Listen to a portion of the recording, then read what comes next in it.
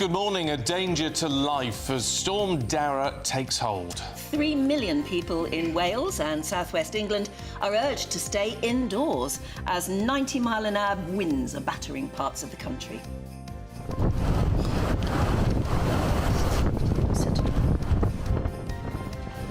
Millions of Brits brace for a weekend of chaos with delayed trains, cancelled flights and postponed Christmas parties. The Met Office issuing a rare red weather warning. Prince William and President-elect Donald Trump are set to attend the reopening of Notre-Dame Cathedral 5 years after the fire ravaged parts of the historic building. It's the President-elect's first foreign visit since she took the keys to the White House in November. Trump expected to meet numerous heads of state, including President Zelensky. The Princess of Wales hosted her annual carol concert at Westminster Abbey last night as the royals conveyed a message of love and empathy. Households could face higher energy bills to fund the government's push towards nuclear power. As Tory peer Lord Rami Ranger is stripped of his CBE, we're asking, should we be able to remove honours? And have you put up your Christmas tree? Apparently today is the most popular day to get your house in order for the festive season. And we sent our reporter Anna Riley to the biggest indoor Christmas tree festival. Storm Darragh is battering into the UK. Damaging winds in some locations. Many Met Office warnings are in place, including a red warning across parts of the west. Join me later for a full forecast. Good morning. It's been a dominant day two for England's cricketers as they finish with a 532-run lead over New Zealand in Wellington. It's also a big day of Premier League action. We'll be looking ahead to the final Merseyside derby at Goodison Park as Everton host neighbours Liverpool at 12:30. It's just gone 6 o'clock. I'm Stephen Dixon. And I'm Anne Diamond, and this is GB News Breakfast.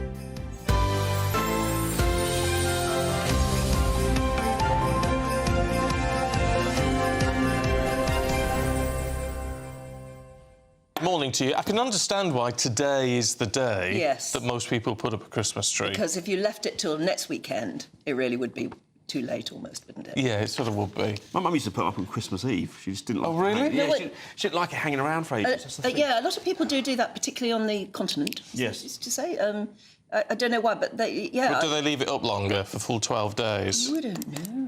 That'd be the thing. Do you extend if you're your watching decks? from Germany or Austria or the Netherlands or something, I think a lot of people in those countries sort of they get the Christmas tree ready in the garden and then they drag it indoors on Really? Christmas Eve. Yeah. Oh, yeah. that's weird. Do you extend your decks all around the property or around the house? Because I just have a Christmas room. It does.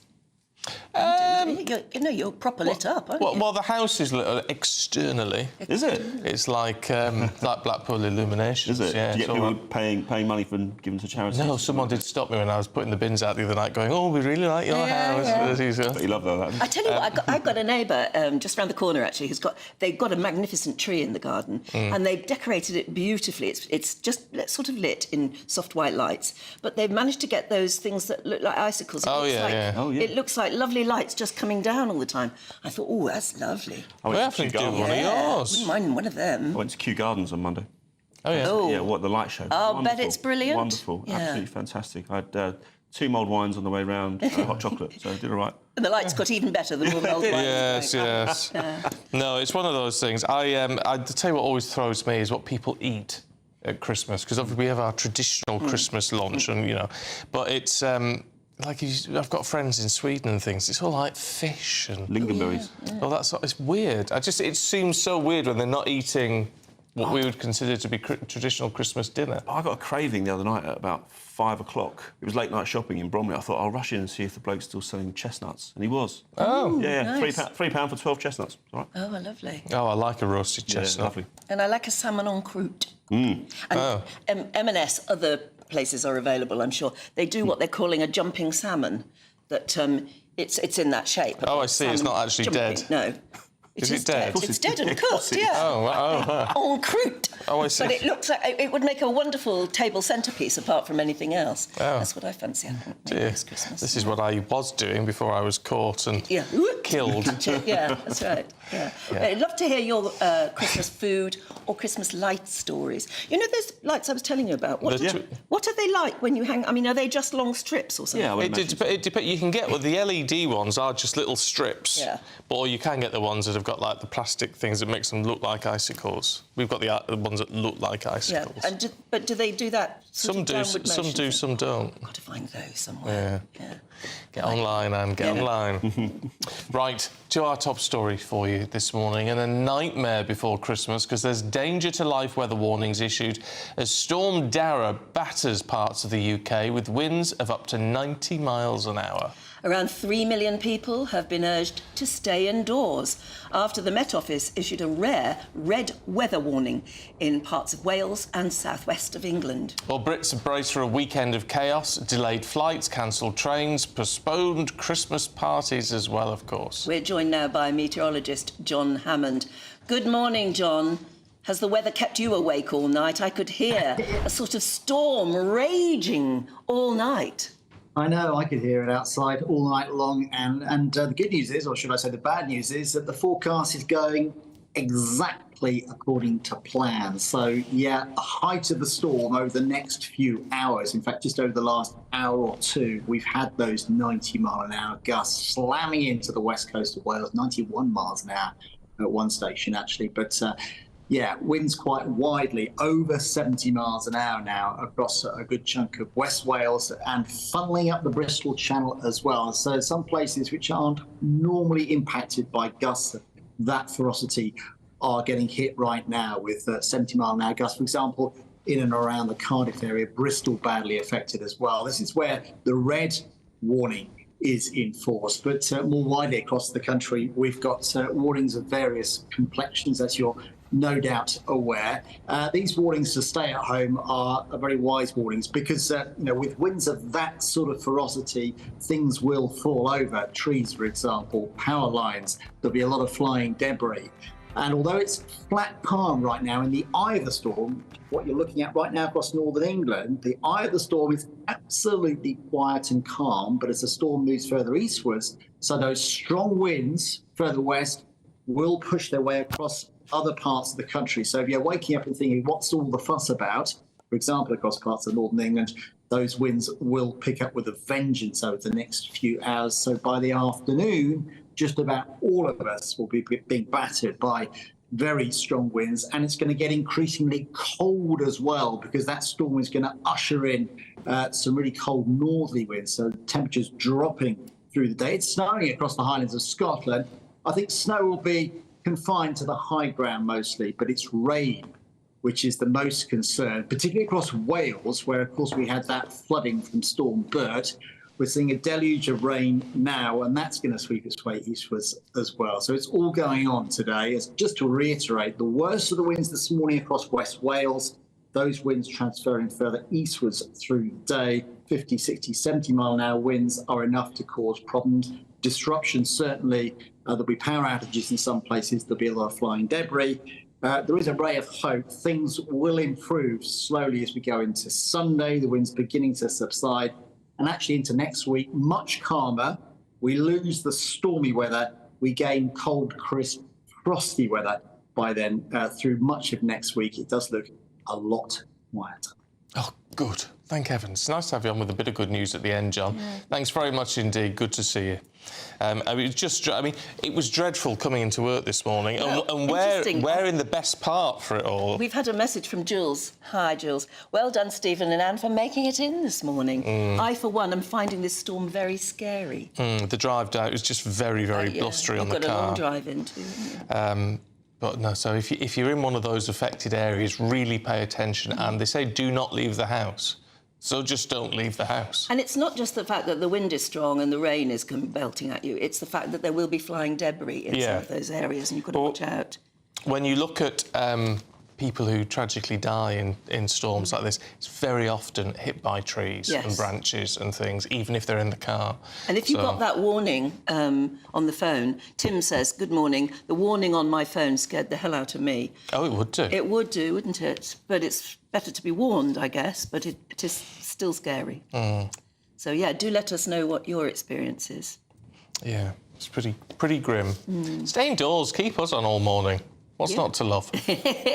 Now, President-elect Trump will arrive in Paris today, where he's going to attend the ceremony to mark the reopening of Notre-Dame 5 years after that fire ravaged the building. Yes, he's going to meet numerous global heads of state for the first time since his re-election. And Prince William will be there as well, representing Britain. Let's talk to US political analyst Eric Ham, who joins us now. What strikes us on this side of the pond, Eric, with all of this, is it feels like he's taken office already. It feels like he's there representing the US government, which, of course, technically he isn't. That's right. In fact, you know, I just completed an article where I actually say that he is the de facto president of the United States. Now, this is actually Donald Trump once again taking the United States into the great unknown, because there's never been a time when the United States has had two presidents at the exact same time. But what we're seeing here is Donald Trump is engaging with dignitaries, with foreign leaders. He's actually threatening tariffs and things like that. He's basically pushed Joe Biden out, and quite frankly, he's done it without even a whimper from Joe Biden. He's going to be on the world stage in Paris, a place where either the president or the vice president should be. But what we're seeing here is it's the incoming president who's taking this role, this position. And I think that's the key part of this, is he's taking it. He's not being handed it by anyone. We're told that Jill Biden will be at Notre Dame today, but very noticeably not the president. And it is extraordinary. They've almost sort of given way to him already. Yeah, it's like it's this massive reversal. We've seen, you know, Donald Trump is not one who's going to cede the spotlight, cede the foreground, or simply just stay in the shadows. And I think what we're seeing right now, this is not someone who has a transition team and is building a presidency. This is someone who has basically become the president and is simply now things like the inauguration, the certification of the election. That's all pro forma for Donald Trump right now. He is operating and he sees himself as the president of the United States. Is that, I mean, we haven't sort of seen it before, but is that because he was 45? So, you know, he's had a term out and he's coming back again. So it's a man who knows what the job is, he knows what's expected, he knows how to play it, and therefore he's just back in the game. Well, I do believe that what we're seeing from Donald Trump, particularly how quickly he's actually built his cabinet and naming people for many of these key roles, we're certainly seeing someone who's had the experience and actually learned the lesson in terms of putting together a team very quickly. But again, I think a lot of this is just Donald Trump in terms of his personality and his persona. But again, I think the fact that he is actually moving so quickly to put himself out there, as opposed to allowing for the current commander-in-chief to actually be seen in that role, I think speaks to Donald Trump's just how quickly he wants to move into this space. And quite frankly, he's not waiting for that moment to happen. He's actually taking it. It's interesting. We have a political panel show in Britain called Question Time. And one of the audience members remarked that President Trump has hit the ground running, whereas our Prime Minister, Keir Starmer, has just hit the ground. Which was interesting because he really has hit the ground running, hasn't he? It's quite amazing to see it. Is it welcomed generally by the people of America? I think it's actually what the people of the United States expected from him. I mean, in fact, what we're seeing is he's engaging in negotiations. He's already threatened Hamas, saying if they don't release the hostages, there will be hell to pay. I mean, and this is taking place at a time when we know the Biden administration is feverishly trying to get or negotiate a ceasefire and the release of the hostages. So what we're seeing here is a duality that's playing out, something that the United States just has never seen before. But again, it's Donald Trump being Donald Trump, and he's taking the country and the rest of the world to a place that we just have never seen before. OK. Eric, good to see you this morning. Thanks very much indeed. Whether you like Trump or not, whether you would have voted for him, and obviously we don't get a say over here, I just think it's fascinating that you have someone who is hitting the ground running before they've even taken office and getting on with it, which is such a stark contrast to what we seem to be seeing over here at the moment. Very much so. You know, we're getting the talk, perhaps, but we don't seem to be getting the action. But what you always need is leadership. And as you say, whether you like his politics or not, maybe he is showing leadership. I mean, I know we are at this side of the pond, so we don't get it all, but Biden just seems to have gone quiet. Just given up. Yeah. Given up. I think it's probably an indication of just how unwell he actually is, which would always be my question for Jill Biden, who's a very clever woman. And yet she was apparently pushing him to go for this second term. Why? I know. Why would you Why? want to? He's clearly not in a position to do it. I mean, it's just extraordinary. The whole thing is extraordinary. But with all that happening stateside, and then what we're seeing in South Korea, what we're now seeing, what we're seeing in France, and everything that's happened here, what is going on with the world? It seems a bit very chaotic. It looks like it's all going to change in Germany. Yeah. Could be a big change in Germany. It's just... happening all over. Everything is changing at Morning, the moment. Philip's been in touch. He said, will Donald Trump travel to Paris on the presidential plane? He's got his own at the moment. I don't think he'd be allowed on Air Force One at the moment. No, well, if he was... It won't be long.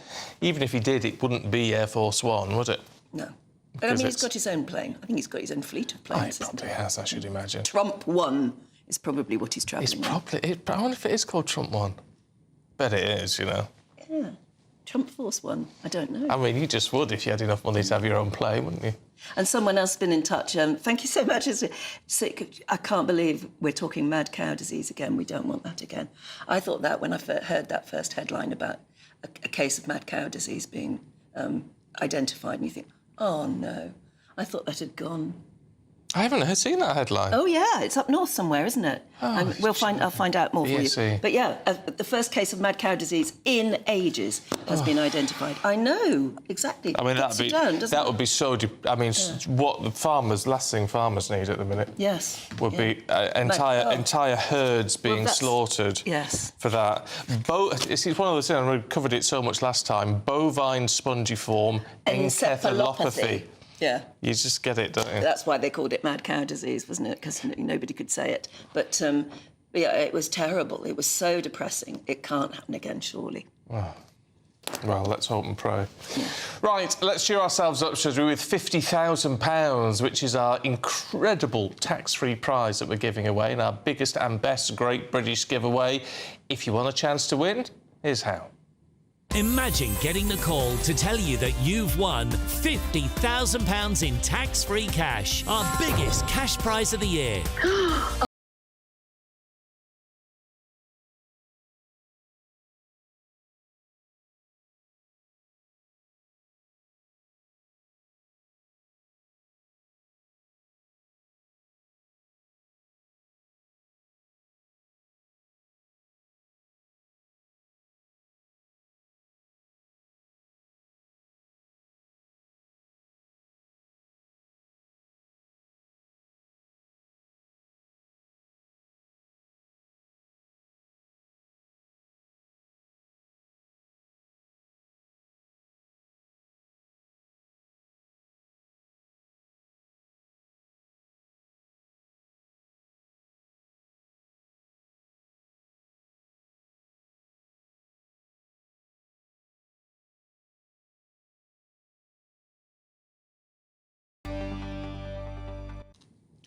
Well, at GB News, you know we love to hear what you think, which is why we run our poll of the day. Today is the most popular day to put up a Christmas tree. It's not the first Saturday in December. It is, yeah. Oh, first Saturday in December. So we're asking, are you putting up your Christmas tree today? If so, we'd like some pictures, please. And we'll bring you the live results of the poll throughout the day, so make sure you stay tuned. Final result announced later in Nana Akwia's show. Yeah, if you want to take part, you can scan the QR code on your screen. If you're watching on the TV, if you're listening on the radio, go to gbnews.com/poll. Here's one for you. Yeah? Because one of our bosses has been messaging me this morning. Oh, yeah. It's quite reassuring that they're up at this time on a Saturday. But that Mary Netflix thing, and I said biopic, and they said, why are you saying biopic and not biopic? I would say biopic. Because it is biopic. Yeah. It is actually, but I've corrected them. Oh, is that why you've looked up a pronunciation thing? It is biopic. Quite right, too. Yeah. Because it's a bio and a pic, isn't it? Not a biopic. What's an opic? Exactly. Point well made. So there you go. It's nice to get one over on the boss. Right, we're talking weather today. I'll be fired. Yeah. By the end of the show, I'll be gone. Good luck with that. Thank you. Let's find out more about the weather, particularly the weather where you are. Here's the update from Alex Deakin.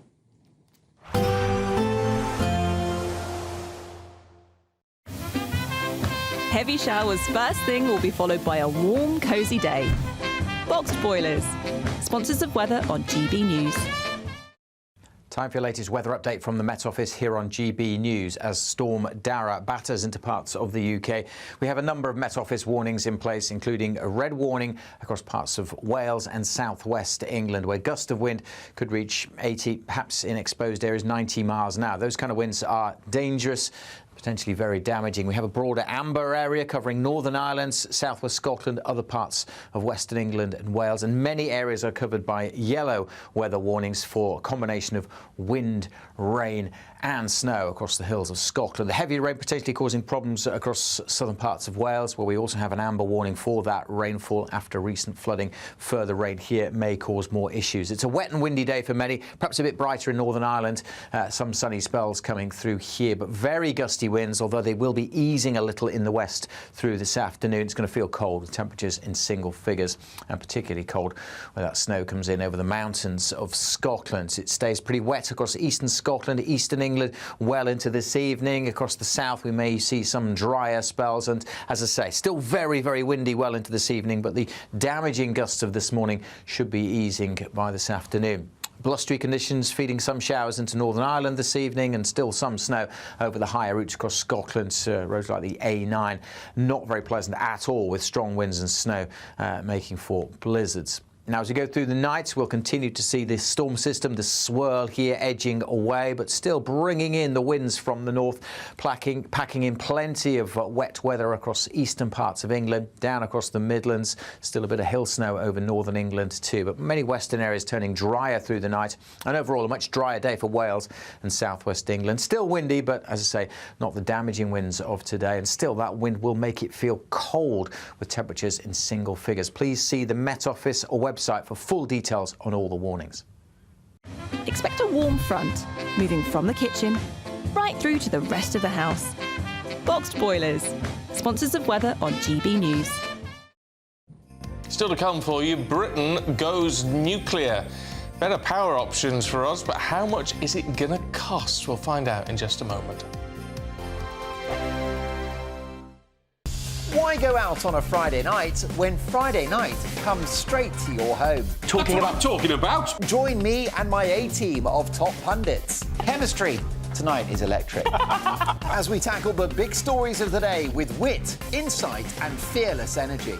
Man of the people. It's all vibe. Just a filing cabinet on wheels with a tie on. So, order in Friday Night Live with me, Mark Dolan, every Friday at 8, only on GB News, the People's Channel, Britain's news channel. Welcome to State of the Nation, daily plunge into the stories shaping our country. I'm Jacob Rees-Mogg, and Monday to Thursday we bring you the insights, the facts, the truth about how our country is being governed. Because what happens in Downing Street matters down your street. Tune in to State of the Nation every Monday to Thursday, 8 to 9 o'clock. Only on GB News, the People's Channel, Britain's news channel.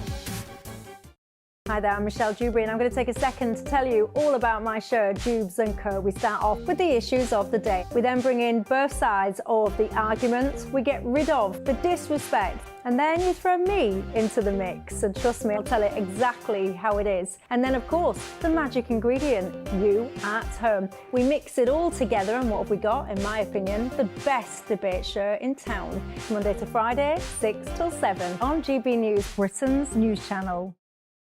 It's Patrick Christie's Tonight, and here we do things differently. It's explaining the absolute madness of this, doesn't it? It's explosive. I mean, this is very good. It's lively. 850. Your government sat there, Sean, and it did nothing. It's controversial. And the Middle East has been in turmoil since before I was born. It's everything you need to kickstart your evening. Everyone's had their Weetabix tonight. I love to see it. That's Patrick Christie's Tonight, weeknights from 9 p.m. Only on GB News, the People's Channel, Britain's news channel. Join me, Camilla Tominey, for a frank and honest discussion with those in power that cuts through the spin and gets to the heart of the issues shaping our nation. You haven't confirmed that you want to stand as leader, but you haven't ruled it out either. This report basically says that he's not fit to stand trial. Is he indecisive? Incompetent? I deliver the dose of reality Westminster needs. That's the Camilla Tominey Show at 9:30 every Sunday on GB News, the People's Channel, Britain's news channel. Good Afternoon Britain isn't just about us. The wonderful thing about this programme is it's about everyone watching. It's an interactive programme. Well, there absolutely is something to see here, and we're going to be talking about it more. Whether it's breaking royal news, Will, please bring us up to date, or indeed a particularly punchy speech in the House of Commons. Very, very curious. We bring it to you live, and then we bring you live reaction as well. That's Good Afternoon Britain, weekdays from midday. Only on GB News, the People's Channel, Britain's news channel.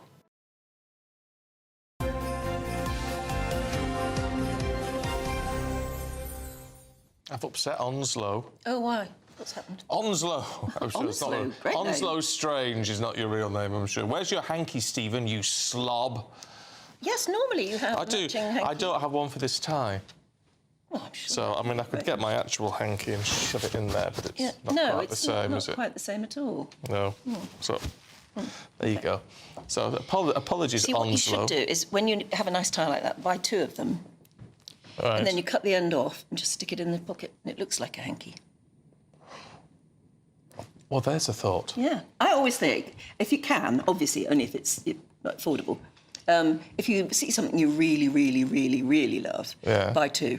Right. And then you can afford to mess one up, basically. Oh. But yeah, just cut the bottom off. It's ready-made with a little pointy bit. Just put it upside down. Well, I could cut the bottom off this anyway, because nobody ever sees it. There you go. I've got some scissors in my bag. Oh, there you go. I'll get that sorted out then in a minute. Then charge you for a new tie. It's 6:27 now. We could all face higher energy bills, apparently, to pay for nuclear reactors as part of the government's drive towards net zero. Yes, that says Chancellor Rachel Reeves has issued a stark warning that in order to boost defence spending, funding cuts to other areas will have to be made. So she's basically saying, if you want more money for defence, you're going to have to pay for it with some other tax. Yeah. Well, let's talk to former Mayor of Middlesbrough, Andy Preston, who joins us now. Andy, good to see you. Let's talk nuclear power. I mean, we've been talking about upping our nuclear game for a long time, and it does need to be done, doesn't it? But I thought it was big investors came in and paid for this sort of thing. Hi, morning, Stephen. Morning, Anne. Hi, everyone. Big investors should categorically be doing this. I think that the government now talking about bigger bills, which almost is like a tax rise, isn't it, is bizarre. Politicians have consistently masked the true cost of going away from fossil fuels. I'm not saying that moving out of fossil fuels is the wrong thing, but we kept being fed these lines of lower bills, savings, a better future where there's more money in the household budget. It's clearly not true, is it? But there's something a little bit awry in what's being said here, because my back of the envelope calculations suggest that the total value of all energy bills that we pay for our power each year adds up to about 40 billion quid.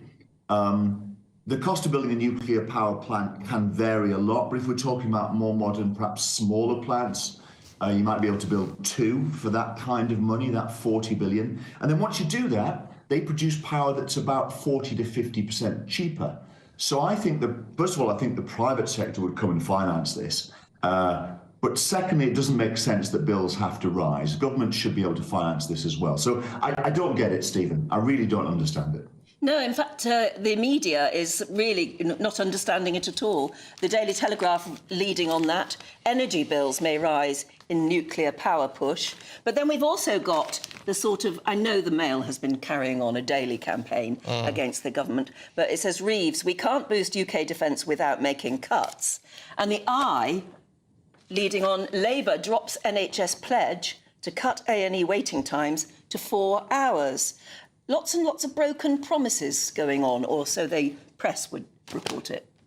Absolutely, lots of broken promises. I don't want to come across, Anne, as just someone who's joining that gang. So I'm going to say something a bit positive about Rachel Reeves. And I had to think long and hard about this, but I have come up with something. And what I can say about Rachel Reeves is that she is 100% correct when she says that we can't spend more money on defence, which we all want to. We can't do it unless we put taxes up or make cuts in another area. That's true. That's Margaret Thatcher made that clear. It's not different to a household budget. When I was mayor, people would say, well, can't we do this and can't we spend that money? And I said, well, we can, but what do you want me to cut? And I think that we've been in an era, and France is still stuck in it, where politicians tell the public they can have the cake and eat it, that we can do all of this, we'll protect pensions, we'll do this, but taxes won't rise. It's dishonest, it's not true, and it misleads the public. And the French political drama that's going on now, where the government's effectively fallen through, is all about a realistic budget to get their deficit down once and for all. And none of the politicians there were brave enough to vote for it, or they'd rather get rid of the Prime Minister than be seen to be voting for financial realism. It's a thing called cakeism, where politicians tell the public to get elected, you can have your cake and eat it. And thank goodness, Rachel Reeves is being very honest. No, we cannot fund more defence without making cuts in other areas. But there are plenty of things to cut, though, aren't there, Andy? I mean, you've got to look at... I mean, the one big thing that comes out is NHS spending, where they've just got a whole load more money, and we know it's top-heavy. I agree. I mean, I think we all know that the NHS is fundamentally very inefficient. How to fix that without causing an absolute storm and having huge demonstrations is very tough. Personally, I definitely think look at the NHS, but the benefits bill, and I'm not trying to impoverish anyone any further who's on benefits, but it is out of control. It's heading towards 30% of all spending. Really, that's got to come down to about 25%. And what I would propose, as someone who's not in power, is that we set a cap of, say, 25% of all spending. And over 10 years, we'll get it down from approaching 30% of spending down to 25%, freeing up that 5% for other things, which could be defence or whatever. Yeah, well, look, maybe someone will listen to you, Andy. Good to see you. You never know. Good to see you. Thanks very much indeed. I just think it just drives me mad. Drives me mad that there are some things that just need to be money that does need to be spent. And Andy's quite right. You have to find the money from somewhere, but there are places to get it from. And I don't know if there would be protests on the street if the NHS was reorganised in a way that provided better service with fewer managers. Well, that is Wes Streeting's objective, isn't it? Supposedly, but we haven't seen any action on it yet. No, not real action, no. No, I mean, it's like these places where they have, you know, an inclusivity manager and all this sort of thing, you know, on 80,000 a year or whatever it is. I mean, come on. Right, we've had a message saying... don't scaremonger with the BSE report, the mad cow disease report. We certainly wouldn't do that, but it is a fact that there is a single case of BSE now confirmed, that's mad cow disease, on a farm in Dumfries and Galloway. It was found by routine scanning, routine surveillance, which is what they do in Scotland. One hopes they do it everywhere. And there are two variants of BSE, one that is transmissible to humans. Do you remember the awfulness of 30-odd years ago? And one that is not transmissible, and this is not transmissible. Doesn't mean it doesn't affect the herd, though. No, that's the thing for farmers. It would spread through, you know, it has a potential to spread through the herd, and then that's an absolute nightmare for the farmers. And I've had another lovely message from Jenny Scrivener in Australia. Hi, Jenny, I haven't heard from you in so long. Oh, do you know her? I know her, yeah. Used to know her very, very well, and her family. And they went off to Australia years and years ago. She just says, how lovely to see you again, Anne. So if you only just tuned in, yes, you can get us in Australia, so keep watching. It's one way to keep in touch with the news at home, isn't it? But, Jenny, it's lovely, lovely to hear from you. The nice thing you can know, Jenny, is that as we're heading to a little break, I'm going to get all the lowdown on you. All the dark secrets, all the skeletons. I'm going to get loads of them. Yeah, I'm going to get all that info in just about 30 seconds. But before that, let's just say that Ada McGee is going to be here in just a moment with all the sport. Now start gossiping. Right, I'll tell you.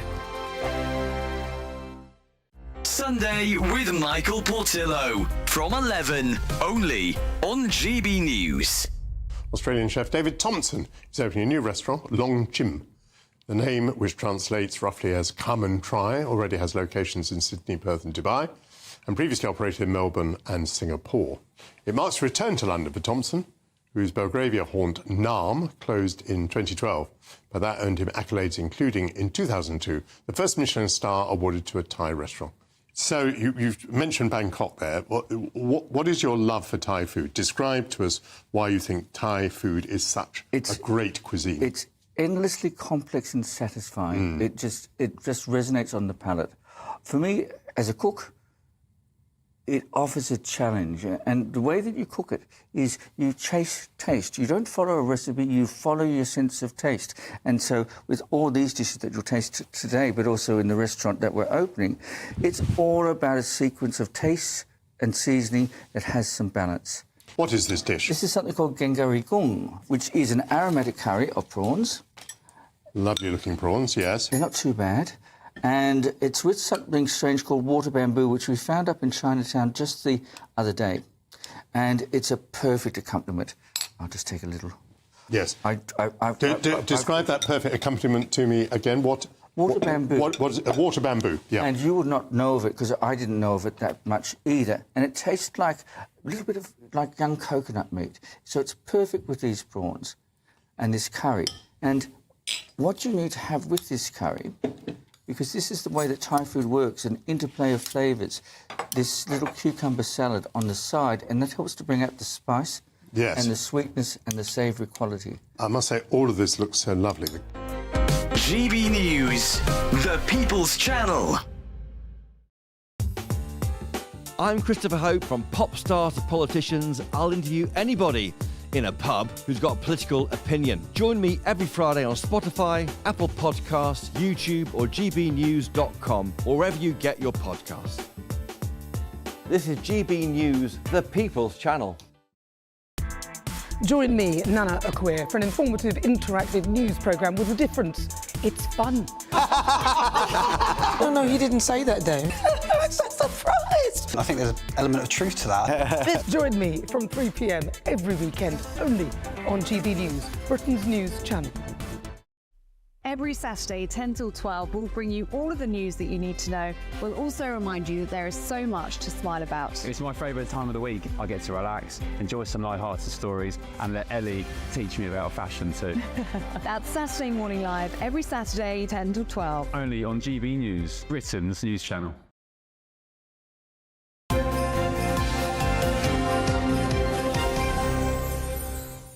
6:38, Aidan's here with all the sport. Morning. Morning to you both. And we're talking about the slap of leather upon willow. Absolutely. What a way. Oh, my goodness. What a way to put it. Well, I'll tell you what, that's exactly what's been happening down in New Zealand. Magnificent performance from England. Jacob Bethell, 21 years old, in his second cap for England.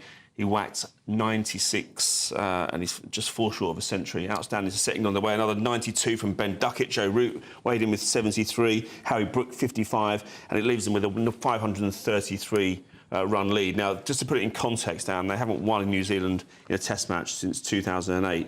And this is real vindication for Baz, Stephen's mate, because it's known as Bazball. Yeah. Yes. And it plays into the hands of these batters who... He's realised that England's best hope of victory anywhere is with the bat. It's with the batters, and these guys are just slinging the ball all over the place. Harry Brook is an outstanding talent, and he's proved throughout the test that he's going to be around for a long, long time. I think he's the heir apparent to Joe Root. His numbers are absolutely outstanding. But as I say, they've built a lead overnight. Jacob Bethel, the outstanding player. Gus Atkinson as well, taking 3 balls in a hat-trick. So they've been pretty useful with the ball as well, bowling. And as I say, there's a little bit more to go. But it's going to take New Zealand a record run chase to overturn this margin of deficit at the moment. So I expect England to go on and win it. Do you know, cricket has a language all its own. I know. Well, all sports do, though. All sports do. I was just thinking, if anyone learns... Well, actually, just English people who speak English. I was going to say, if anyone learns English, they might think they've got the language, and then they listen to a cricket report, and they wouldn't know what was going on at all. Yeah, but you get it in... I mean, someone said to me the other day, when it's a certain word, journalese we call it, but it's specific to football, like remonstrate. When would you use the word remonstrate? Do you use the word hospitalised? In normal parlance down the pub. My friend got hospitalised the other day. No, you don't. Different point, but it's we call it journalese. Yeah, it's a very good point. Yeah, but cricket is very confusing if you don't know what you're talking about, really. You've got to be up on it. Yeah.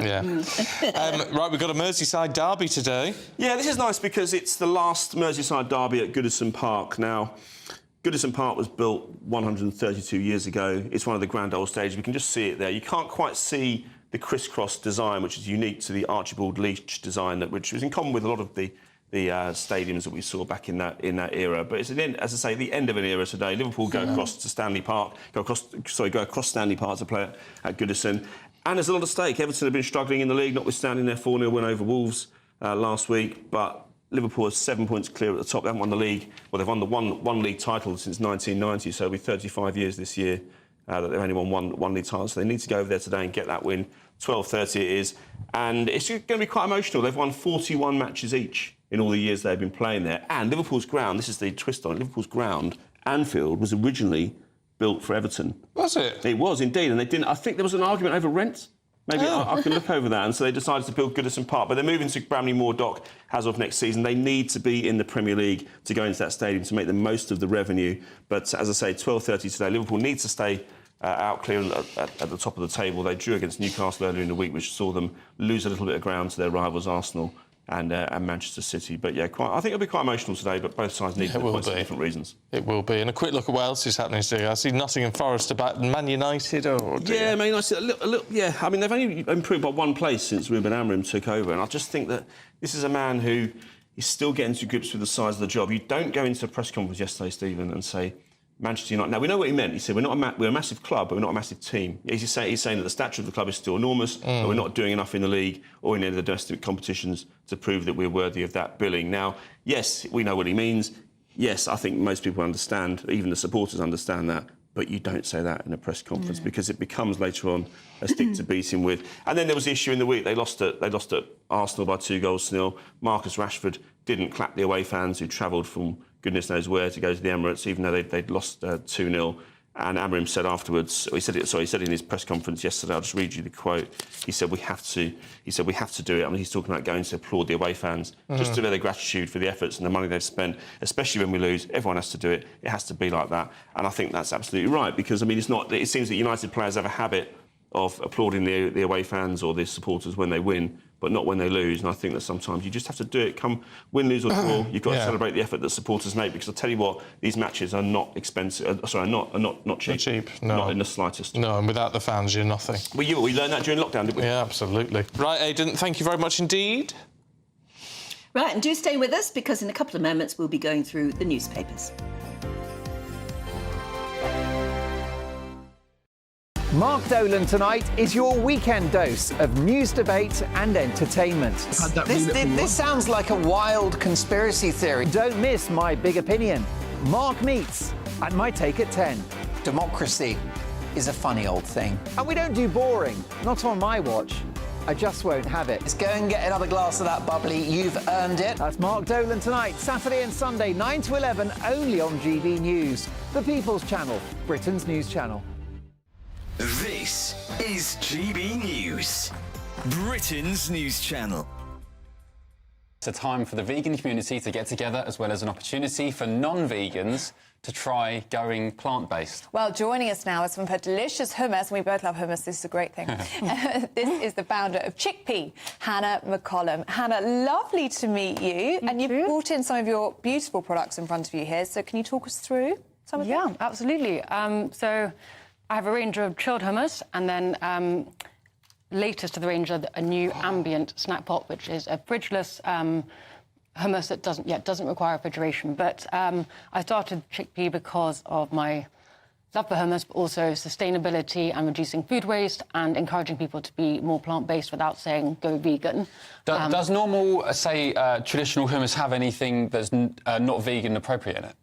Not really. No, I think it's always chickpeas, olive oil, maybe some other bits. Yeah, lemon juice, aquafibre or water to help with the consistency, garlic, and rapeseed oil or olive oil. And there's a bit of a misconception about veganism that I hear a lot, where people say, look, I'm not a vegan, I love my steaks, I'll just get out of there now.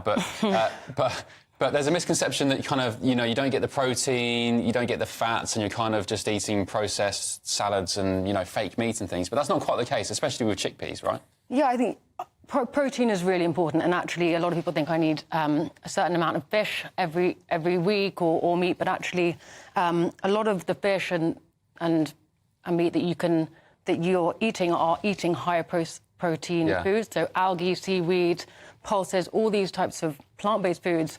For me, veganism is like you could have a delicious rye seeded bread with just loads of roasted vegetables, seeds, tahini sauce on top. That sounds and there's nothing beige in there at all. GB News, the People's Channel. Hi there, I'm Michelle Dewberry, and I'm going to take a second to tell you all about my show, Dubes & Co. We start off with the issues of the day. We then bring in both sides of the arguments. We get rid of the disrespect. And then you throw me into the mix. And trust me, I'll tell it exactly how it is. And then, of course, the magic ingredient, you at home. We mix it all together, and what have we got? In my opinion, the best debate show in town. Monday to Friday, 6 till 7 on GB News, Britain's news channel.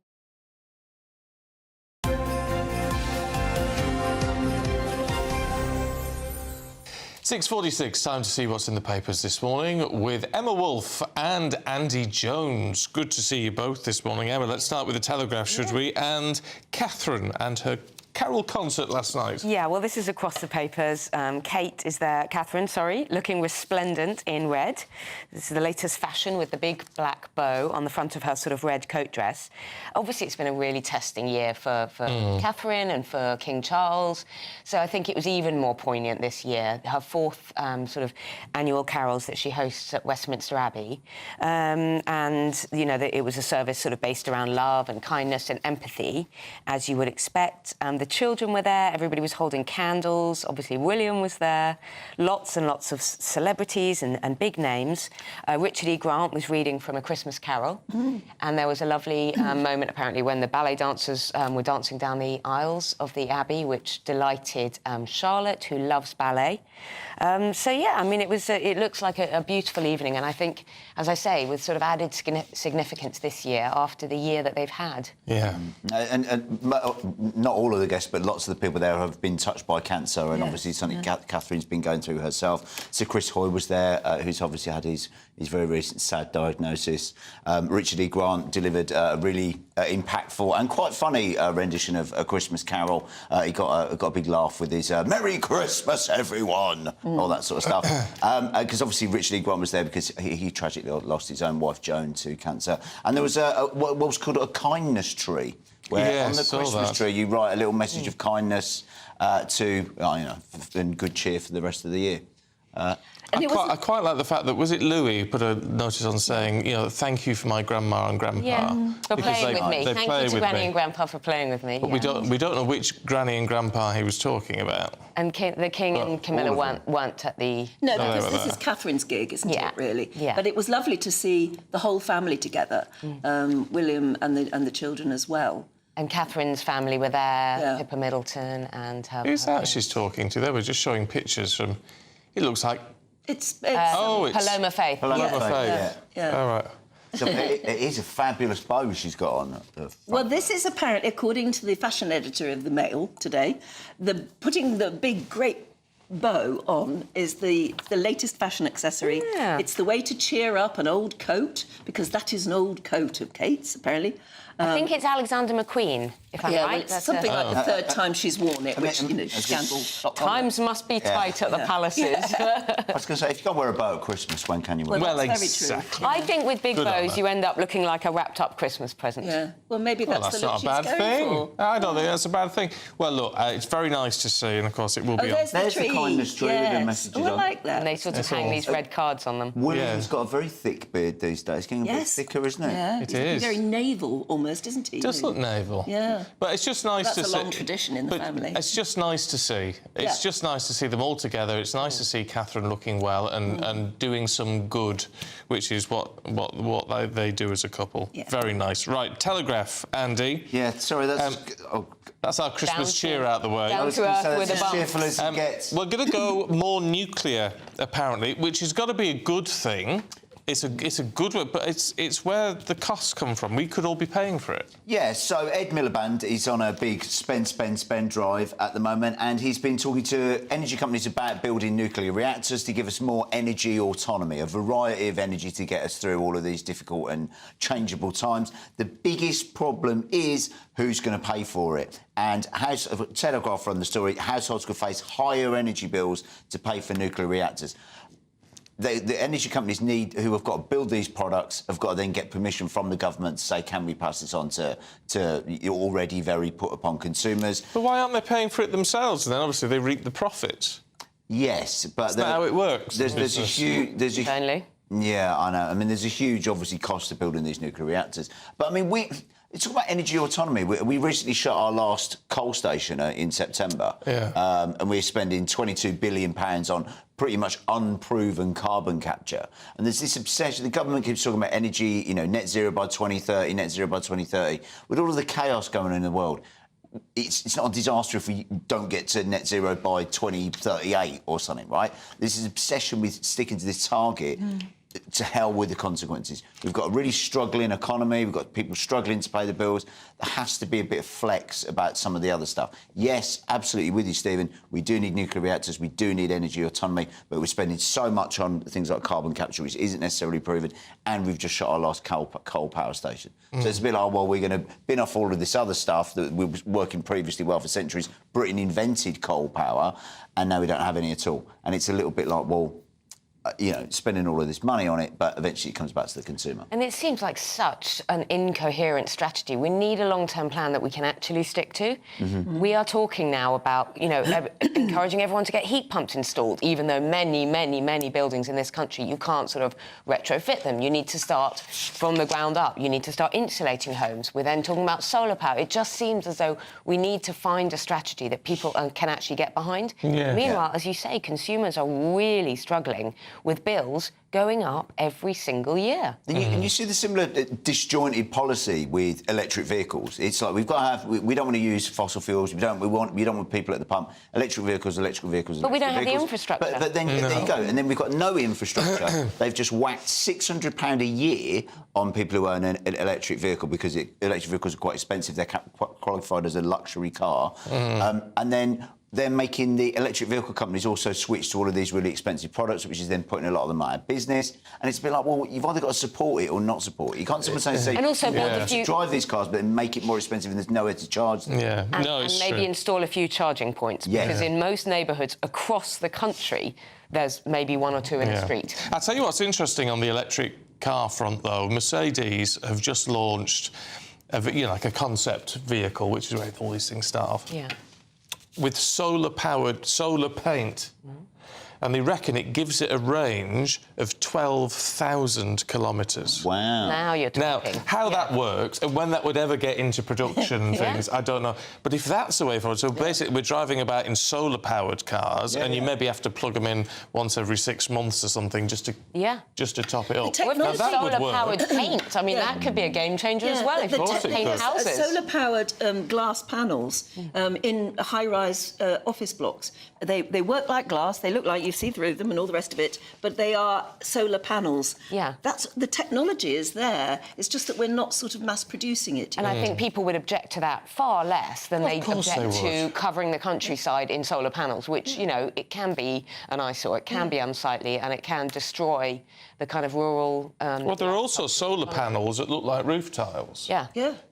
So build a new house and you put the solar panelled roof tile, they don't look any different, but it's absorbing all the energy. Why are they not doing that? If we put a bit of money behind the scientists, the scientists often solve the problem, don't they? Yeah, and so much of this money then goes to sort of, you know, donors or speculators, etc., rather than the actual technology itself. Yeah. But other countries do. It'd be good if the sun shone a bit more. Well, yes, we can't have it all.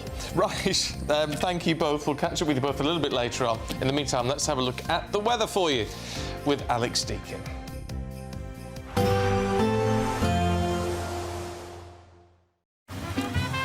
Despite the morning rain, it'll be a nice, warm, cosy day ahead. Boxed heat pumps, sponsors of weather on GB News. Time for your latest weather update from the Met Office here on GB News. As Storm Darragh batters into parts of the UK, we have a number of Met Office warnings in place, including a red warning across parts of Wales and southwest England, where gusts of wind could reach 80, perhaps in exposed areas 90 miles an hour. Those kind of winds are dangerous, potentially very damaging. We have a broader amber area covering Northern Ireland, southwest Scotland, other parts of Western England and Wales, and many areas are covered by yellow weather warnings for a combination of wind, rain and snow across the hills of Scotland. The heavy rain potentially causing problems across southern parts of Wales, where we also have an amber warning for that rainfall after recent flooding. Further rain here may cause more issues. It's a wet and windy day for many, perhaps a bit brighter in Northern Ireland. Some sunny spells coming through here, but very gusty winds, although they will be easing a little in the west through this afternoon. It's going to feel cold with temperatures in single figures, and particularly cold where that snow comes in over the mountains of Scotland. It stays pretty wet across eastern Scotland, eastern England, well into this evening. Across the south we may see some drier spells, and as I say, still very, very windy well into this evening, but the damaging gusts of this morning should be easing by this afternoon. Blustery conditions feeding some showers into Northern Ireland this evening, and still some snow over the higher routes across Scotland, roads like the A9. Not very pleasant at all, with strong winds and snow making for blizzards. Now, as we go through the night, we'll continue to see this storm system, the swirl here edging away, but still bringing in the winds from the north, packing in plenty of wet weather across eastern parts of England, down across the Midlands. Still a bit of hill snow over northern England too, but many western areas turning drier through the night. And overall, a much drier day for Wales and southwest England. Still windy, but as I say, not the damaging winds of today. And still, that wind will make it feel cold with temperatures in single figures. Please see the Met Office website for full details on all the warnings. There will be a light breeze in the morning, leading to a warm front. Boxed heat pumps, sponsors of weather on GB News. It's our festive treat to you. Your chance to win an incredible £50,000 in tax-free cash. Our biggest ever Great British giveaway.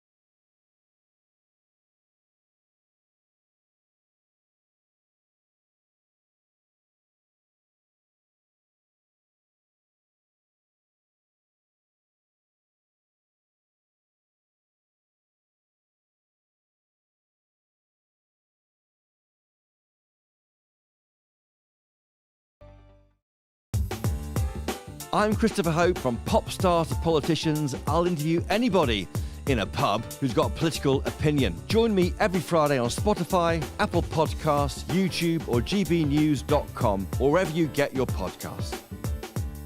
This is GB News, the People's Channel.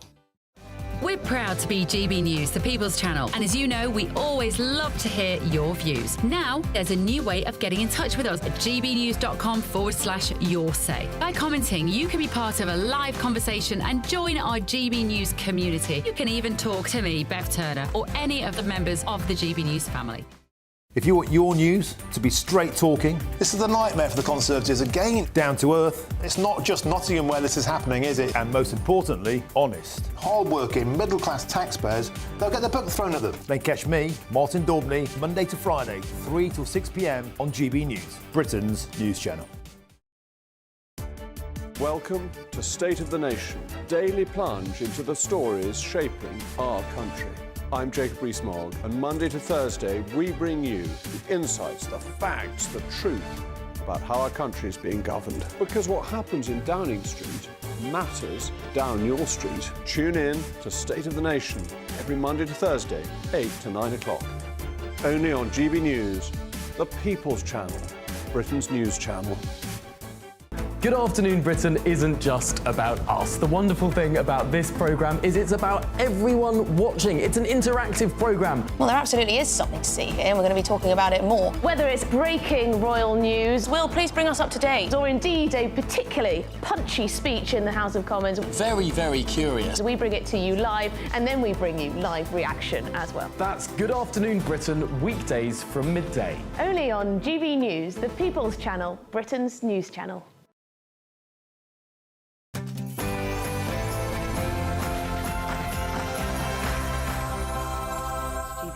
Good morning. Danger to life as Storm Darragh takes hold. 3 million people in Wales and southwest England are urged to stay indoors as 90-mile-an-hour winds batter parts of the country.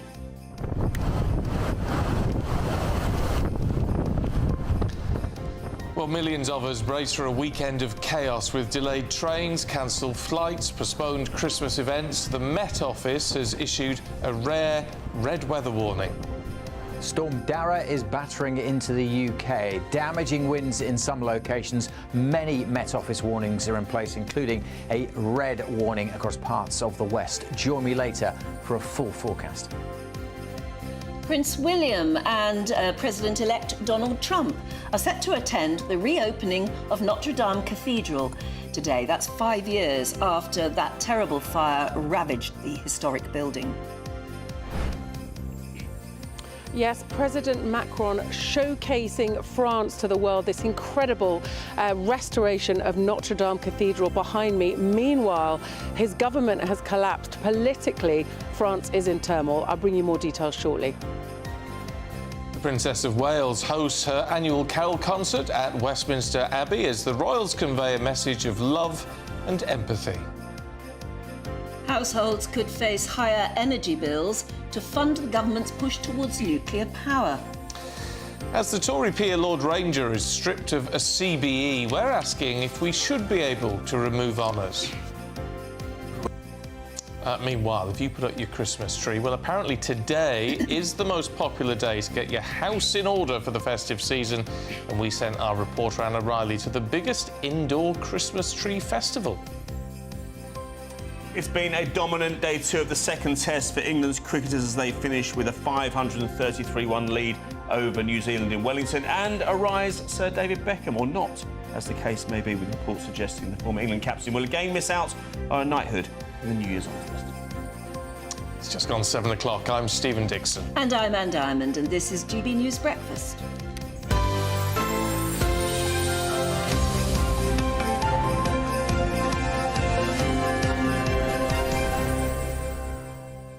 Talking of Christmas trees, have you put you've got your Christmas tree? Yes, that's been up a couple of weeks. You did yours in July. Yeah, it was early. it was early this Have you got year. a picture of it? No, there's only a little video thing. Oh, a little video thing would be nice to see. It would. I don't know how you get it off. Get it onto the computer system. Yeah, it's about 6.5 foot, something like that. I've got a curve, it's like a slope. You'll see in a moment, but I've got a sloping roof, so I have to be careful of the height. Oh, let's have a look. Have we got a picture of your tree? Yeah, I think I've got a picture of it. Yeah, there we go. Oh, there we are. Oh, that's a lovely tree. Yeah. Those lights, a lot of lights. That. Yeah. And it takes ages to wrap them round. Oh, I know, and even longer to A light up unwrap them. snowman there as well. Put a Christmas film on there just for the sake Yes, of the photo. very nice. And so that's about 5 foot. Can you see the sloping roof in the eaves? Oh, I see. Oh, So it yeah. has to be What a massive telly you've got, Aidan. I know. So do you like it? Yeah, I do. I mean, he's in a telly, that's why. Yeah. You've got a massive telly, haven't you? It's not as big as that, no. OK. How big is that? I don't actually know. I've got the same one downstairs. You're a two-television household. Yeah, definitely. Yeah. I need one in my bedroom, really. Yeah. Oh, posh. Posh. Right, well, you've been sending in your Christmas tree photos. Michelle from Liverpool sent this with her dog, Remy, saying, my tree went up on the 1st of December. It's a lovely red and white. Yeah, very bright, that one, isn't Very it? And lovely. again, another big telly. Brian sent us this of his tree this morning. Thank you very much. That's lovely. Lovely multicoloured with us in the background. Yeah. That's the way to That's do a it, Brian. huge telly. That even looks curved, that telly. Oh, it's curved tellies, yeah, they're nice. Dave sent this picture in saying, my wife put our tree up that's last beautiful. week. Very classy, red and white Yeah. again. It seems to be the theme this year with Red lovely and red white. curtains as well. That's a tall one, isn't it? Yeah, it looks big. looks That's a huge, 6, 7 doesn't foot it? of that. Very nice. And then Barbara sent this of her tree. Oh, you've got the presents under it already. Oh, very nice, Barbara. Lovely. Very nice. Please keep the photos coming in. You know how to do it. It's gbviews@gbnews.com. That's where we can receive photographs from you. Yes. Love to see yours. I wasn't going to do one this year, and now I am. You're going to have to. Yeah. Yeah, so you should. Yeah. Be all right. You've got a fake one, haven't you? You can get out of the garage. Yeah, I don't like going in the garage. I have to get a man to do it for me. Going into the garage to get the things that have been in there a year. Yeah, I know what you mean. Takes a bit of courage. Sometimes find a bit of damp in there as well, don't you? That's why you had the kids. Yes, that's Send right. them in there. Yes. You've got to prove their worth now. Absolutely. Do the tree Well, you boys. think so? I mean, it's their job to take the rubbish out, and they sort of tend not to do that, too. Oh, put your foot down, Anne. Crack the whip. Yes, mind you, don't be taking the rubbish out today, because no, it'll be all over the place. Just don't bother. It really is a nightmare before Christmas. This one. There are danger to life weather warnings issued as Storm Darragh batters parts of the UK. Already winds of up to 90 miles an hour. Around 3 million people, 3 million, have been urged to stay indoors today after the Met Office issued a rare red weather warning in parts of Wales and southwest of England. So we're braced for a weekend of chaos. There's going to be apparently delayed flights, cancelled trains, and any Christmas dues, well, very little chance of those going ahead, you would think. That's dreadful, isn't it? It's really serious when you have to cancel your Christmas party. It is. Meteorologist John Hammond joined us earlier.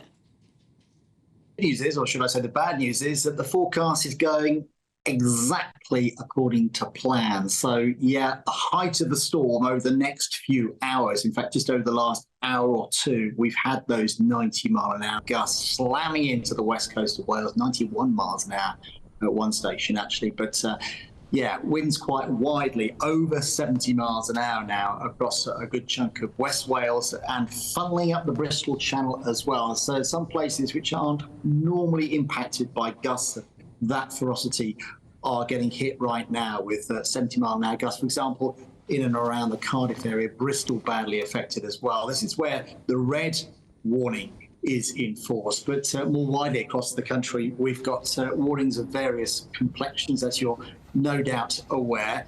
These warnings to stay at home are very wise warnings because, with winds of that sort of ferocity, things will fall over. Trees, for example, power lines, there'll be a lot of flying debris. And although it's flat calm right now in the eye of the storm, what you're looking at right now across northern England, the eye of the storm is absolutely quiet and calm, but as the storm moves further eastwards, so those strong winds further west will push their way across other parts of the country. So if you're waking up and thinking, what's all the fuss about? For example, across parts of northern England, those winds will pick up with a vengeance over the next few hours. So by the afternoon, just about all of us will be being battered by very strong winds, and it's going to get increasingly cold as well because that storm is going to usher in some really cold northerly winds, so temperatures dropping through the day. It's snowing across the Highlands of Scotland. I think snow will be confined to the high ground mostly, but it's rain which is the most concern, particularly across Wales, where, of course, we had that flooding from Storm Bert. We're seeing a deluge of rain now, and that's going to sweep its way eastwards as well. So it's all going on today. Just to reiterate, the worst of the winds this morning across West Wales, Those winds transferring further eastwards through the day, 50, 60, 70 mile an hour winds are enough to cause problems. Disruption, certainly. There'll be power outages in some places. There'll be a lot of flying debris. There is a ray of hope. Things will improve slowly as we go into Sunday. The wind's beginning to subside. And actually into next week, much calmer. We lose the stormy weather. We gain cold, crisp, frosty weather by then through much of next week. It does look a lot quieter. Quieter sounds good. At least quieter sounds very good. And it wasn't quiet last night, was it? No. We've had a lot of messages, actually, from people watching at the moment who've been kept up all night just by the sound of the storm. And it's quite frightening. Yeah. And it was bad. I have to say, it was bad this morning for me coming in. And that's in a sort of in the centre of the country, where actually it's not particularly badly affected at the moment compared to everywhere else. So if you're on that west coast, then you know it's really bad. Yeah, really very bad. careful. As he was saying there, that it's not just the wind and the rain, which is bad enough and awful to drive in, but it's the fact that there could be flying debris, and that's really harmful. Yeah. Right, shall we take you to Paris, because President-elect Trump is going to arrive there today. He's attending the ceremony to mark the reopening of Notre-Dame 5 years after the fire ravaged the building. He's going to meet numerous global heads of state for the first time since his re-election, and Prince William, of course, will be there as well, representing Britain. Well, also there for us this morning, though we're probably not invited in, I shouldn't think, is our political correspondent, Catherine Forster. Morning to you, Catherine. Try and sneak your way in if you can. I mean, it's fascinating with Donald Trump, isn't it? Because he seems to have taken the mantle of president already.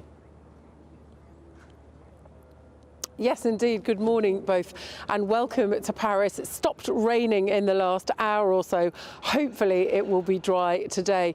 Yes, so we've got the First Lady Jill Biden coming, but not the existing President Joe Biden, but the next one who will take office on the 20th of January, President-elect Trump. We understand that he's actually landed in Paris in the last hour or so, and he's just the biggest of all the huge names descending on this city today. About 50 heads of state and dignitaries. We have the Prince of Wales coming representing the United Kingdom. And what will happen early evening, there will be 1,500 people with invitations, 50 heads of state, as I say. President Macron will lead the opening of this, and there will be a ceremonial opening of the huge doors of the Notre-Dame, and the renovation is really quite incredible, isn't it? Because it's only 5.5 years since we had those terrible scenes in Easter 2019 of Notre-Dame ablaze, an incredible building built over 200 years between the 12th and the 14th centuries. A huge amount of damage, the roof particularly, but it has been restored. And President Macron will be hoping that this is a sort of showcase for France. They thought it couldn't be done and couldn't be done in this time. They've done it. But politically, France is in chaos. The government has collapsed. France is without a prime minister. Michel Barnier, the previous Brexit negotiator, couldn't get a budget through, lost a vote of confidence. A lot of anger here directed at the President, Emmanuel Macron, who called a parliamentary election in the summer when he didn't need to.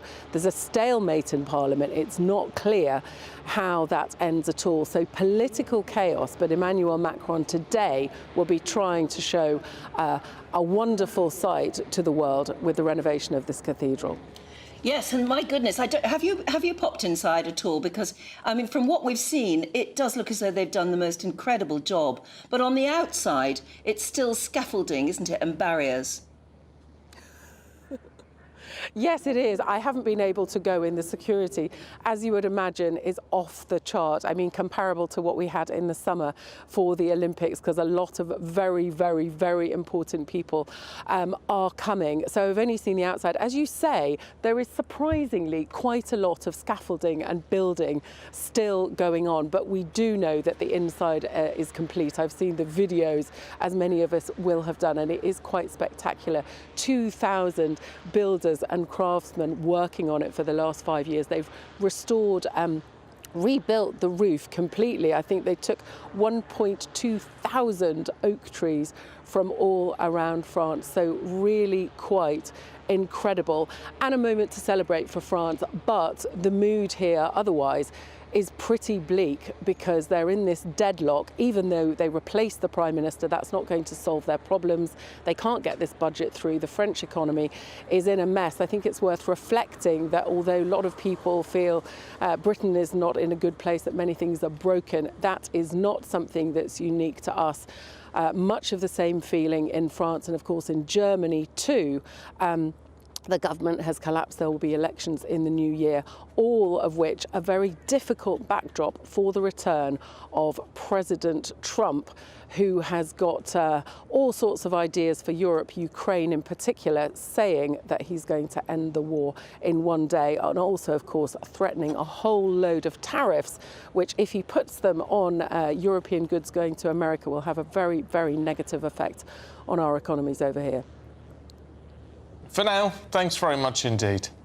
It's interesting, I was watching a documentary yesterday on Notre-Dame, and apparently, I mean, yes, they've done an incredible job rebuilding it and looking at the inside, but apparently, when they did so, after the fire, they put a cordon all around, and they built great big fences up to hide all the work that was going on behind, which has ruined the businesses of all of the little restaurants and bistros and all the little shops that have always relied on the tourists who come to see Notre-Dame.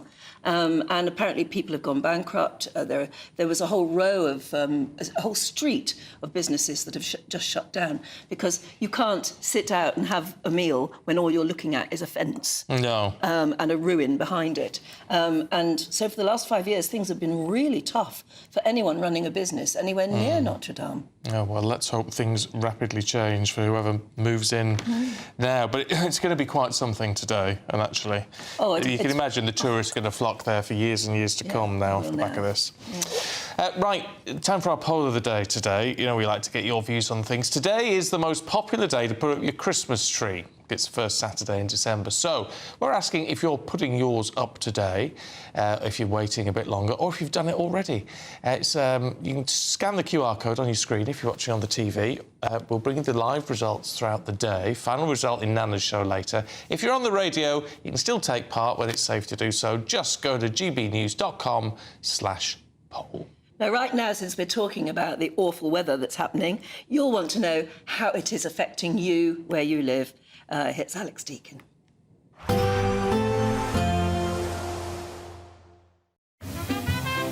Heavy showers first thing will be followed by a warm, cosy day.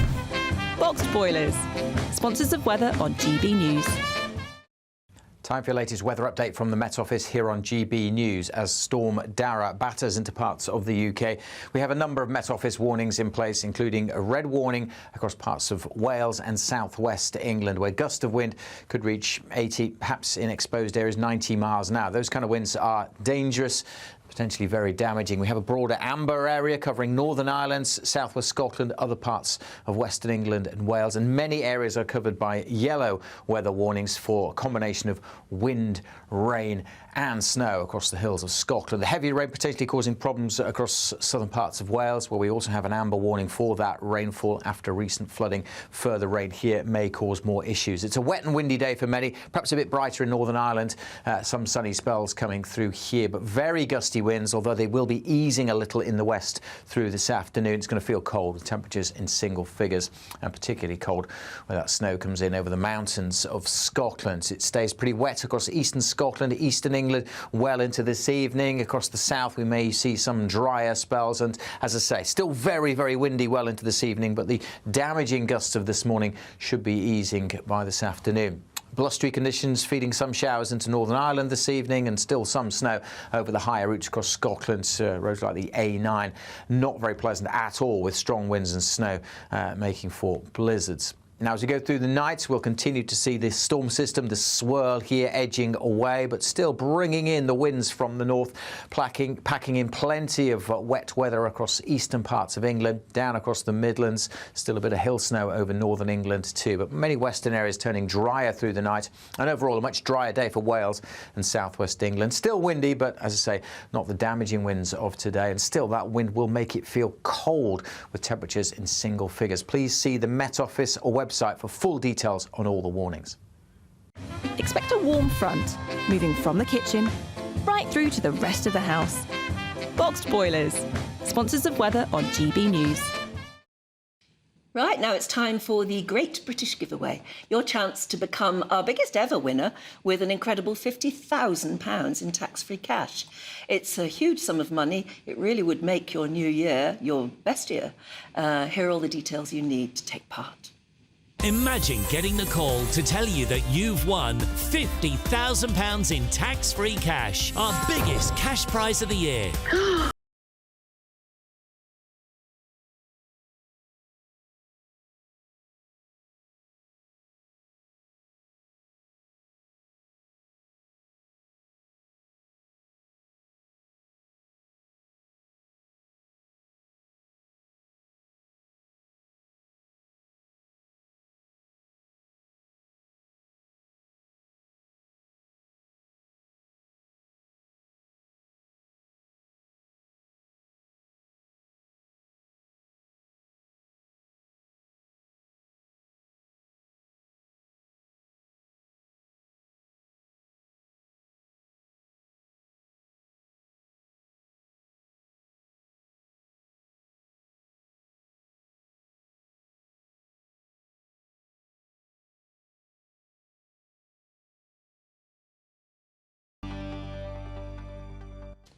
Yeah, best of luck to you. Now, still to come, with the Tory peer Lord Ranger being stripped of his CBE, we're asking if we really should be able to remove honours. We'll find out in a moment. Headliners. Tomorrow's papers tonight, every night from 11 p.m. This is Miss Universe fans hailing the end of wokeness and crediting the Trump effect after a biological woman, there's still some of them around apparently, has won the 2024 crown. She's Miss Denmark, because obviously the last decade, you know, it's just been obese transgender smurfs from Papua New Guinea. They're the only people allowed to win any beauty contest, you know what I mean? You're not allowed to have any. There's some of the trans women have won these. You definitely wouldn't say no. Honestly, I've seen some, but I've seen some of them that didn't, and some that were clearly just there out of well. Have there been more than one trans woman? Has Yeah. I didn't realise this. Yeah. Okay, I've got a chart at home. This one isn't trans. Victoria Kjær-Thielvig, 21 of Denmark. Everything about that description says attractive. Nazi. Okay, yeah. I have seen pictures of her. She is very attractive. Yes. She is. Yes. I don't know exactly how to put it, but she is kind of not retro or vintage or so. She's quite an old-fashioned notion of beauty, like just absolutely ice blue eyes. No penis. Absolutely extraordinary, clear skin and gorgeous blonde hair. I mean, it's absolutely kind of mid-70s. Well, apparently the sanity's returned to the beauty pageant industry, so they can get back to sexualising 4-year-olds and promoting anorexia like they used to. So there is that. She will earn an estimated $250,000 annual salary working full-time as Miss Universe, and will live in a luxurious New York City apartment as she carries out her duties, which involve glass coffee tables and rich Saudi businessmen. Glass coffee tables. And visiting other planets and solar systems and constellations, I would imagine, in Miss Universe. Being concerned about animals. Yes, absolutely, and wanting to bring about world peace. I miss those days. GB News, the People's Channel. Hi there, I'm Michelle Dewberry, and I'm going to take a second to tell you all about my show, Jubes & Co. We start off with the issues of the day. We then bring in both sides of the arguments. We get rid of the disrespect. And then you throw me into the mix. And trust me, I'll tell it exactly how it is. And then, of course, the magic ingredient, you at home. We mix it all together, and what have we got? In my opinion, the best debate show in town. Monday to Friday, 6 till 7 on GB News, Britain's news channel. It's Patrick Christie's Tonight, and here We do things differently. It's explaining the absolute madness of this, doesn't it? It's explosive. I mean, this is very good. It's lively. 850. Your government sat there, Sean, and it did nothing. It's controversial. And the Middle East has been in turmoil since before I was born. It's everything you need to kickstart your evening. Everyone's had their Weetabix tonight. I love to see it. That's Patrick Christie's Tonight, weeknights from 9 p.m. Only on GB News, the People's Channel, Britain's news channel.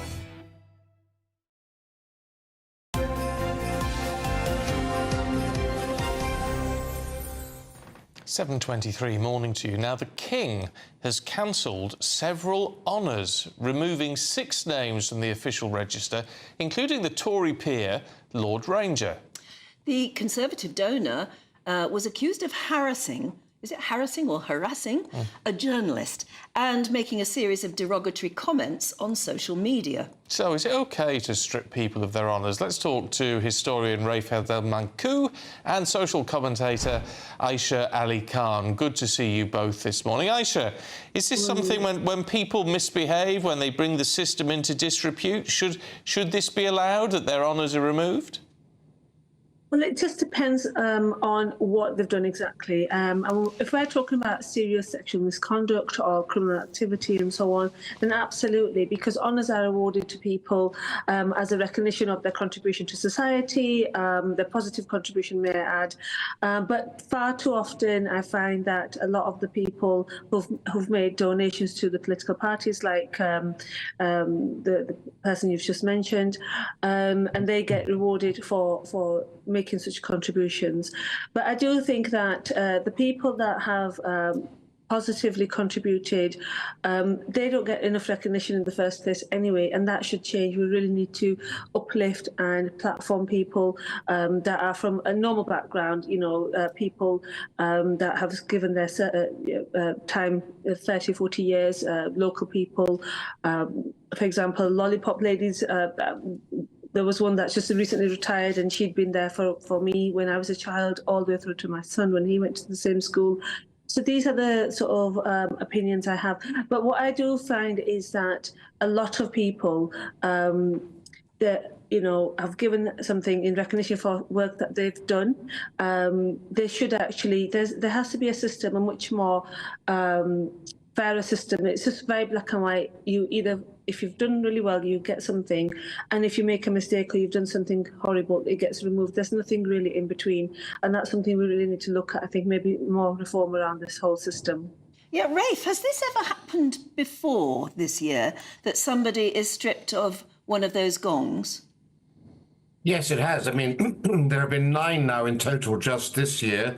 Most famously, in February, Paula Venables, the now infamous head of Royal Mail, was formally stripped of her CBE. The Forfeiture Committee in the Cabinet Office is responsible for deciding whether someone has brought the honours system into disrepute. And that's actually the test. Has this honour brought their system into disrepute? Goes back 50 years. Another big one to fall down was Fred Goodwin, you may remember, CEO of RBS, who in 2012 lost his knighthood for that. Just to slightly correct your last speaker, the honour system, actually, the vast majority of the 3,500 awards that are awarded each year go to the unsung heroes of Britain. People in the voluntary sector, science, education, business, health, sports, and so on. Unfortunately, of course, the media always focus on the well-known names from politics and the media and so forth, but that rather overshadows the huge amount of work that's been done in the last few years to make the honour system more representative of the public. And public faith in the honour system has actually increased in recent years because they can now, it's more transparent. People can now make nominations via the website. They can get an application form to nominate people in their own community.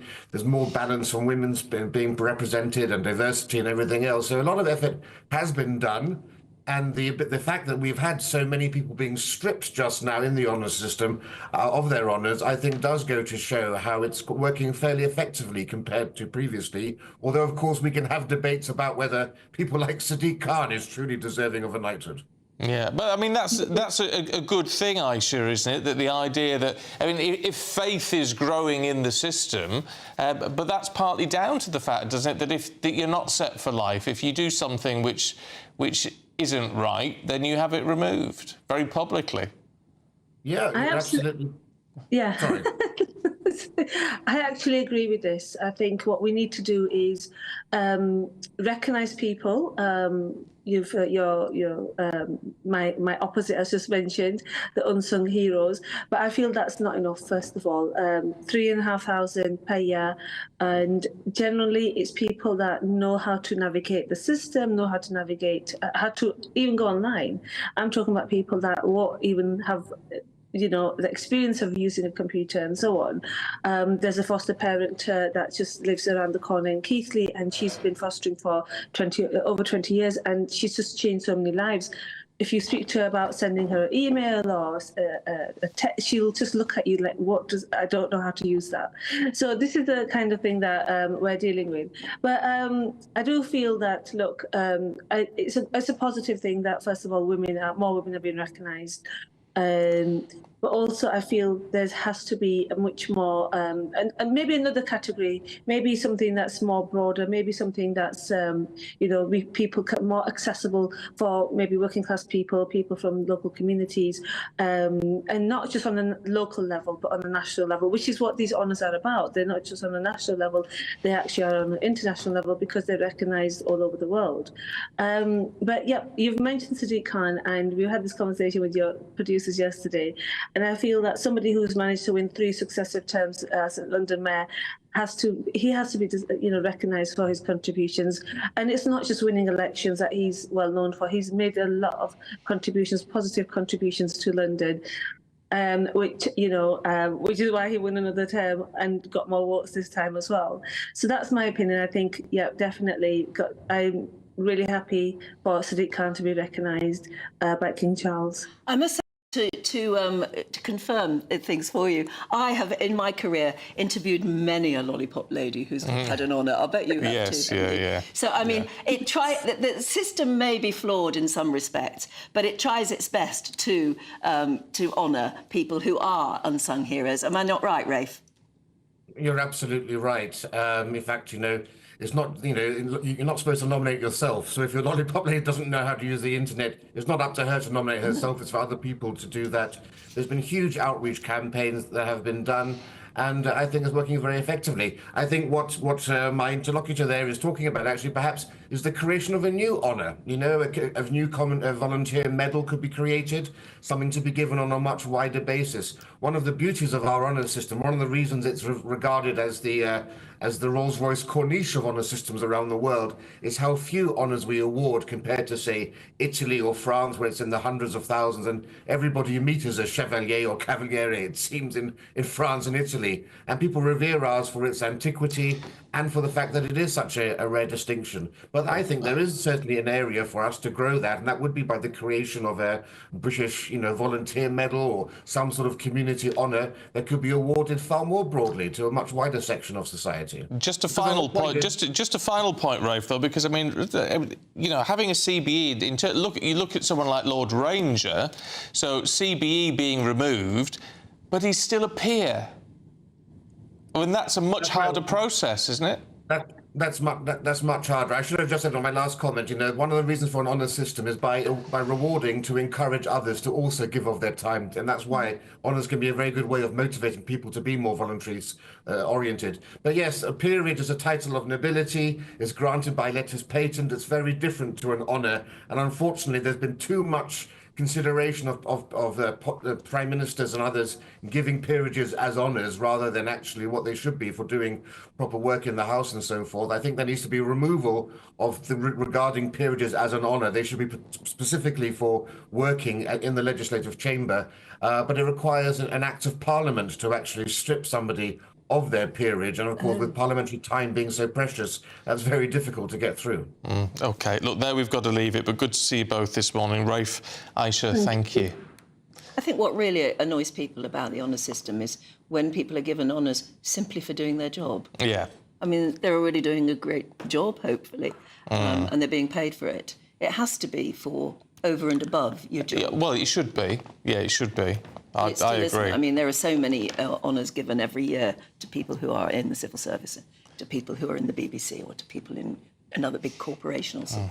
Just for doing their job. Just for doing their job, and that's not good enough, is it? Yes, if you've done it long enough, you get something. Yeah. Look, Tory peer Lord Ranger, who obviously was the centre of this particular story, said he's going to explore various legal avenues to challenge the unjust decision to remove his CBE. Lord Ranger, we're told, has not committed any crime, nor has he broken any law, where the majority of people who've had their honour revoked in this way have committed a crime or broken the law. He's devastated that the CBE awarded to him for his service to British business and for promoting community cohesion has been taken away. So you're asking what did he do? And it would appear that he just made some very unkind remarks on social media about particularly a journalist, which was taken to be as some sort of form of harassment. And it is for that. And as Rafe said, it's for bringing the very honour into disrepute. Maybe it doesn't have to, well, clearly it doesn't have to be a crime. No. But there you are, that's why, apparently. No, people have to be held to account. Right, we've got the sport for you with Aidan in just a moment.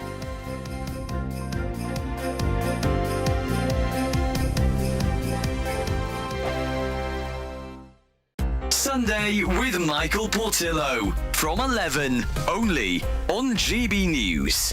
My next guest's book will certainly provoke you. Lord Sarch's book, Orgasm, probes 21 such ideas, chapter by chapter, in a stimulating reading experience, covering subjects from geopolitics and etiquette to the economy and the afterlife.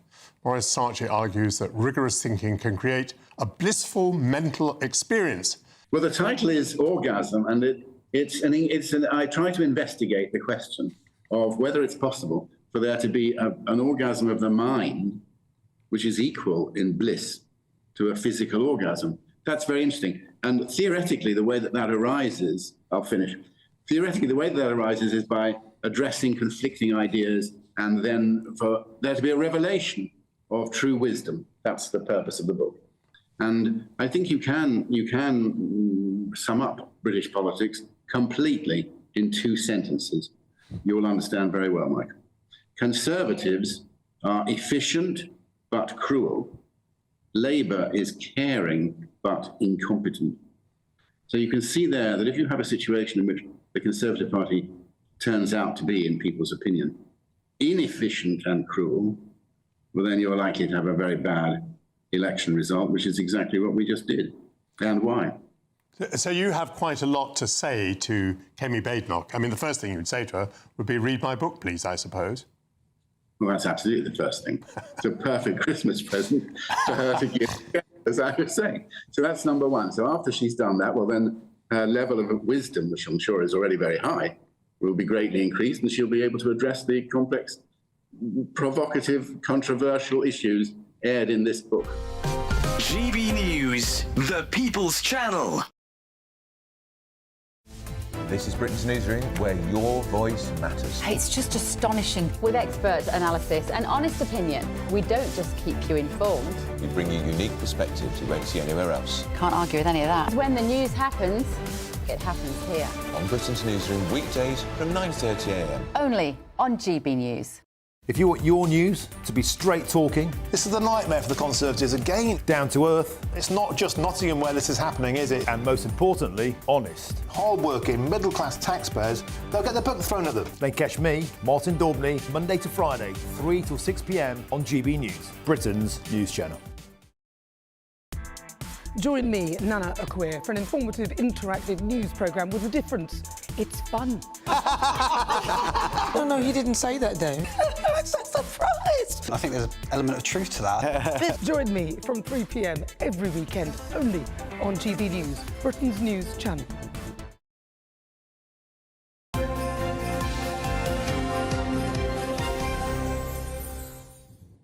Talking of gongs, something that's very much in the sporting world at the moment, Aidan, isn't it? Whether David Beckham is ever going to get a knighthood.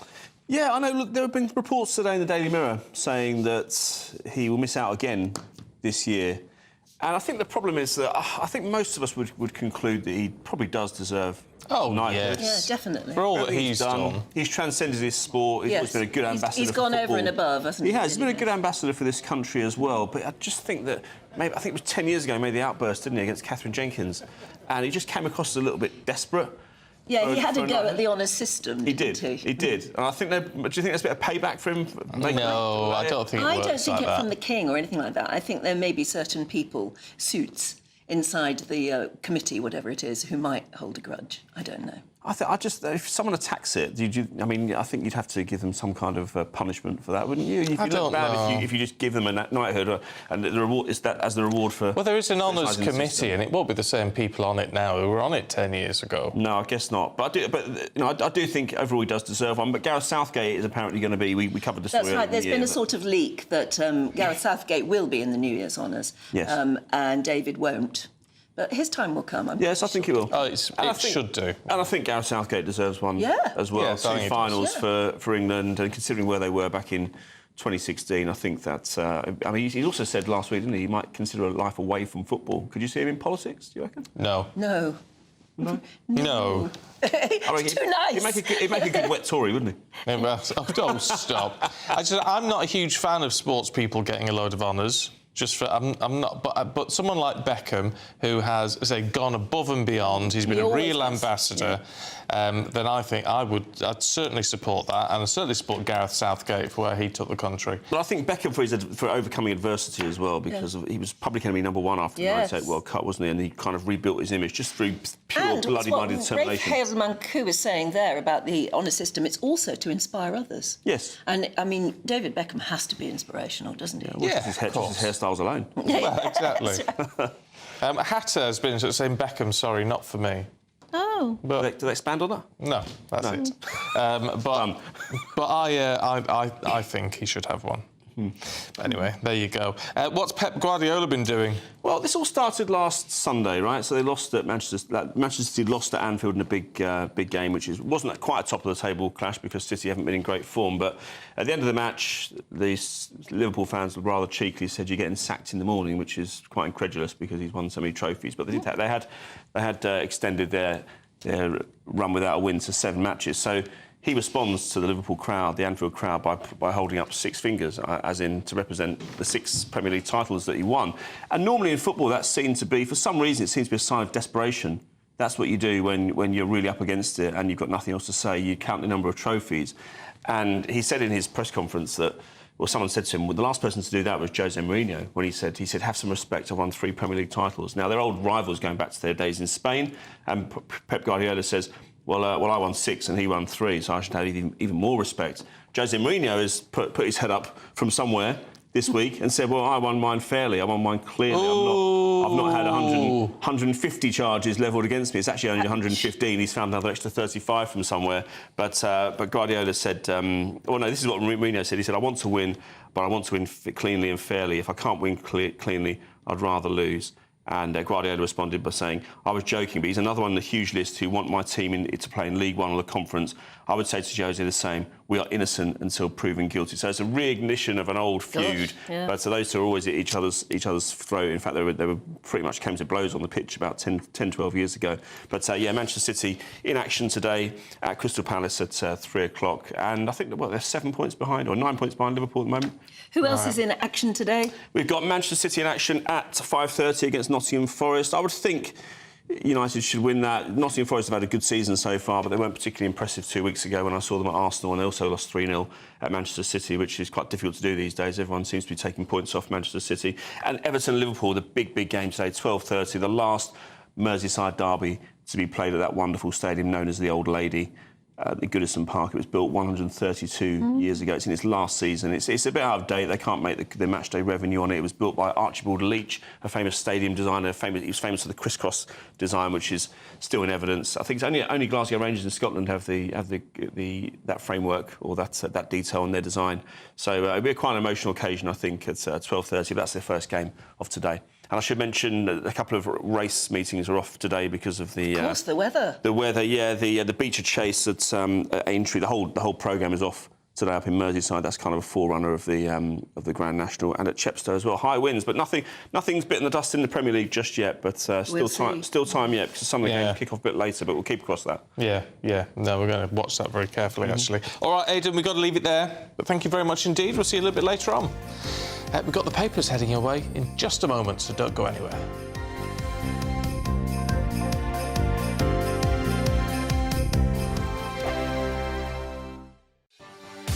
Martin Daubney, weekdays from 3 p.m. Locals in Abingdon in Oxfordshire have signed a petition to keep the name of their local pub, and it's called The Midget.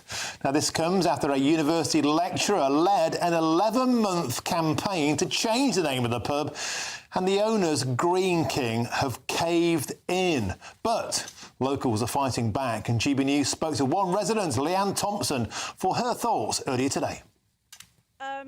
I'm not feeling great about it, to be honest. You know, it's a pub that's been here for a very long time. It's called The Midget after a MG car, and they're changing it to the Roaring Range Rock, which a lot of people are not happy about. We know why they're changing it, but a lady apparently came in who was very upset at the offensive term for the name midget. But nobody here sees it as an offensive term. You don't see the midget and feel any kind of offence towards that. It's named after a car.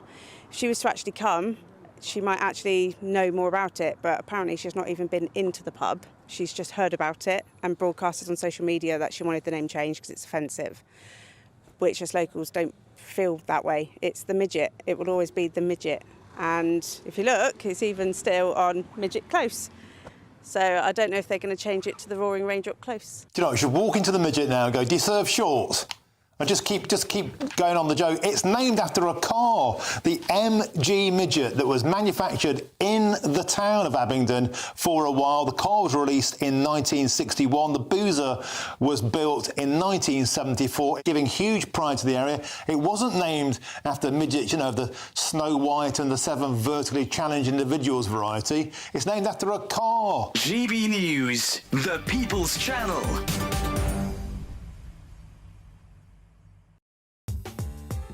I'm Christopher Hope. From pop stars to politicians, I'll interview anybody in a pub who's got a political opinion. Join me every Friday on Spotify, Apple Podcasts, YouTube or gbnews.com, or wherever you get your podcasts. This is GB News, the People's Channel. In the GB Newsroom, we bring you the news as it happens. With our team of dedicated journalists across the UK, we're ready to keep you up to date with what's happening every half an hour, every single day. Bulletins here on GB News, the People's Channel, Britain's news channel. Nightmare commute? Kick it up a gear with GB News Radio. You can listen online and on DAB+ and on the GB News app. We're also on TuneIn and the Radio Player app. From the school run to rush hour, get revved up with GB News Radio. We are the People's Channel, Britain's news channel.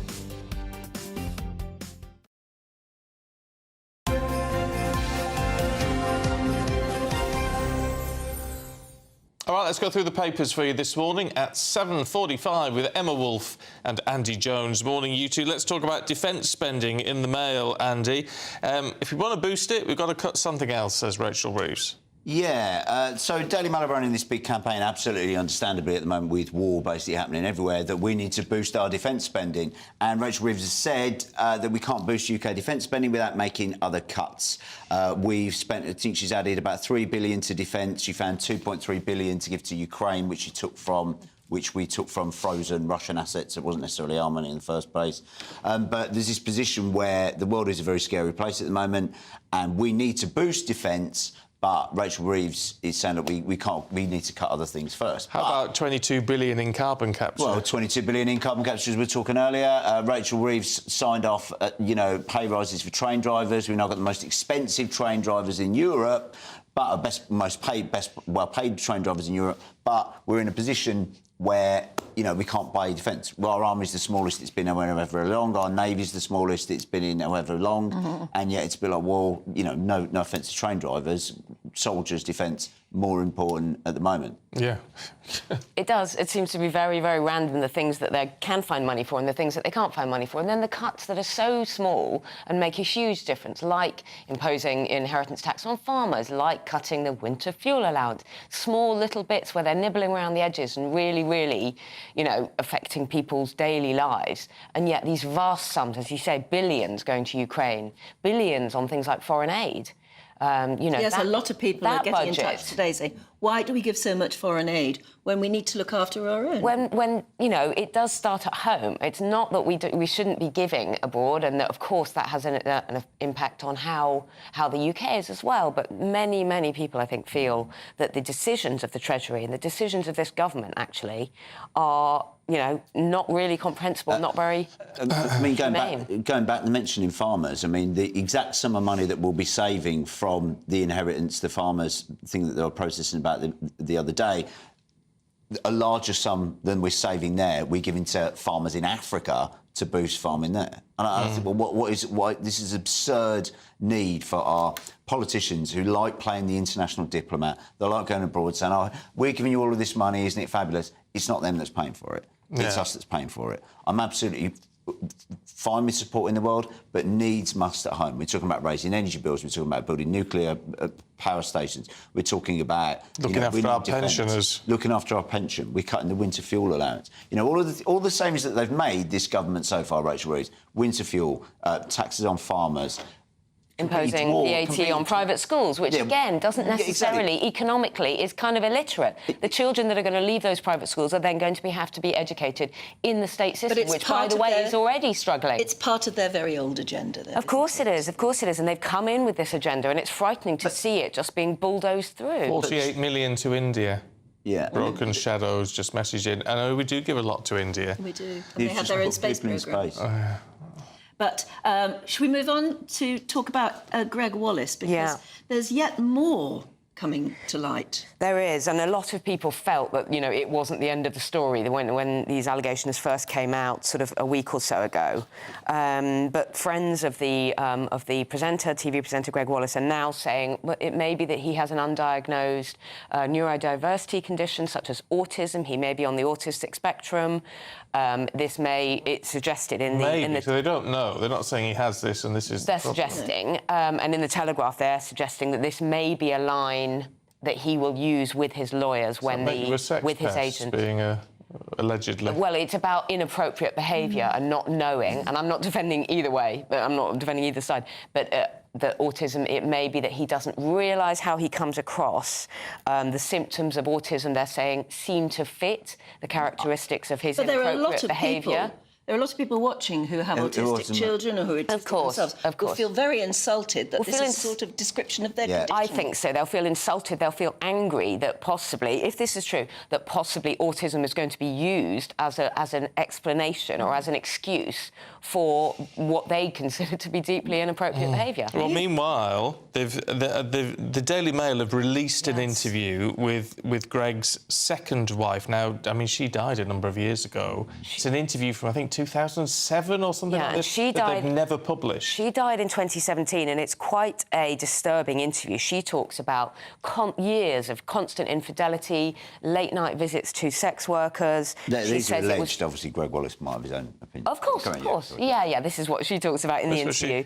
Mind you, he's admitted in his own book about some of this. Yeah, she says it was very, very lonely. She says it was utter hell. But she also kind of talks about their rise from basically him being a greengrocer, living in a small flat in London, to, you know, £7.5 million grocery empire, and just how it's sort of bigger houses, 5 cars in the driveway, Cartier jewellery, you know, designer clothes, all of that, and then lost it all. Many, many small fruit traders, veg traders who lost out when he went bankrupt. Yeah, it's kind of chaotic. Yeah, there's a money story. Lifestyle. Oh, sorry to interrupt. The story in the Times as well is about how his business went bankrupt. He left £1.5 million. Small businesses are being owed £1.5 million. So it's got a very chaotic lifestyle. Yeah. But one of the bizarre deals is that the second wife was discussing in this interview that they went on their first date, and the first date they went on was the Stringfellows. Yes, I noticed that. Which is very odd. And she says when he left, when they finally broke up, the only thing he took with him was a box of dirty magazines.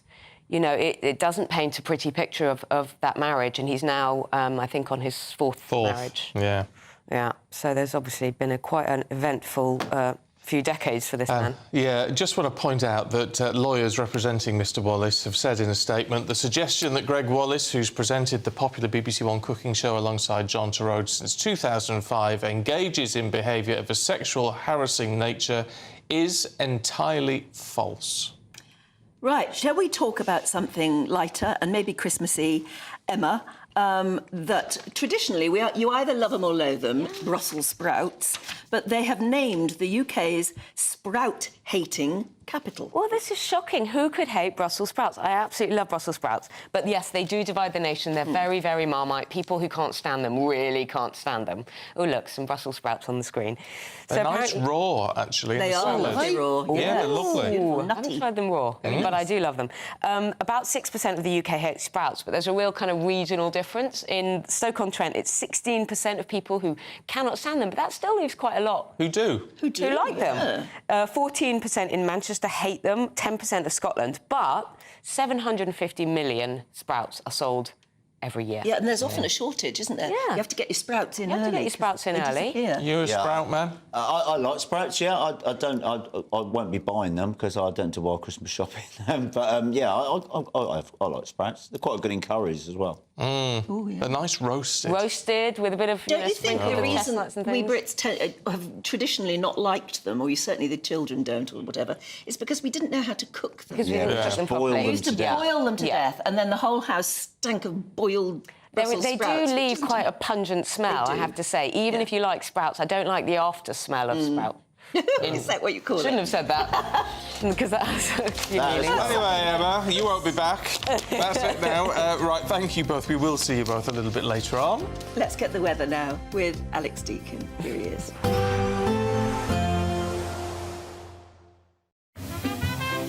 Heavy showers first thing will be followed by a warm, cosy day. Boxed Boilers, sponsors of weather on GB News.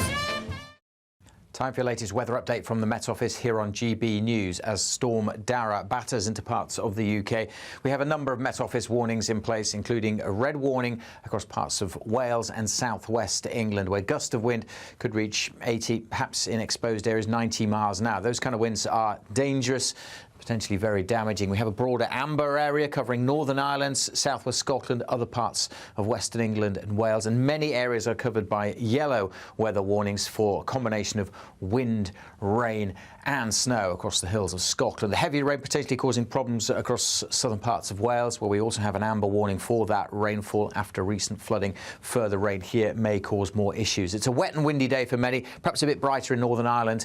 Some sunny spells coming through here, but very gusty winds, although they will be easing a little in the west through this afternoon. It's going to feel cold with temperatures in single figures, and particularly cold where that snow comes in over the mountains of Scotland. It stays pretty wet across eastern Scotland, eastern England, well into this evening. Across the south, we may see some drier spells, and as I say, still very, very windy well into this evening, but the damaging gusts of this morning should be easing by this afternoon. Blustery conditions feeding some showers into Northern Ireland this evening, and still some snow over the higher routes across Scotland, roads like the A9.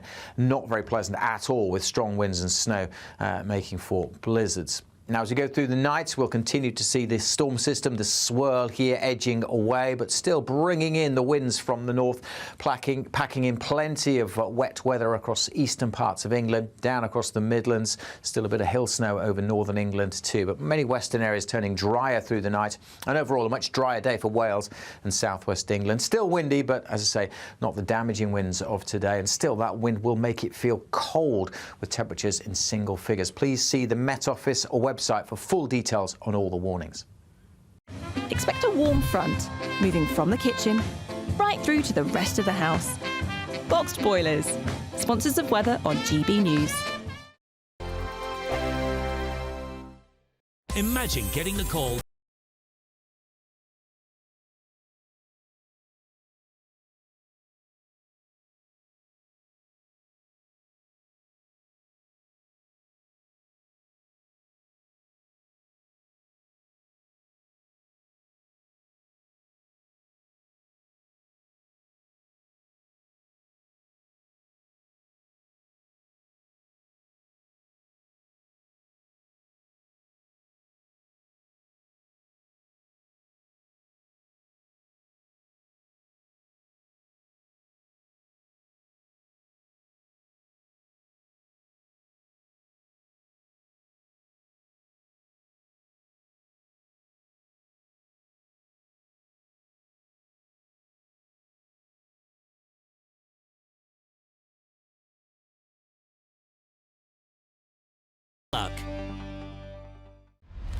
This is GB News, Britain's news channel. This week is Chocolate Week, the ultimate celebration of everything rich, sweet and indulgent. Yes, and we now have the best person in the studio with us to satisfy all of your chocolate cravings. We're joined now by master chocolatier Ollie the Choc. Ollie, hello. Really Hey, good Ollie. to see you this Thank morning. you for having me. And you brought some of your chocolate in with I you. did. I Very brought some excited. tasting samples. You're very welcome to help yourself. So what have you got here? Tell us. So this is my signature chocolate. I call it the Holy Grail. It's got sea salt flakes, crushed Oreo, caramel fudge pieces, very Moorish. I love a caramel and salt combo, just, you know. I feel like you see it everywhere now. Look, You won't be disappointed. look, I want everyone to see a close-up of this one. Can we get a shot on this one? So this is Oreo, there we are, caramel and salt. Do you want to try some? You go first. Help yourselves. And then this bar of chocolate is a little bit of a wild card. That's a mystery flavour, so... OK, I love a mystery. I'm not going to tell you what that is. Sold on this one. This one's amazing. Are you? Oreo, caramel. and That's salt. my biggest seller. I'll keep my palate clean for this. So this is a mystery flavour. You've got to guess what that is. Is that a nut in there, I see? Right, here we go. Ready? Not saying anything. Talk us through. Very crunchy. For me, I'm all about textures in chocolate. Me too. It has got a good crunch to it, hasn't it? It's not the kind of flavour that you would expect. Oh, I can't get it. Is it sweet? Is it salty? Wait, no, it's salty, yeah. It's OK, salty. hang on, bit more. OK. Bit more. I mean, just keep going. Crisps? Wait, It is crispy, it's crunchy. Could it Right. be crisps? I think it could be crisps. Yeah, it's crisps. So what flavour? Salt and vinegar. Cheese and onion. Yes, Salt nailed and it. You know. Oh, you're much better than me. Love that. Do you know what? I think I've got a bit of a cold, so my taste buds are Oh, off. you're going to blame that, are you? That's my excuse. That's delicious. GB News, the People's Channel.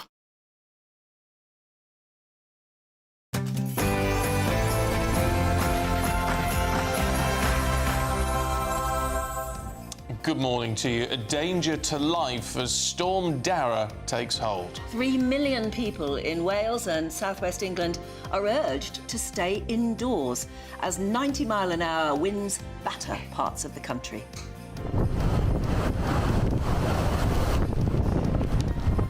Well, millions of us brace for a weekend of chaos with delayed trains, cancelled flights and postponed Christmas events. The Met Office has issued a rare red weather warning. The government last night triggered its risk-to-life warning system as parts of the country experienced mile-per-hour winds of 90. Storm Darragh is battering into the UK, damaging winds in some locations. Many Met Office warnings are in place, including a red warning across parts of the west. Join me later for a full forecast. Prince William and President-elect Donald Trump are set to attend the reopening of Notre-Dame Cathedral 5 years after fire ravaged the historic building. Yes, President-elect Trump's plane has landed in Paris in the last hour or so, just one of dozens of heads of state and dignitaries here to celebrate the reopening of Notre-Dame Cathedral. But meanwhile, France is in a state of political turmoil. The government has collapsed. I'll bring you more details shortly. The Princess of Wales hosts her annual carol concert at Westminster Abbey as the royals convey a message of love and empathy. Households could face higher energy bills to fund the government's push towards nuclear power. The Tory peer Lord Ranger is stripped of his CBE. We've been asking today if really we should be able to remove honours quite so easily. And talking of all things Christmas, have you put up your tree yet? Well, apparently today is the most popular day to do so. We sent our reporter to the biggest indoor tree festival in the UK. We'll get all the details very soon. Well, high winds have already put paid to race meetings at Aintree and Chepstow. So far, though, the weather hasn't disrupted the day's programme of Premier League fixtures with Liverpool, Manchester United and Manchester City all in action. It's just gone 8 o'clock. I'm Stephen Dixon. And I'm Anne Diamond, and this is GB News Breakfast.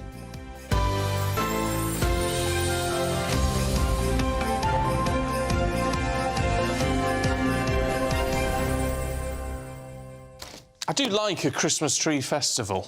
I know, I'd love to go, actually. Yeah, they're great, and especially because a lot of them are done by kids, school kids, and so, I mean, they're often a bit of a mess. But it's just nice to see how they've done it. The one that was in Westminster Abbey last night for Princess Catherine's... Do, yeah, big carol service, which we don't see till Christmas Eve, which had the messages on the tree. Oh, and they were all red labels, and I think we can... Yeah, you can see it there. That's a lovely way to dress a tree too, isn't it? Just, yeah. Well... Oh, no, I think it looks gorgeous. Well, you obviously don't. No, I mean, I've seen these sort of messages, and you often do them for remembering people who've died at New Year and things, don't you? And but I don't think they look particularly nice. That does. I thought it did, with all of the red labels. Did you? Yeah. Have you noticed how many Christmas trees are just on sale everywhere this year? It seems to be more than ever. I've not noticed. On street corners. Really? Just, yeah, everywhere. Have you, not where you live? No. Really? No. Bit down market, is it? I don't know where you're living. But you've got your tree up. I have got my tree up. Stephen's got his tree up. And thank you very much. You've been sending in photos of your Christmas tree. Shall we have a look? This one's from Lee. Oh, the multicoloured. Very nice. He says, this is ours. Notice the gremlins. I can't see the... Are they at the bottom? I don't know. Oh, bottom right. Yeah. Bottom right. Oh, very good. That's why it's got that greeny tinge. Very good, very good. Could be in a nightclub, couldn't it? That could be in a nightclub. Kevin and Alison have sent this. This is the tree in their pub shed. Oh, yeah, like that. Very nice. So you've got a little place you go to for... Looks warm in there as well, doesn't it? Does, with a dog and a fireplace. All very nice indeed. I think that's sofa's from IKEA. Yeah, well, other shops are available. Julia says, here are my mini Christmas trees on my coffee table. Actually, they're very, very tasteful, those ones. And actually, what an easy way to do it. Yeah. There's a lot to be said for just being able to pull one out of a drawer like that. Very nice. Yeah. Very nice. Janet sends greetings from Cyprus and her tree in red baubles. Love very to nice. Cyprus. Well done. It's nice, isn't it? Mark says, here's a picture of our Christmas tree. It's up in the loft where it's going to stay for now. That's just what my loft looks like. Yeah, so with the tree up there, and I don't really want to go and find it. Oh, very nice of you to send us a picture of your loft opening. I wonder if you'll get any further getting that tree down at all. You better add, Mark, otherwise it'd be a heck of a problem. Yeah. Kimmy in Essex says, here's mine. Oh, that's very nice. A 7-foot beauty decked out all in white. Very tasteful, very nice. Oh, please keep those photos coming in. It's such fun to see your trees. I love the one of the loft. Red is very popular this year. We've gone red and gold this year. I've had a lot of comments about our trees here, the red, white and blue. A lot of people are saying that that's what they want to do this year. The very patriotic red, white and blue. Yeah. I like that too. Blue and gold for me, as you saw earlier. But that matches the colour scheme in the room. Oh, I see. Of course. How very tasteful. Yes, I like our Union Jack ones, our glittery Union Jack ones. Yeah. They're very nice. I don't know where they're from. I'm sure you buy them somewhere. Oh, do we not sell those? I don't know. We sell the... we sell the plain coloured ones. We sell the plain blue and red ones. Oh, I see. Yeah, no, the Union Jack ones are lovely. Yeah, nice, aren't they? Might nick a couple of them for the tree. Can you imagine? I'd be in so much trouble. Well, no, if tomorrow, yes, they're sort of slightly denuded, the trees. Denuded? Denuded. Oh, that's a great word. Great word. Right, to our top story then, and it is sort of smiling away about Christmas. There's a nightmare before Christmas this weekend because of the weather, and there are danger to life warnings that have been issued as Storm Darragh batters the UK with winds of up to 90 miles an hour. Around 3 million people have been urged to stay indoors after the Met Office issued a rare red weather warning in parts of Wales and the southwest of England. Well, we're now being told to brace for a weekend of chaos with delayed flights, cancelled trains and, dare you say, those Christmas parties that could well be put on hold. Well, he was out with the turkeys yesterday. He was. Very good, wasn't he? He looked so fantastic. But today, Will Hollis is out in the weather. Where are you, Will, and what's it like? Yes, well, every day is different as a reporter. Right now, I'm by the River Trent in Nottingham. There is a yellow weather warning in parts of central England and most of the country for wind, but the ferocity is where that red weather warning is, which is incredibly rare for the Met Office to introduce a red weather warning for wind. That's in Wales and parts of the western country, where a little bit earlier the Met Office announced that they had indeed reported reached wind speeds of up to 92 miles per hour. They were expecting that 90 miles per hour, and that means that there is a danger to life. The signal that this is really quite bad is the government triggering its risk to life warning system. That's something that was introduced a couple of years ago, where people in areas of concern will get a siren sounding on their phone. If it's modern enough, a smartphone will get it, and it will last for around 10 seconds, blaring sirens and information about the risks that the weather is posing them in the area that they live, particularly gusts, but there is a lot of worry about rain as well. There are 120 flood alerts in the wake of Storm Darragh. The floods tend to happen a little bit after the storm, when the rain comes in, the wind comes in, and then as it starts to settle, then the water that's come down ends up in areas where people experience the flooding. What else happens when you have storms like this? Well, traffic and travel is heavily affected. We know that airports are affected and some flights have had to be diverted. Trains as well are being cancelled, particularly in the western parts of the country. Wales cross-country trains have had quite a few problems. And the roads as well, again, particularly in western parts of the country where a number of motorways have been closed. The advice, as always, with these sorts of events, is to check with Network Rail if you're planning to travel by train, to check with the national highways if you're planning to drive somewhere, and ultimately the advice for 3 million people in particular in those affected zones where there's the red warning is to stay indoors. OK, Will, thanks very much indeed, and sensible advice. Just don't risk it. Do not risk it if you're in one of those areas. If you had the alarm through on your phone last night, just stay put. Yeah. It's not worth the risk. No, and as we were saying earlier, it's not just the weather you have to be worried about. It's the fact that there could be flying debris. And as you pointed out, I mean, some of the worst problems that are caused in this sort of weather are by trees falling and other bits and pieces just being blown around. You don't want to be hit by it. No, absolutely not. Now, let's head to Paris, should we, where President-elect Donald Trump has arrived this morning. He's going to attend the ceremony to mark the reopening of Notre-Dame 5 years after that fire ravaged the building. Now, he's going to meet numerous global heads of state for the first time since his re-election. Also, he'll be meeting Prince William, who is there to represent the UK. Our political correspondent, Catherine Forster, is there for us now, because it's going to be one heck of a day, Catherine. I mean, really on the global stage. But on the political front, I mean, what a nightmare time it is for France. An absolute nightmare for France, indeed, because the government has just collapsed and President Macron is in the bad books of a lot of the French. The majority of them think that he should resign, but he is saying that he's going to stay on till 2027. Basically, he called a parliamentary election in the summer that he did not need to call. It resulted in a sort of stalemate with a bloc on the left, a bloc in the centre, a bloc on the right, and none of whom could agree. Michel Barnier, the Prime Minister, tried to force through a very unpopular budget of tax rises and spending cuts, couldn't get it through. There was a vote of no confidence. He's had to go. It's not at all clear how they get out of this deadlock, because they can't have more elections till next summer. So no French government in any real sense at the moment, a sense of deadlock. Monsieur Macron, very unpopular with many, but today he will be trying to showcase Paris to the world, trying to put all their political difficulties to one side for today, while they have this grand reopening of Notre-Dame Cathedral, which you can see behind me. 5.5 years ago, of course, we had that terrible fire.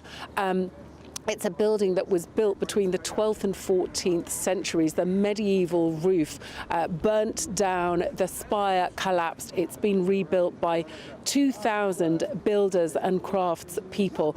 An incredible achievement. It reopens today.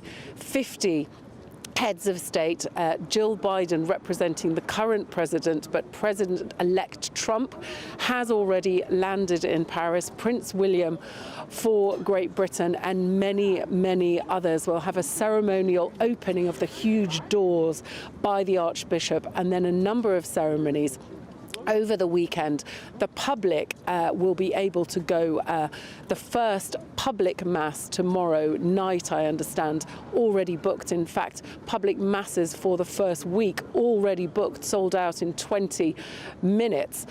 12 million people a year used to visit Notre-Dame, so France will be very much looking forward to having Notre-Dame functioning again. But the political and economic problems here, very, very real indeed. In touch, Catherine, to ask, why would President Trump want to go there for this ceremony? Why would he feel it was important?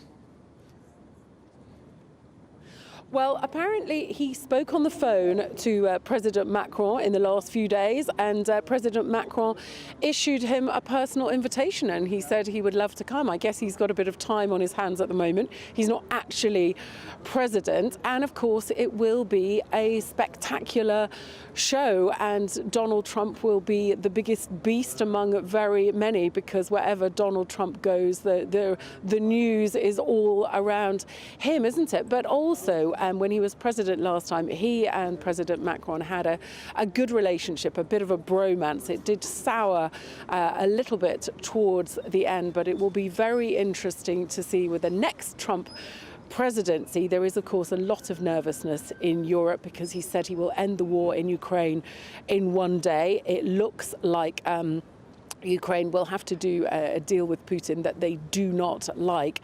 And also, Trump is threatening all sorts of tariffs on goods going into the United States, including on European goods. Now, that will be incredibly difficult for European economies, many of which are spluttering. The French economy is not in a good place. Same applies to Germany, whose government has also collapsed. And the British economy not doing brilliantly either. Now, if Donald Trump does put those tariffs on, that will have a very, very negative effect here. So I suspect that President Macron will be doing everything he can to try to be on good terms with the incoming President-elect Trump, hoping that their economies will not be as badly hit as they fear. OK, Catherine, for now, thanks very much indeed. Well, the talk today is all about the weather, quite dangerous out there for some areas. You'll want to know more about where you live. Here's Alex Deakin to tell you.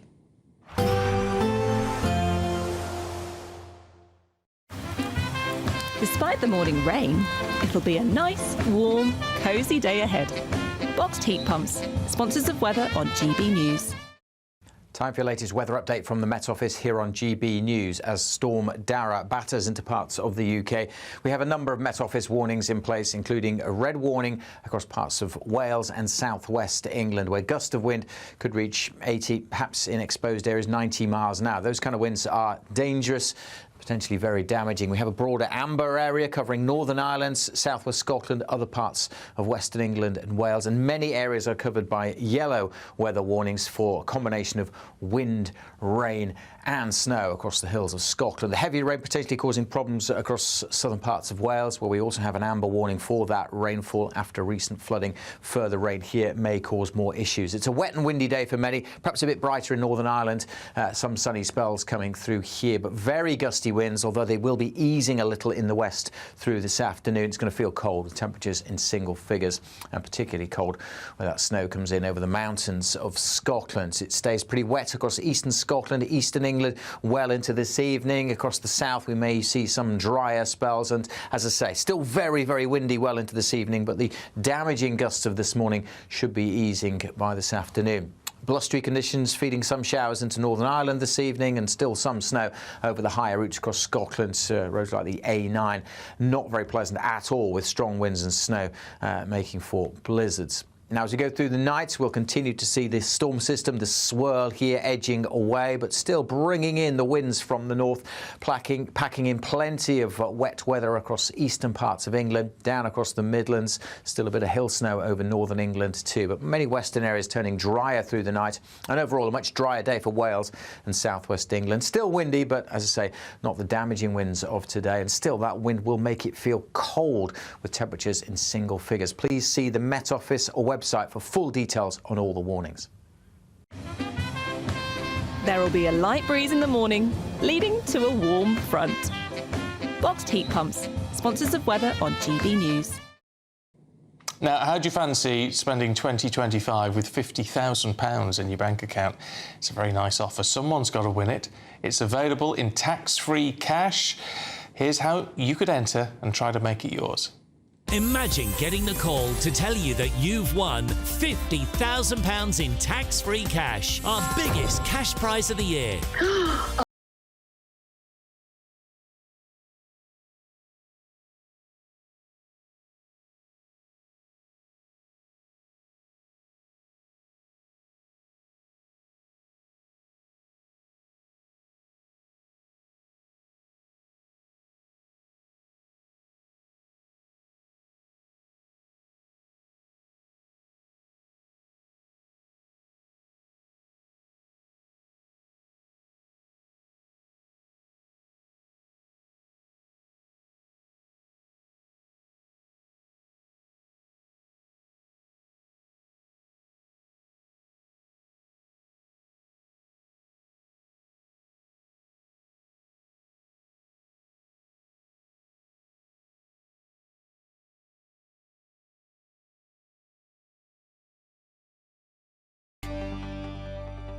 Yes, very good luck. It would be a great way to start the new year. Still to come in just a couple of moments. It's already a very royal Christmas as the Princess of Wales hosts her annual Christmas Carol concert. Stay tuned to find out more. We'll be back with you in a moment.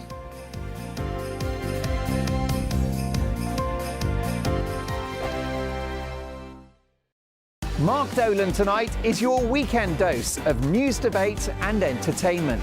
This sounds like a wild conspiracy theory. Don't miss My Big Opinion. Mark Meets at My Take at 10. Democracy is a funny old thing. And we don't do boring, not on my watch. I just won't have it. Let's go and get another glass of that bubbly. You've earned it. That's Mark Dolan tonight, Saturday and Sunday, 9 to 11, only on GB News, the People's Channel, Britain's news channel. I'm Jacob Rees-Mogg and this is GB News, Britain's news channel. This is GB News, Britain's news channel. What about train Wi-Fi? The Times. It's so funny the Times did this story because I was on the train yesterday trying to do some work and connecting to the Wi-Fi, and it happens all the time. It just doesn't work. It's pathetic. And then I opened the Times and they've done a massive investigation. Loads of different rail routes from north to south. Was that the James Bond thing, right? Yes. Yeah. I think, well, that passenger got through, or almost got through, one episode of one James Bond movie in 8 hours.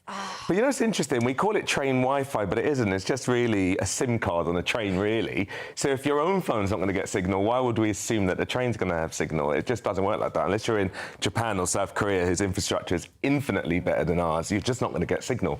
You have to download those films way before you get on this. There is technology that can help with that. You know, there really is. If they found ways to put it underground, they can get it on ground and get you going. I definitely think, you know, with the price that we're paying for these tickets, they can get the Wi-Fi going. There is technology. That's why it's so frustrating, isn't Call it? Elon, get a Starlink. Let's go. If you're a passenger paying hundreds of pounds for a season ticket or whatever you call it, and you commute to work every single day, and you're paying all this money, and you can't. It's so expensive. You'd expect Wi-Fi at the basic. Yeah, exactly. But it happens with phone signal as well. I'll be walking down London in Park Lane or somewhere else, or down on the south coast. I just don't have phone signal, and I think to myself, what on earth is going on? Doesn't it feel like 5G's made it worse, though? Yeah. Because I feel like 4G, that didn't happen so much, but 5G just feels like... Yeah, and then I always get this little E in the top corner of my phone, and I don't get any signal. I think it's got worse over the past couple of years. Yeah, especially with 5G. I agree with that. GB News, the People's Channel. Hi there, I'm Michelle Dewberry and I'm going to take a second to tell you all about my show, Dubes & Co. We start off with the issues of the day. We then bring in both sides of the arguments. We get rid of the disrespect. And then you throw me into the mix. And trust me, I'll tell it exactly how it is. And then, of course, the magic ingredient, you at home. We mix it all together and what have we got, in my opinion, the best debate show in town. Monday to Friday, 6 till 7 on GB News, Britain's news channel.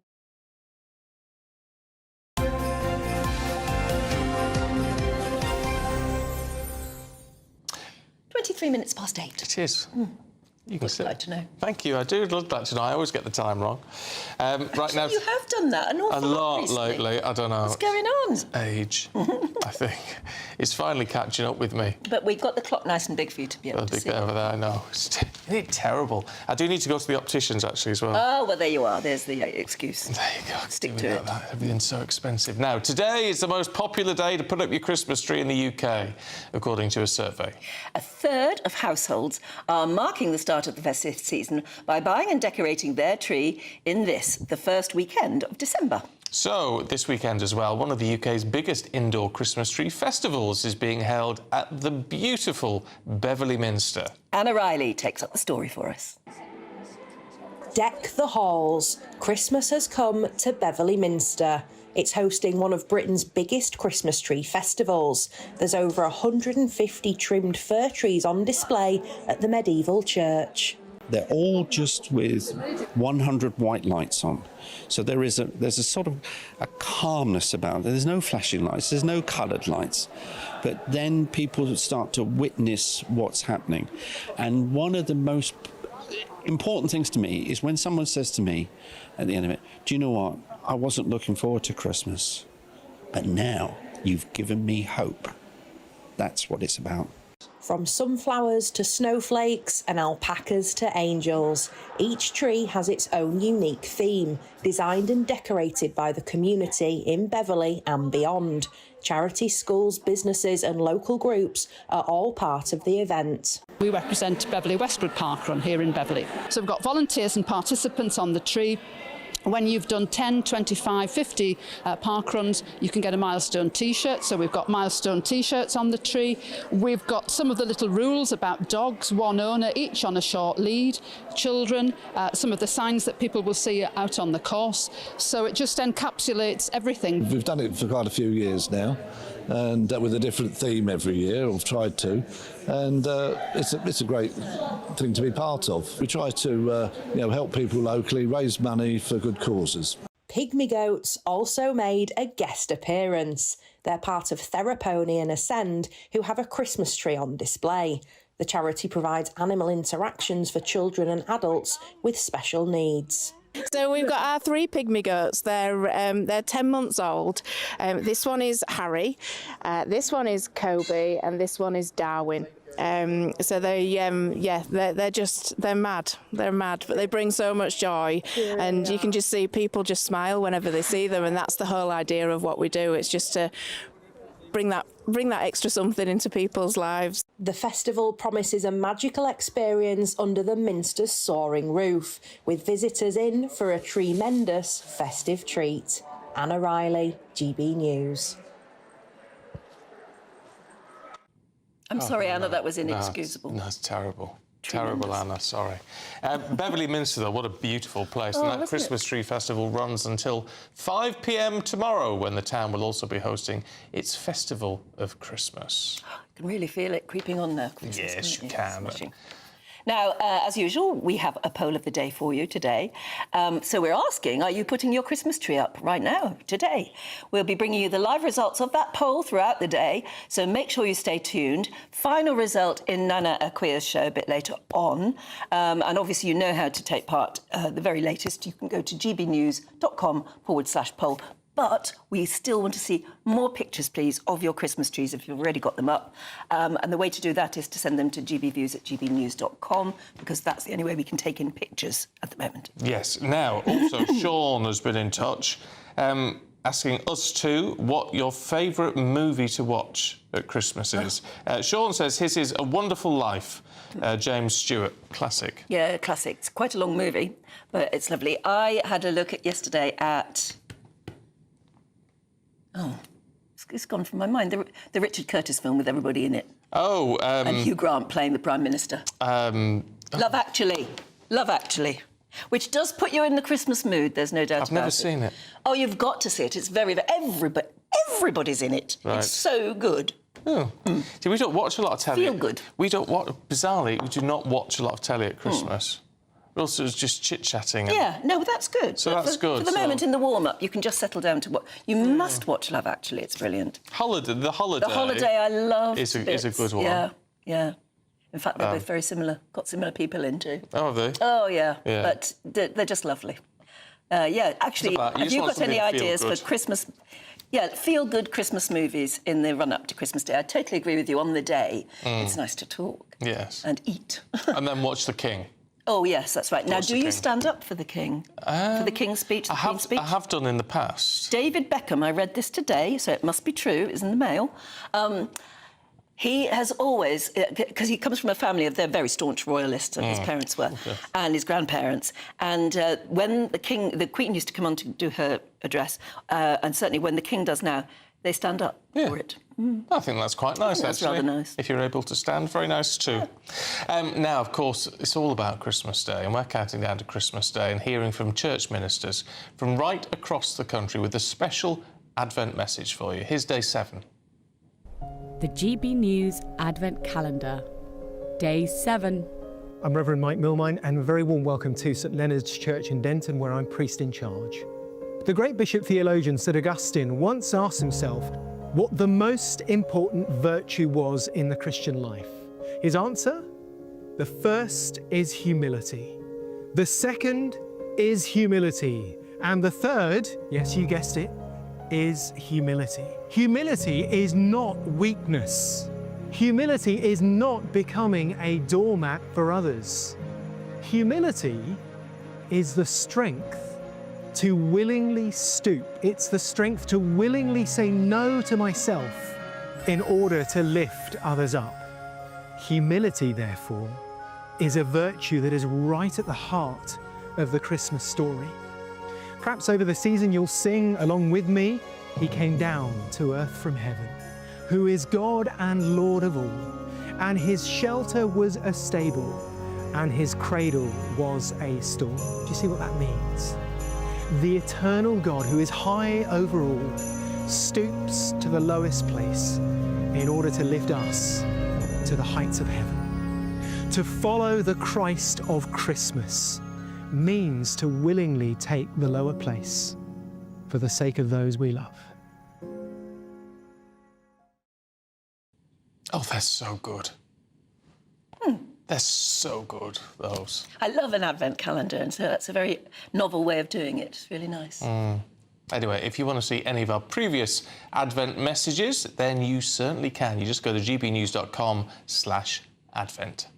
Now, talking of Christmas rolling on, the Princess of Wales hosted her annual carol service at Westminster Abbey last night. We won't see it on the telly till Christmas Eve, I think. But it's all part of her gradual return to royal duties following, of course, her cancer treatment. Well, this year's Together at Christmas event aimed to celebrate love and empathy, and guests included the families affected by the Southport knife attack, amongst others. Yeah, and there were lots of others there. Not just celebrities because they were celebrities, people who have lost and loved people who have been fighting cancer, stuff like that.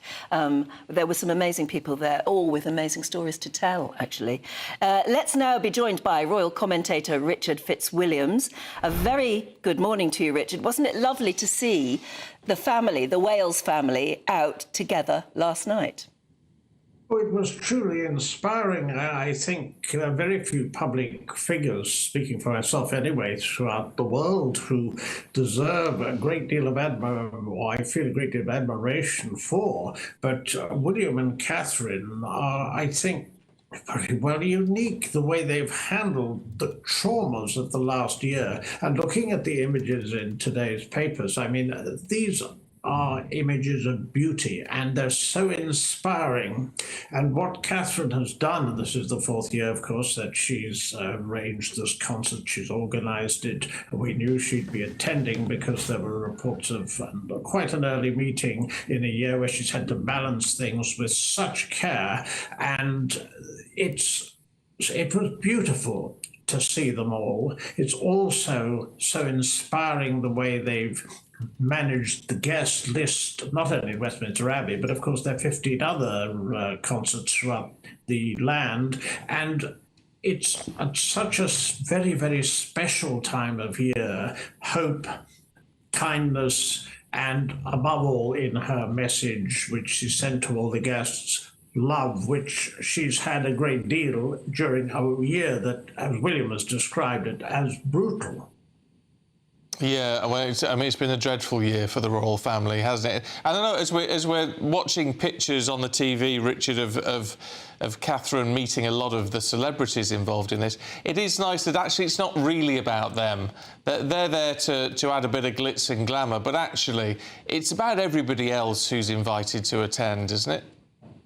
Absolutely, and this is what Catherine has done this year in the video messages in March, where she talked of the cancer diagnosis. And remember, this had followed her abdominal operation, and then subsequently, happily, in September, where we saw another video message talking about the successful chemotherapy and the fact she was cancer-free. But it is unquestionably about those who've suffered and also those who've suffered with them, because this pernicious disease, it affects, of course, millions, not only in Britain, but of course the royal family have got this unique reach, and worldwide many millions at Christmas Eve will see this beautiful concert.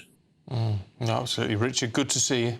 Thank you very much indeed. It will be a lovely thing to see, as it always is. As it always is. It was nice to see the whole family there last night, including Prince Louis. He's obviously now trusted to go out and behave himself. Yes. And he's 4 years older than he was when Princess Catherine first started the carol concert. And it's very much her thing. And it's lovely to see her. She looked absolutely radiant as well. She looked really well. She always does. She's a remarkable lady. And all in matching red. Yeah. No, so there you go. Right, got the sport for you in just a moment with Aidan McGee, so don't go anywhere. We're proud to be GB News, the People's Channel, and as you know, we always love to hear your views. Now, there's a new way of getting in touch with us at gbnews.com/yoursay. By commenting, you can be part of a live conversation and join our GB News community. You can even talk to me, Bev Turner, or any of the members of the GB News family. I'm Christopher Hope. From pop stars to politicians, I'll interview anybody in a pub who's got a political opinion. Join me every Friday on Spotify, Apple Podcasts, YouTube or gbnews.com, or wherever you get your podcasts. This is GB News, the People's Channel. Sunday with Michael Portillo from 11, only on GB News. In 2020, after almost 80 years, Oxford University's Pitt Rivers Museum removed its famous collection of shrunken heads with sewn-up lips and eyes made by the South American Shuar and Ashwar people. How do museums decide what should be shown and what should be confined to storage? Can controversial exhibits be left on display with suitable contextualisation in captions? Who would want to be a curator facing such controversial questions? For review, I'm delighted to be joined by journalist Eitan Smallman. Welcome to GB News. I think many people, when they hear that we're going to discuss museums or art galleries, think that it's going to be, that wokery question. But it strikes me, and I think it strikes you too, that this is not just about wokery at all. There are some really interesting ethical questions here. For example, let's start with this one, and there are several examples of it. Should we be displaying human bodies, the remains of human beings? Should we be displaying them in museums? Absolutely. It's not just the usual suspects, young snowflakes, who are objecting to these things. They're just naturally cultural shifts, and people of all ages and all political persuasions may feel uneasy about displaying human remains of any kind, especially human remains that have been taken against the will of the communities or taken violently. Hilary Mantel led a campaign to remove a 7'7" skeleton of Charles Byrne, known as the Irish Giant, from the Hunterian Museum. He had specifically said that he didn't want to be displayed and didn't want to be taken by anatomists, and yet was displayed for a couple of hundred years until a couple of years ago. He hasn't had the burial he requested, but he's no longer on public display. GB News, the People's Channel. Every Saturday, 10 till 12, we'll bring you all of the news that you need to know. We'll also remind you that there is so much to smile about. It's my favourite time of the week. I get to relax, enjoy some light-hearted stories, and let Ellie teach me about fashion too. That's Saturday Morning Live, every Saturday, 10 till 12. Only on GB News, Britain's news channel.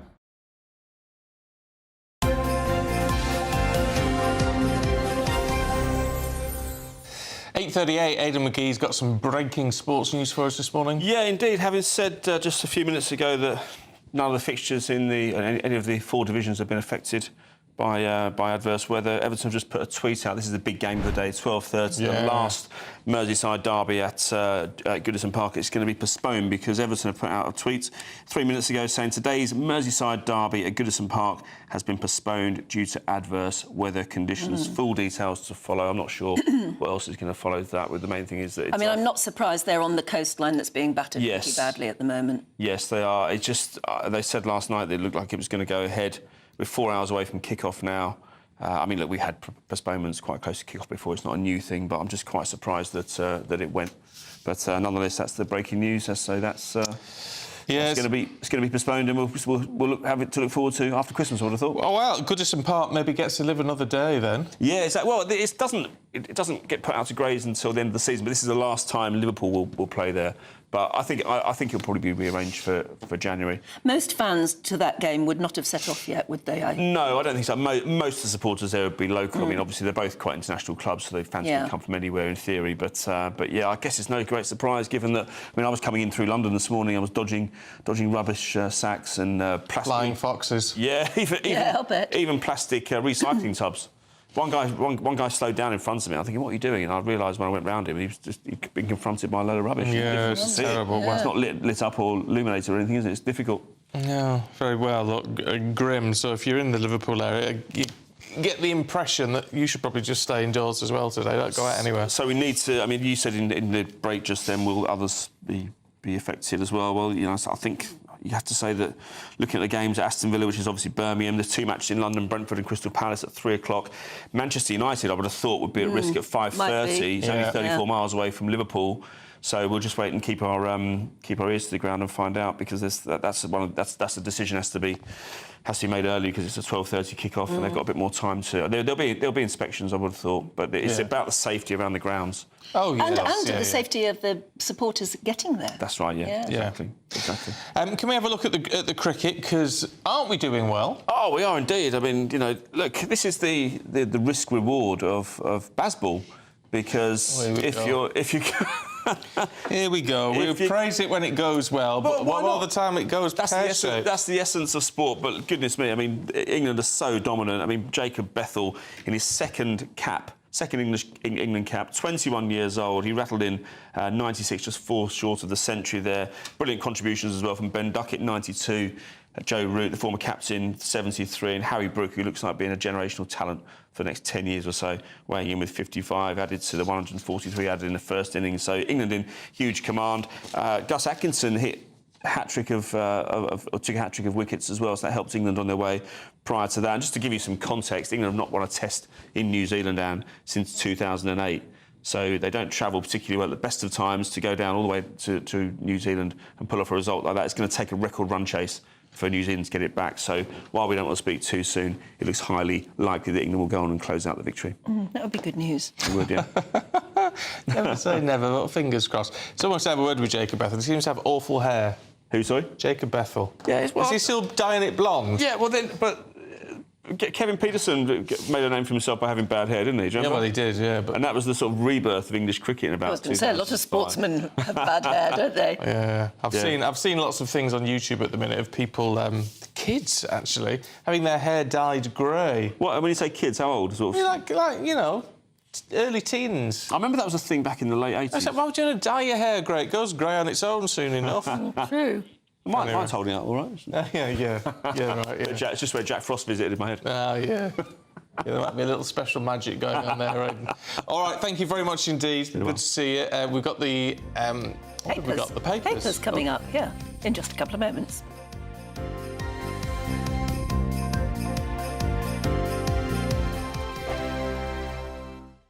Sunday with Michael Portillo from 11, only on GB News.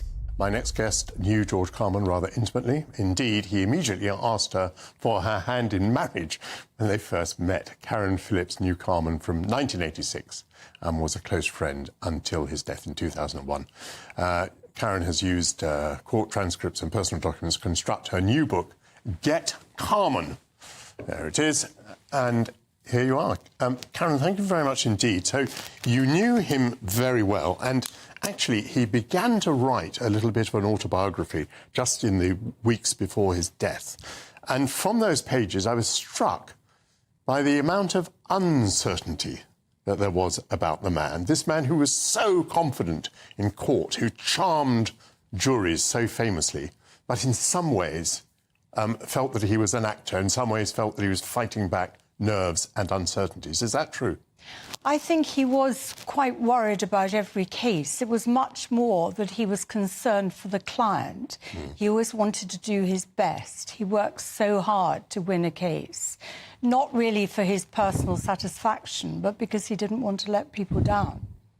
His success rate was extraordinary, and, you know, I'll choose my words carefully here, but shall we say that many people were surprised at the time that Jeremy Thorpe was found not guilty. It was astonishing in the case of Jonathan Aitken, for example, that the principal charge against him, which was that he'd been corrupt in arms dealings, I don't think that was ever actually reached during the court. It seems even more surprising today that people who were employed by Mohammed Fayed were believed in the case of Neil Hamilton. Do you know what I'm saying? I mean, his results are extraordinary. GB News, the People's Channel. Mark Dolan tonight is your weekend dose of news, debate and entertainment. This sounds like a wild conspiracy theory. Don't miss My Big Opinion. Mark Meets and My Take at 10. Democracy is a funny old thing. And we don't do boring, not on my watch. I just won't have it. Let's go and get another glass of that bubbly. You've earned it. That's Mark Dolan tonight, Saturday and Sunday, 9 to 11, only on GB News. The People's Channel, Britain's news channel. Join me, Camilla Tominey, for a frank and honest discussion with those in power that cuts through the spin and gets to the heart of the issues shaping our nation. You haven't confirmed that you want to stand as leader, but you haven't ruled it out either. This report basically says that he's not fit to stand trial. Is he indecisive? Incompetent? I deliver the dose of reality Westminster needs. That's the Camilla Tominey Show at 9:30 every Sunday on GB News. The People's Channel, Britain's news channel.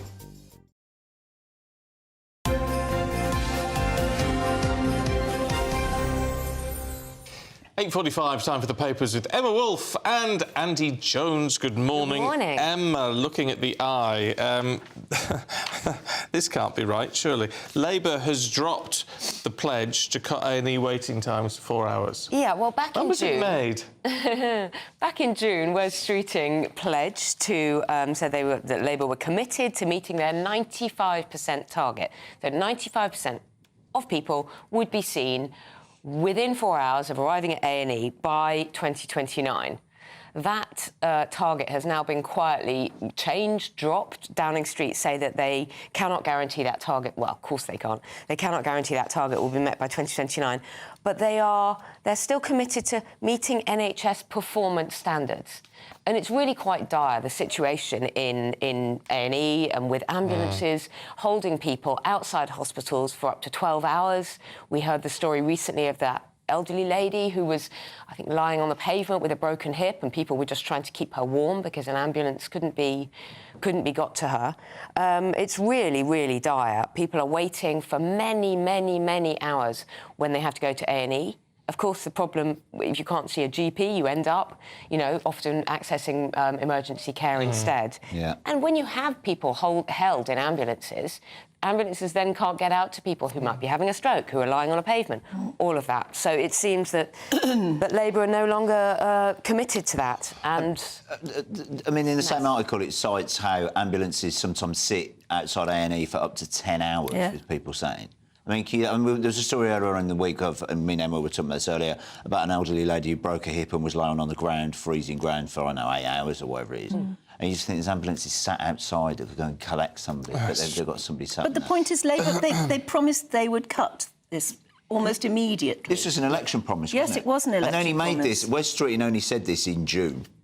Yeah. Yeah, it wasn't actually, just to correct you, it wasn't actually in the manifesto. It wasn't actually explicitly stated, according to the eye. It wasn't in the manifesto, but it was a promise they made up in the run-up to the election. Of course. Yeah. People are still hearing it and going, well, we'll vote for that. But I mean, was that target even honest? That target has not been met since 2015. A&E increasingly is under huge pressure. The COVID backlog, we keep hearing about the COVID backlog, the lack of beds. Lack of turnover. And I think things like the lack of social care, more and more elderly people, you know how they're called bed blockers. Well, more and more elderly people cannot be discharged from hospital because they can't go home and be looked after with decent social care.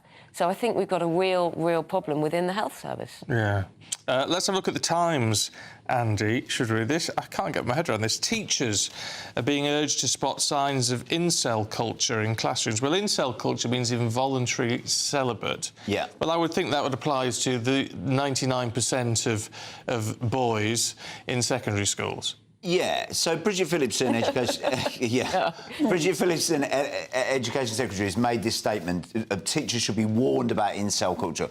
Incel is where these men, they can't get a date or they can't get a girlfriend or whatever. And there's been instances in America and some in Britain, but largely in America, where there's been school shootings where they're so angry and they go and attack people, or they've committed murders, or sort of almost underground terror culture. And she said that teachers have got to look out for. It seems very extreme, this thing that the government are doing. Teachers should be looking out for pupils that use the word Chad, which is a description of like a hot guy, a jock, a Chad, you're like the alpha male, or a Stacey, an attractive woman. I mean, kids just use language without even knowing. I mean, it's not necessarily...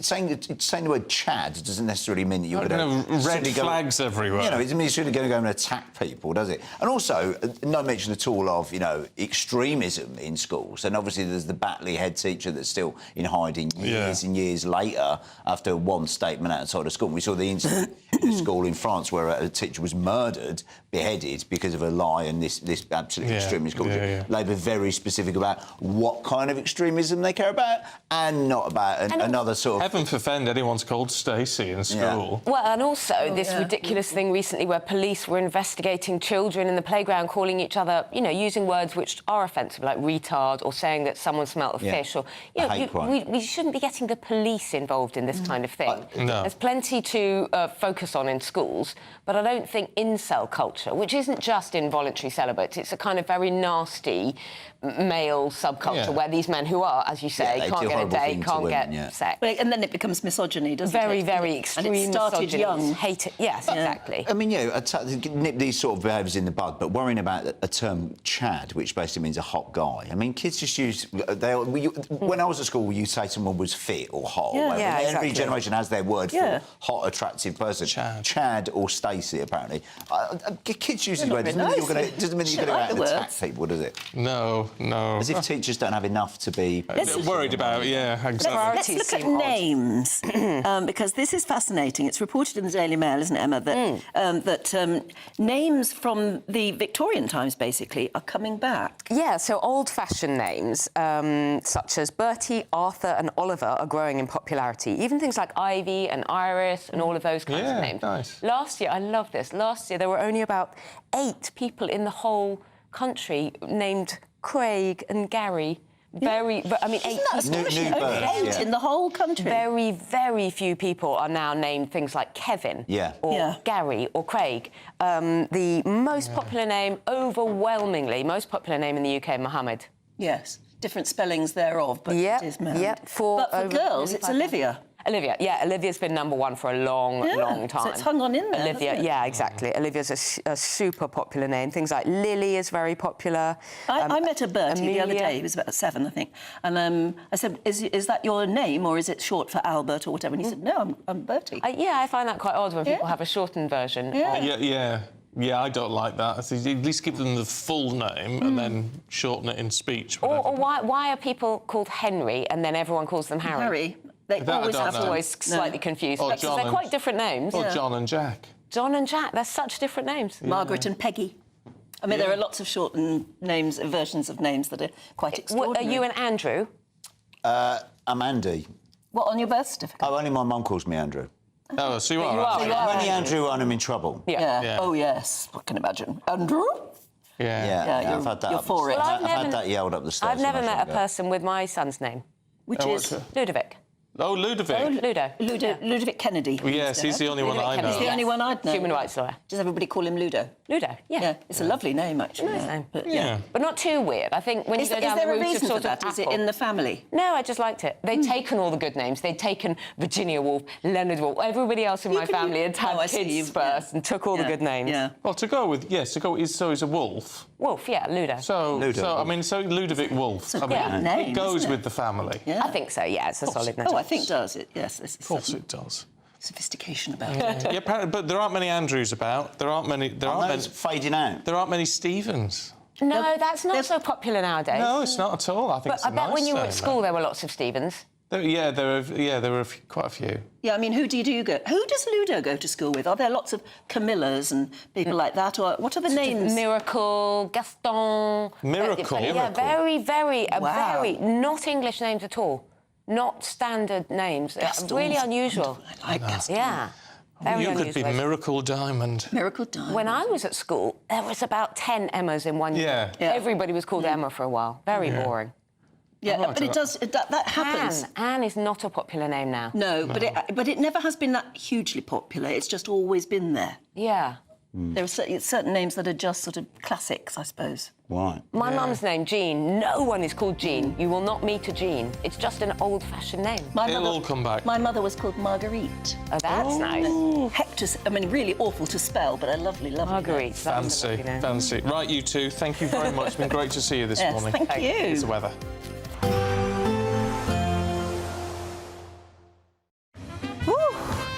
A chilly start will give way to a lovely, warm afternoon.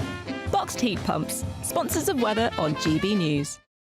Time for your latest weather update from the Met Office here on GB News. As Storm Darragh batters into parts of the UK, we have a number of Met Office warnings in place, including a red warning across parts of Wales and southwest England, where gusts of wind could reach 80, perhaps in exposed areas 90 miles an hour. Those kind of winds are dangerous, potentially very damaging. We have a broader amber area covering Northern Ireland, southwest Scotland, other parts of Western England and Wales, and many areas are covered by yellow weather warnings for a combination of wind, rain and snow across the hills of Scotland. The heavy rain potentially causing problems across southern parts of Wales, where we also have an amber warning for that rainfall after recent flooding. Further rain here may cause more issues. It's a wet and windy day for many, perhaps a bit brighter in Northern Ireland.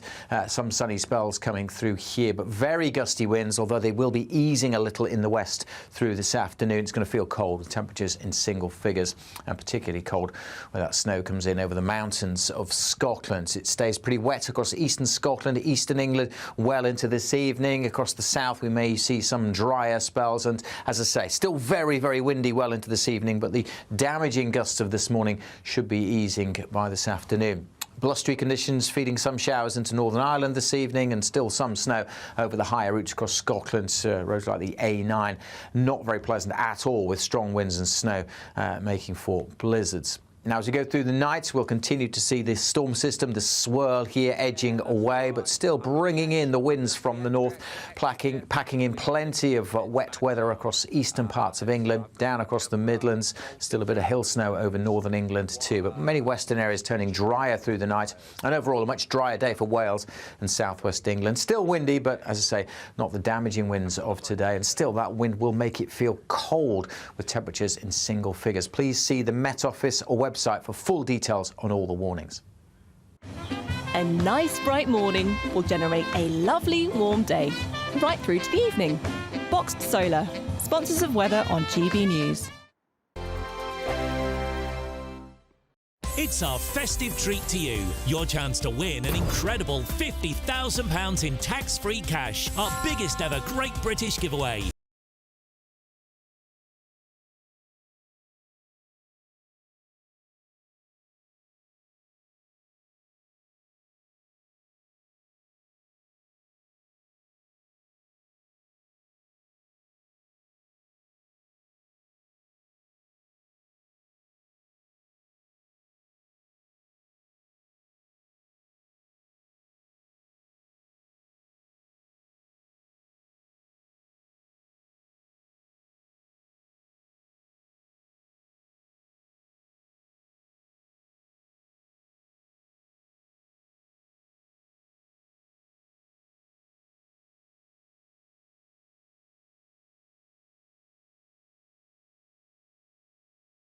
Good luck.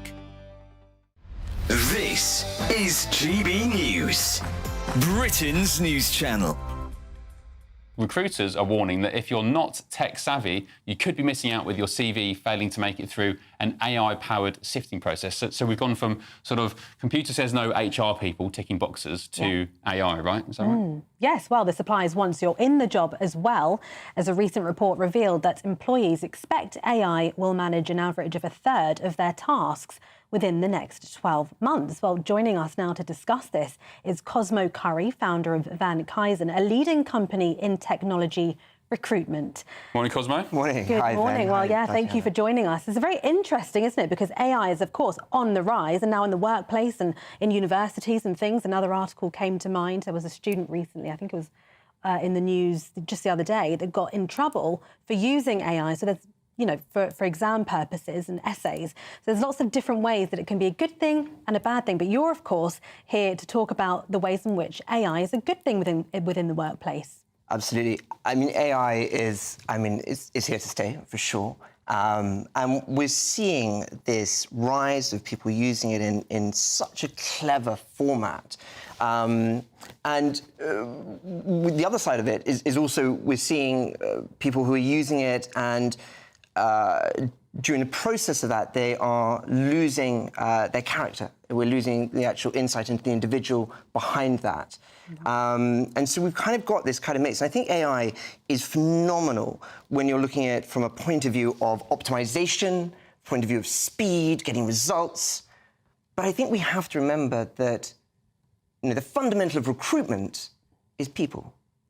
And we cannot substitute the people, the personal aspect, by replacing that with AI. GB News, the People's Channel. Thank you.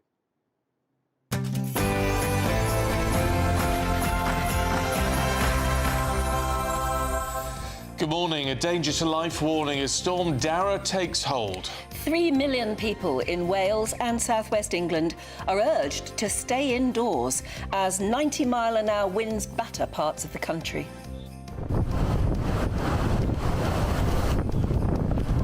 Well, millions of us brace for a weekend of chaos with delayed trains, cancelled flights and even postponed Christmas events. The Met Office has issued a rare red weather warning. The severity of the winds, particularly in Wales, is clear as the government last night triggered its alert system warning of a risk to life. Storm Darragh is battering into the UK, damaging winds in some locations. Many Met Office warnings are in place, including a red warning across parts of the west. Join me later for a full forecast. And to Paris now, and Prince William and Donald Trump are set to attend the reopening of Notre-Dame. That's 5 years now after the fire ravaged the historic building. Yes, a huge day in Paris. President Macron will be meeting with President-elect Trump, who has arrived, and also President Zelensky of Ukraine ahead of the reopening of Notre-Dame Cathedral. Meanwhile, politically, France is in chaos. I will bring you more shortly. The Princess of Wales hosts her annual carol concert at Westminster Abbey as royals convey a message of love and empathy. and a truly magical experience it was to be part of that congregation. I'll be bringing you the very latest, as well as a special secret Prince Louis kept from his sister, Princess Charlotte. Households could face higher energy bills to fund the government's push towards nuclear power. And have you put up your Christmas tree? Apparently today is the most popular day to get your house in order for the festive season. We sent our reporter Anna Riley to the biggest indoor Christmas tree festival. Just gone 9 o'clock, I'm Stephen Dixon. And I'm Anne Diamond, and this is GB News Breakfast.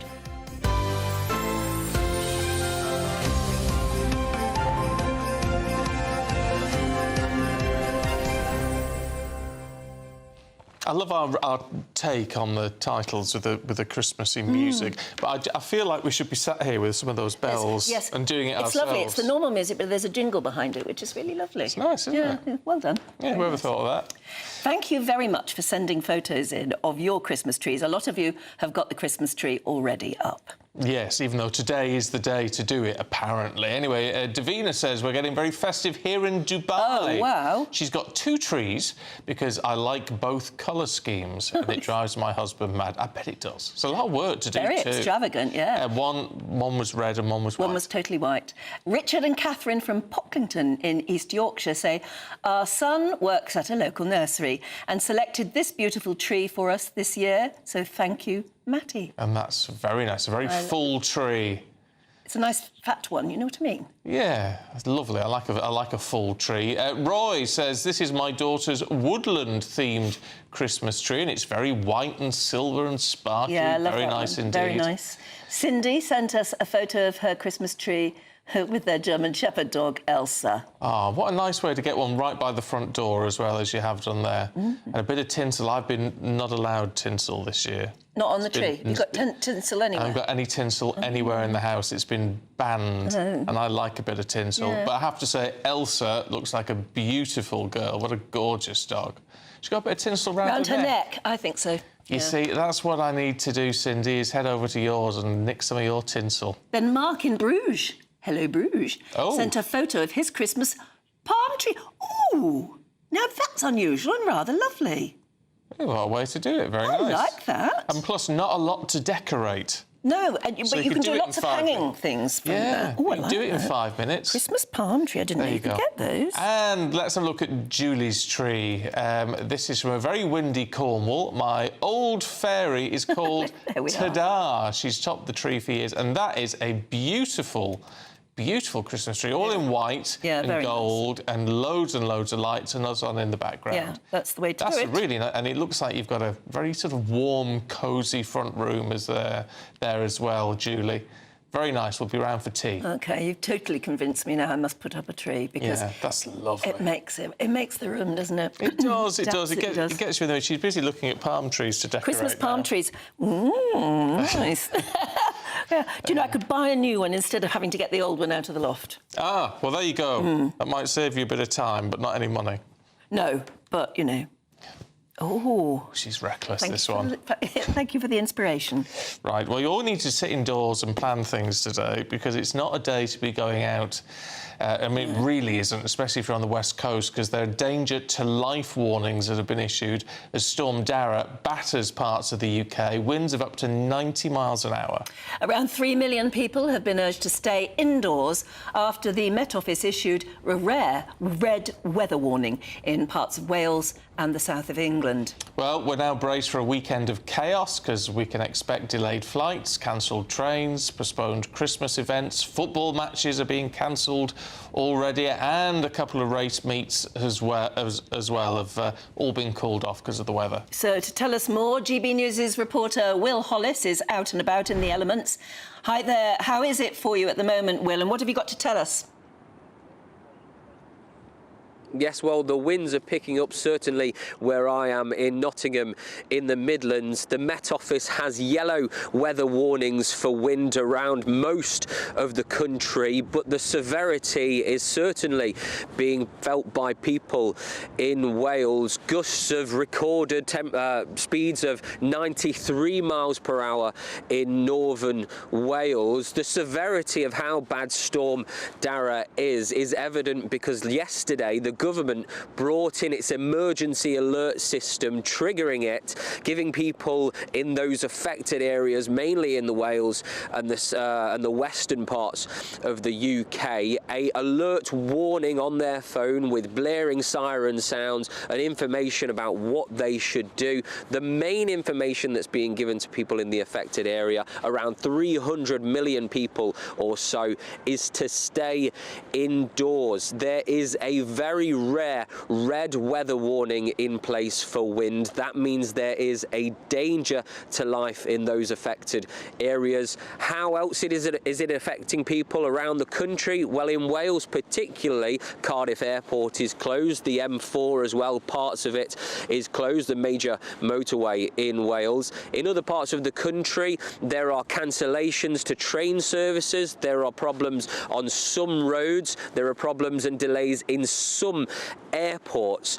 But the real warning here from the government is to stay indoors. Don't make journeys that you don't have to, because particularly in those really bad areas where there is that red weather warning, there is a danger to life. There are around 120 flood warnings, flood alerts, pardon me, in place as well. So that means that the people should be prepared for flooding in some parts of the country. Those numbers are updated constantly, and they can be found quite easily just with a search on a search engine for flood alerts, or for anything to do with travel, Network Rail, or the national highways if you're travelling by car. Where I am right now along the River Trent, the river is a little bit higher, not of anything that would be of concerns that we've seen in this part of the country recently.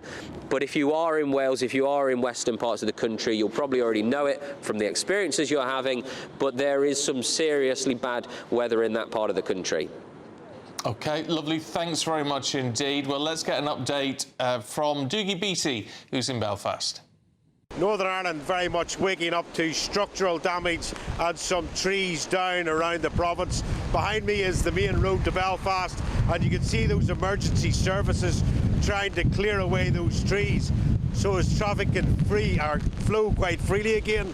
But it's not on the same scale as Storm Bert was last week. There is flights cancelled and some traffic delays, but those flights are cancelled because of where they're going to, rather than the conditions here for taking off. I think Doogie's got the worst of it at the moment. He has at the moment. But let's get an update from our northwest of England reporter, Sophie Reaper, about how the weather is there. Well, here in the northwest, what Storm Darragh means for us is that we've been forecast heavy rain and wind gusts of around 70 to 80 miles per hour in certain places. And as a result, the Met Office has issued that amber weather alert for wind. That came into place around 1 o'clock this morning and will remain in place now until around 9 o'clock tonight. But it's a similar story for much of the country today. Some places even facing a rare red weather warning, with that amber warning starting up in Scotland, making its way down through the Lake District into the likes of Lancashire and Merseyside, then into Wales and finally down to the southwest coastline. Now, what this means, the Met Office says, is that there's an increased risk of damage to buildings, with potential for roofs to be blown off and power lines to be brought down. They've also said it's likely there will be severe travel disruption, with the likelihood that many trains, buses and planes will in fact be cancelled in certain areas. And then on top of all of that, they've warned the likelihood of flooding will be increased. They've warned that along the coastline there will be bigger waves. And in fact, perhaps most concerningly, they've warned that there is an increased risk to life in certain places due to the risk of flying debris and the potential for falling trees. So the advice today is to avoid travel where you can, stay indoors where possible, and ultimately just stay safe. Sophie Reaper then, you can actually hear that wind on a mic. Those mics are designed to keep most of the wind off, but you can still getting through there. So just be very, very sensible is the way to do it. Yeah, and I know that a lot of people watching them don't like to be told that, because they think that's, you know, why does the media go on and on about it? But you have to in a way, don't you? Because it's the Met Office who are saying this is that important, a rare red weather warning. What's the chances that we're reporting tomorrow morning that, you know, about someone who's died in this, and that's... It's a horrible reality, isn't it? Absolutely. Make sure it's not you, is basically the warning. Now, let's go to Paris, shall we? Or is it Paris? Yes. It's been officially confirmed that President-elect Donald Trump will hold a meeting with Prince William ahead of why they're both there at the moment for the reopening of Notre-Dame.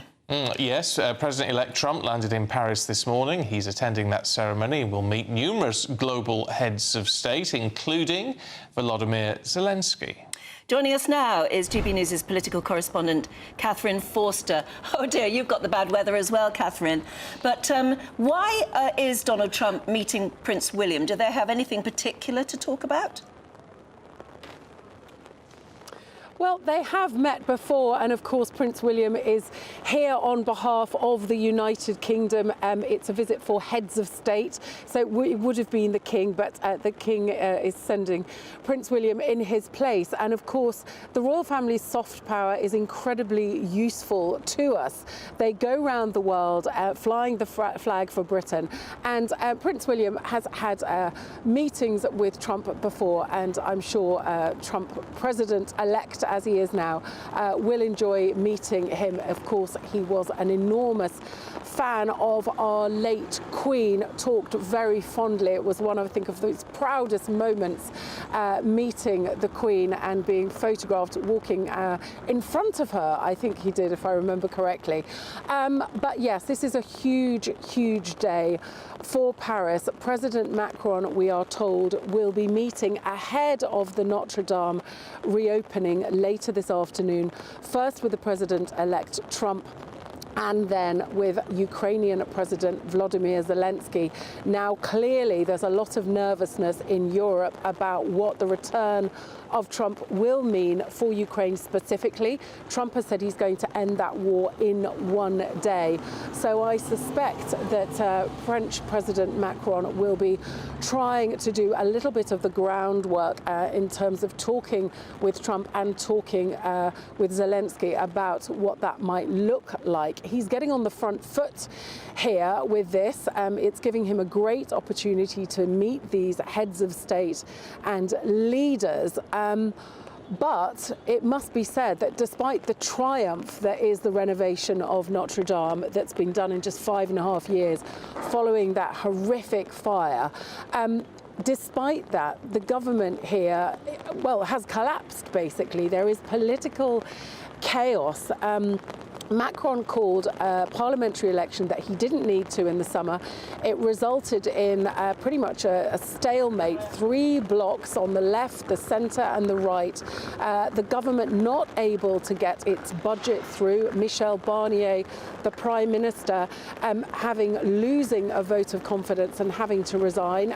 He's currently acting as a caretaker Prime Minister, and there can't be more parliamentary elections for a year. So it's very unclear how France gets out of the mess that it finds itself in, and a lot of people blaming President Macron for calling this election. He is standing firm. He says, I'm not going anywhere. I'm staying till 2027. He's blaming the left and the right for uniting, as he says, to choose chaos over responsibility. But a very difficult political situation here, though today all the focus, of course, will be on Notre-Dame and the global leaders and heads of state that are coming here. Thanks very much indeed. Gosh, the weather's not very good to any of our reporters at the moment. No, it's not. I tell you what, I do think it's interesting that there's going to be a sit-down, as they call it, between Trump and William. I mean, as Catherine was saying, it's soft power, but it's about building that relationship up again. That's got to happen. You've got to have it with the President of the United States. And what the relationship will be like between number 10 and the White House, I just don't know. But whatever you think, we were saying this earlier, weren't we? Whatever you think of Trump himself and his politics, you have to admit he's hit the ground running. I mean, he is acting as though he is already president. Yeah. Yeah. And people are acknowledging him. And he's leading. And again, you don't have to agree with him, but you need someone who is... You need a leader, a strong leader, and we don't seem to have a lot of that over Jill here at the moment. Biden is going to Notre-Dame, but not the president? Well, presumably he's not well enough to do it. I don't know. Which They is... haven't really explained. You know, which is understandable. It's not to be critical of him for that, but it's understandable. It just begs the question, why was he allowed to stand in the first place? Yes, it does really. Anyway, look, that weather is all important. Loads of you getting it. This Hazel's been in touch on Merseyside. Very windy, she says. Sun was due to call round today, but we've told him to stay home and keep safe. Yeah. Very sensible too. Let's find out exactly where it's going to affect the UK with Alex Deakin.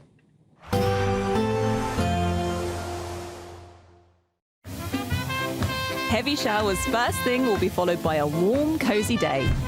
Boxed Boilers, sponsors of weather on GB News. Time for your latest weather update from the Met Office here on GB News. As storm Darragh batters into parts of the UK, we have a number of Met Office warnings in place, including a red warning across parts of Wales and southwest England, where gusts of wind could reach 80, perhaps in exposed areas 90 miles an hour. Those kind of winds are dangerous, potentially very damaging. We have a broader amber area covering Northern Ireland, southwest Scotland, other parts of Western England and Wales, and many areas are covered by yellow weather warnings for a combination of wind, rain and snow across the hills of Scotland. The heavy rain potentially causing problems across southern parts of Wales, where we also have an amber warning for that rainfall after recent flooding. Further rain here may cause more issues. It's a wet and windy day for many, perhaps a bit brighter in Northern Ireland. Some sunny spells coming through here, but very gusty winds, although they will be easing a little in the west through this afternoon. It's going to feel cold with temperatures in single figures, and particularly cold where that snow comes in over the mountains of Scotland. It stays pretty wet across eastern Scotland, eastern England, well into this evening. Across the south we may see some drier spells, and as I say, still very, very windy well into this evening, but the damaging gusts of this morning should be easing by this afternoon. Blustery conditions feeding some showers into Northern Ireland this evening, and still some snow over the higher routes across Scotland, roads like the A9. Not very pleasant at all, with strong winds and snow making for blizzards. Now, as we go through the night, we'll continue to see this storm system, the swirl here edging away, but still bringing in the winds from the north, packing in plenty of wet weather across eastern parts of England, down across the Midlands. Still a bit of hill snow over northern England too, but many western areas turning drier through the night. And overall, a much drier day for Wales and southwest England. Still windy, but as I say, not the damaging winds of today. And still, that wind will make it feel cold with temperatures in single figures. Please see the Met Office website for full details on all the warnings. Expect a warm front, moving from the kitchen right through to the rest of the house. Boxed Boilers, sponsors of weather on GB News. Right, it's time for our great British giveaway now. Your chance to become our biggest ever winner with £50,000 in tax-free cash. Would really make your new year. How to take part? Here's how. Imagine getting the call to tell you that you've won £50,000 in tax-free cash, our biggest cash prize of the year.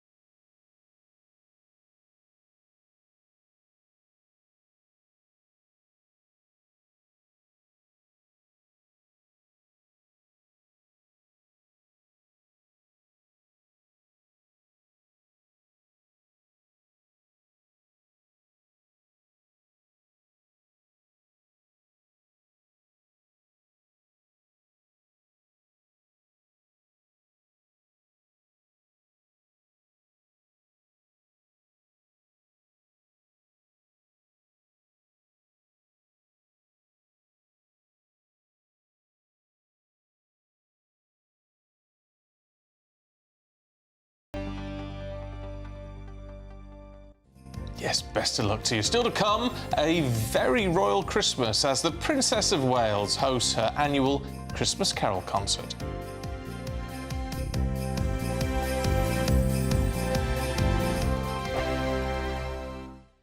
Good Afternoon Britain isn't just about us. The wonderful thing about this programme is it's about everyone watching. It's an interactive programme. Well, there absolutely is something to see here, and we're going to be talking about it more. Whether it's breaking royal news, Will, please bring us up to date. or indeed a particularly punchy speech in the House of Commons, Very, very curious. we bring it to you live, and then we bring you live reaction as well. That's Good Afternoon Britain, weekdays from midday. Only on GB News, the People's Channel, Britain's news channel. This is GB News, Britain's news channel. Joined by international life coach Cheryl Findlay, who has joined forces with a Liverpool business owner, Kate Hill, of sustainable sportswear brand Lola Star, to empower women and inspire women across the nation. And to celebrate this partnership with the new Lola Star collection, the two will be hosting an exclusive event next Saturday. Sportswear brand was launched after, well, your story. You lost how much weight? So 16 stone, which is over 220 pounds, which Wow. I know is quite significant.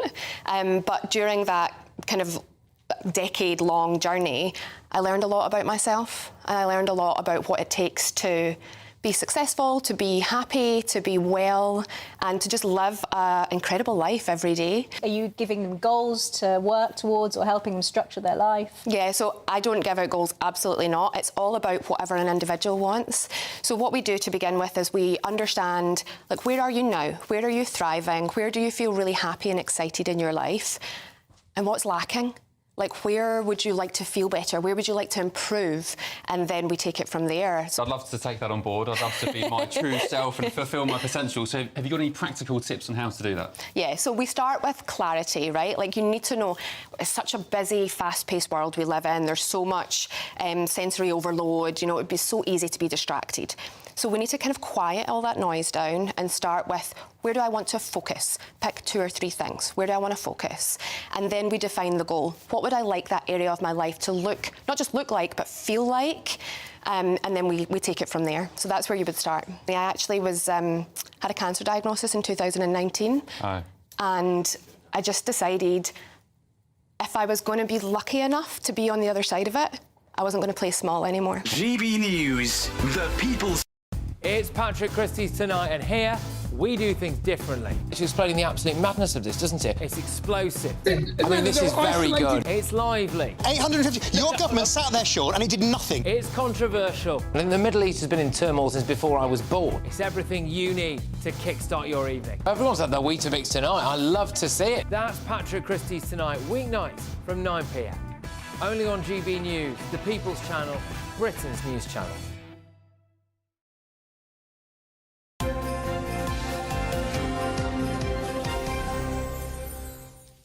Again, 24 minutes past 9, the Princess of Wales hosted her annual carol service at Westminster Abbey last night as part of her return now to royal duties, and it was great to see her out and about. Well, the Together at Christmas event aimed to celebrate love and empathy as guests included families affected by the Southport knife attack. And lots of other illnesses as well, particularly overcoming cancer. That seemed to be a theme. Well, joining us now, GB News' royal correspondent Cameron Walker. How was it, Cameron? Because you were actually there, weren't you?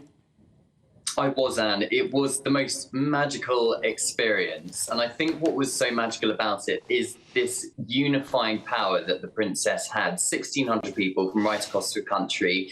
As you say, a number of them had had particularly difficult years or were supporting others who had had a difficult year. The Southport survivors, for example, there was a number of guests who had been diagnosed with cancer themselves or indeed were helping those come to terms with cancer. We had Lindsay Burrow, who is the widow of the late Rob Burrow, the rugby star who died of motor neurone disease earlier this year. She lit a candle during the service. We also had the Olympian Sir Chris Hoy, who's got terminal prostate cancer. He also lit a candle as well. And each guest, when we arrived at our seats, I was sat in Poets' Corner, which was about 30 rows directly behind the Princess of Wales. A letter had been sent from the Princess and put on each of our chairs. And in it, she says, we need to shine a light for each other. And she said that Christmas is one of her favourite times of year. And I think it just shone through the entire Abbey during that time. So it was really, really magical. And you can just see pictures on your screen now of these little red labels on a tree with Prince George, Princess Charlotte and Prince Louis and Prince William.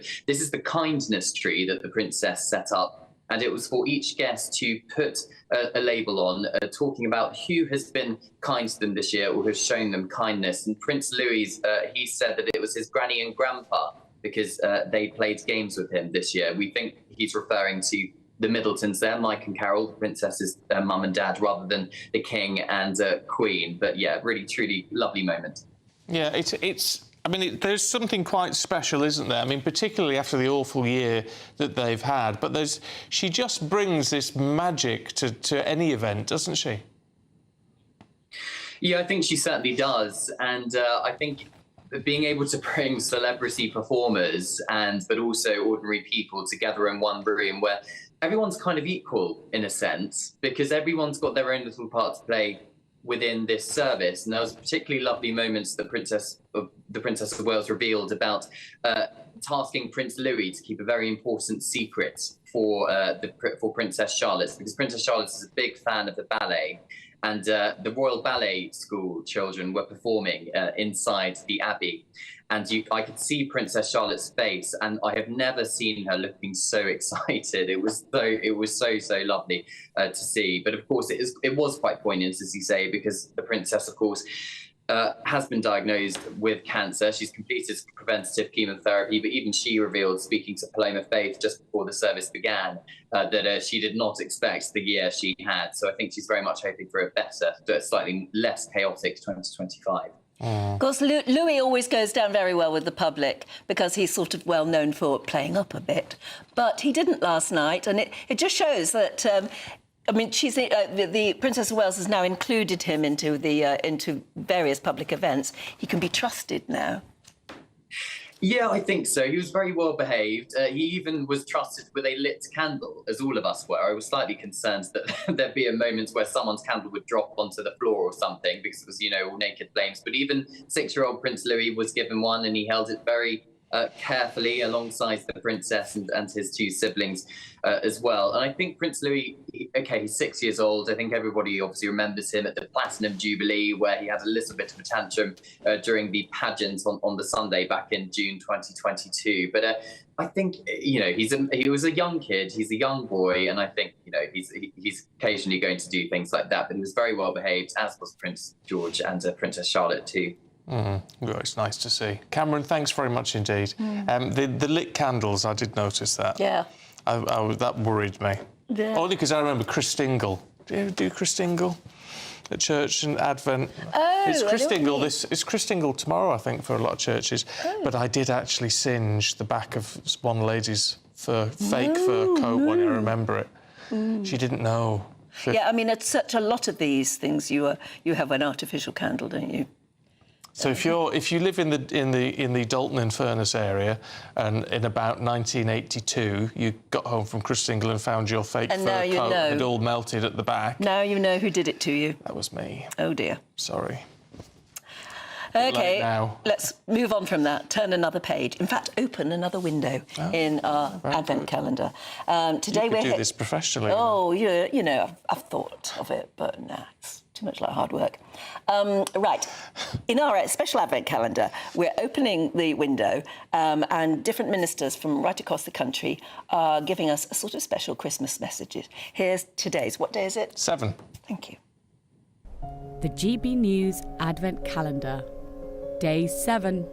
I'm Reverend Mike Milmine, and a very warm welcome to St Leonard's Church in Denton, where I'm priest in charge. The great bishop theologian St Augustine once asked himself what the most important virtue was in the Christian life. His answer? The first is humility. The second is humility. And the third, yes, you guessed it, is humility. Humility is not weakness. Humility is not becoming a doormat for others. Humility is the strength to willingly stoop. It's the strength to willingly say no to myself in order to lift others up. Humility, therefore, is a virtue that is right at the heart of the Christmas story. Perhaps over the season you'll sing along with me, He came down to earth from heaven, who is God and Lord of all, and His shelter was a stable, and His cradle was a stall. Do you see what that means? the eternal God who is high over all stoops to the lowest place in order to lift us to the heights of heaven. To follow the Christ of Christmas means to willingly take the lower place for the sake of those we love.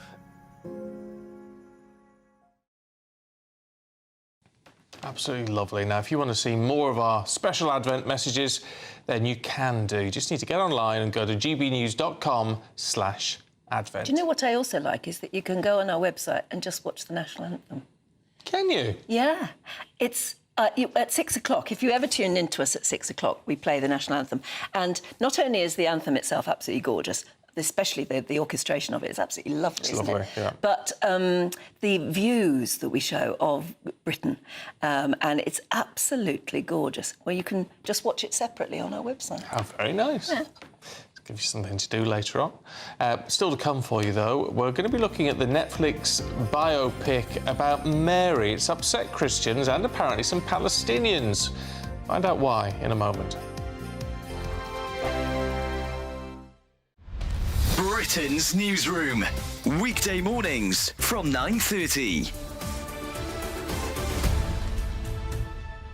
Maria, potholes are the bane of everybody that uses the road, whether you're a car driver or a cyclist. As a cyclist, are even worse. How have we got into this situation where our roads are in such a bad state? Well, part of it is to do with actually our climate. In somewhere like, say, Sweden, like the snow will fall on the ground, it will stay there for months. Whereas here we've got what's called a freeze-thaw climate, where the water comes down, then we might have a cold snap and it freezes, and the water within the pothole will then expand and make the pothole bigger. Then we might have a mild spell, and then that process repeats. So, we do actually need extra funding to acknowledge the fact that, we just live in a climate where we're sort of particularly vulnerable to potholes. Why? I mean, the fact that this happens, these weather conditions happen, is no great surprise to anybody. Why has the problem been ignored for so long? I think what's happened is we've had like short-term funding. So it's like, oh, there's a pothole, let's patch it up. Oh, there's another one, let's patch it up. But the patches aren't actually really that strong, so then they break down again. So, really what we need is to have roads completely resurfaced, and then they'll just be pothole-free for a very long time. And that really is how funding should be. That's the direction funding should go in, as opposed to just sort of like dribs and drabs here and there. Do you think this government are going to be good for the motorist, or is there indeed a war on the motorist still? The different parties come in and they've all got different policies that they wheel out, then they cancel the policies, and then there's so much lack of transparency. Like, for example, with the pothole issue, sometimes the government, whichever government is in office, will do some big showboating about how they're going to give X amount of potholes, and you still think that sounds really good. GB News, the People's Channel. Every Saturday, 10 till 12, we'll bring you all of the news that you need to know. We'll also remind you that there is so much to smile about. It's my favourite time of the week. I get to relax, enjoy some light-hearted stories, and let Ellie teach me about fashion too. That's Saturday Morning Live, every Saturday, 10 till 12. Only on GB News, Britain's news channel. I'm Christopher Hope. From pop stars to politicians, I'll interview anybody in a pub who's got a political opinion. Join me every Friday on Spotify, Apple Podcasts, YouTube or gbnews.com, or wherever you get your podcasts. This is GB News, the People's Channel. Join me, Nana Akweer, for an informative, interactive news programme with a difference. It's fun. No, he didn't say that, Dave. I'm so surprised. I think there's an element of truth to that. Join me from 3 p.m. every weekend, only on GB News, Britain's news channel.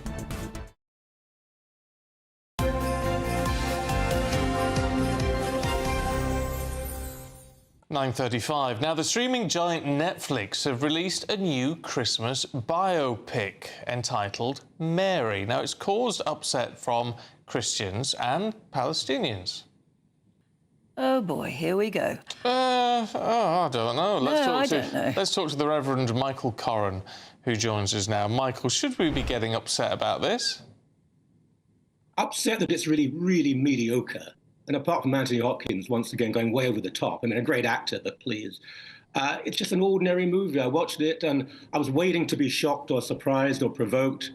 And I just thought, oh, golly, that's gone to something else now. I mean, it's not heretical, if you want to use that word.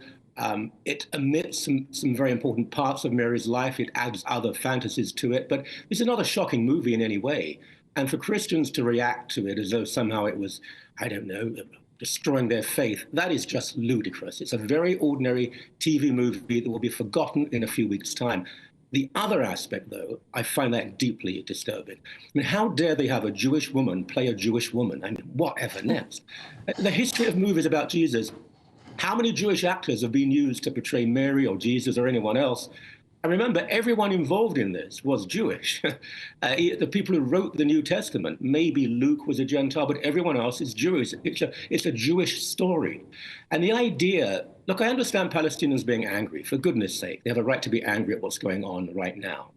But we don't say this about a Russian actor, about a Chinese actor, about actors. And how many countries are not behaving in the way perhaps they should? But there's something deeper here. There's an attempt to, I suppose, expunge the Jewishness of Jesus, and that has a very somber and bitter history. That has led to anti-Semitism, to pogroms, and in the picture is Judas. It's a way to portray Jews as the outsider, and the next step is to hurt and kill and ostracize and reject. A Church of England bishop, actually, I think this was last year, referred to a Palestinian man hanging on a cross outside of Jerusalem. Now, I'm sure I don't want to be too specific, I'm sure she didn't mean any harm by that. But Palestine was a term coined in the 2nd century by the Romans after they expelled the Jews after a war. It was an attempt by the Romans to, I don't know, get rid of any trace of Jewishness in Judea. And Palestine, I don't want to get into the politics of Gaza and so on, but this is a simple fact. The Old Testament is a history of the Jewish people. The New Testament is a completion of that story. For me, as a Christian, as a priest, I believe it's a completion. The Jewish Jesus comes to the world as a Messiah. But he was a Jew born to a Jewish mother, surrounded by Jewish people. In fact, the region was heavily Greek at the time, but Jesus and his followers only went to the Jewish towns, almost exclusively Jewish towns. None of the Bible makes any sense at all without the Jewishness of Jesus. But it's not just Palestinians. There are generally, I suppose, more liberal-minded, but not always, Christians who have this idea of replacement theology, that somehow the Jews no longer matter. I'm not saying it's anti-Semitic, but effectively it does lead to that. It says that the Jews had a covenant once, but that's all gone now. Well, I don't believe that to be true. I think the Jewish people play a central part in the Christian narrative and the Christian understanding of the world. But this is what always astounds me. When you look at what we see as the Christian message today, I mean, I know through the Middle Ages and things it was all fire and brimstone and what have you, but how we view Christianity today, which is about love and forgiveness and acceptance and humility and all these things, none of which are portrayed by the people who are throwing their toys out of the pram over something as daft as a film. Look, the young actress who plays Mary, she's adequate. She's not particularly good at it, but she's okay. She's an Israeli model and actress. I don't think, even if you're very, very anti-Israeli, are you seriously going to accuse her of any injustices or crimes committed by Israeli soldiers? It's ludicrous. I want negotiation and peace and people to come together in unity to discuss things. What this does is to further isolate Israel and, to a degree, by extension, the Jewish people. It's not true that every critic of Israel is anti-Semitic, but I can assure you every anti-Semite is a critic of Israel. And we're seeing a very dangerous mingling of that right now. And for people to scream, you mustn't have Israelis in a film about Mary, and it should be a Palestinian actress. Also remember, the Israeli film industry has long had Israeli Arabs, Palestinians working with them. And the film was, and they always are, it was filmed in Morocco, not in Israel, in Morocco. So this is, I think, a huge reaction over very little. I do think the film will be forgotten quickly, but we have to be careful about this. The Jewishness of Jesus, the Jewishness of the Christmas story is absolutely central, not just for Jewish people, for those who believe in the Jewish Messiah, Jesus Christ. Absolutely. Very well put. Well, from what you said, because you've actually seen it, tain't worth getting upset about, and maybe just Don't watch it. You think you're going to be offended. Yes. There's a lot of football to watch today. I'd watch that rather than this. Yeah. OK. Reverend Coram, good to see you. Thanks very much indeed. I just find it astounding that people are getting worked up at the idea of Jesus being Jewish or Mary being Jewish. Do you remember the... one of the really good movies made about the Jesus story is called The Greatest Story Ever Told. And it ends with John Wayne, who's a centurion, standing on the hilltop overlooking, I don't know, Jerusalem or wherever. And he says, "Surely this was the Son of God." And that's the end of the movie. And you think, why didn't they just cut off that last bit? Because he was so John Wayne about it. Yeah. It really didn't sit well. Yes, definitely not Jewish. Or Palestinian, or vaguely Middle Eastern. Well, there you go. Yes, we're getting too hyped up about these things at the minute. Calm down. Yes, absolutely. Have a Baileys, put your feet up. Yes, and watch Love Actually instead. Yes, that might be better. Right, have you put up your Christmas tree? Today is the day to do it, apparently. But if you can't be bothered, or you just want to look at some really nice ones, we're going to be taking you to Yorkshire. I'll tell you why in a minute.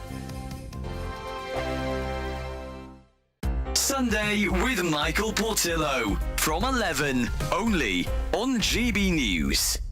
The birth rate in Britain has sunk to 1.49, well below replacement rate. Yet policies pursued by both major parties are still to spend huge sums to encourage parents back to their work when their children are still at preschool age. Should we not be helping parents to spend longer at home, asks his new book, whilst recognising that in an age of sex equality, the question is fraught. David Goodhart joins me now. We undervalue the domestic realm, and that has led to lots of the most negative trends in British society. About half of children in the UK are not living with both of their biological parents by the age of 14. We have, of families with dependent children, about 24-25% are single-parent households.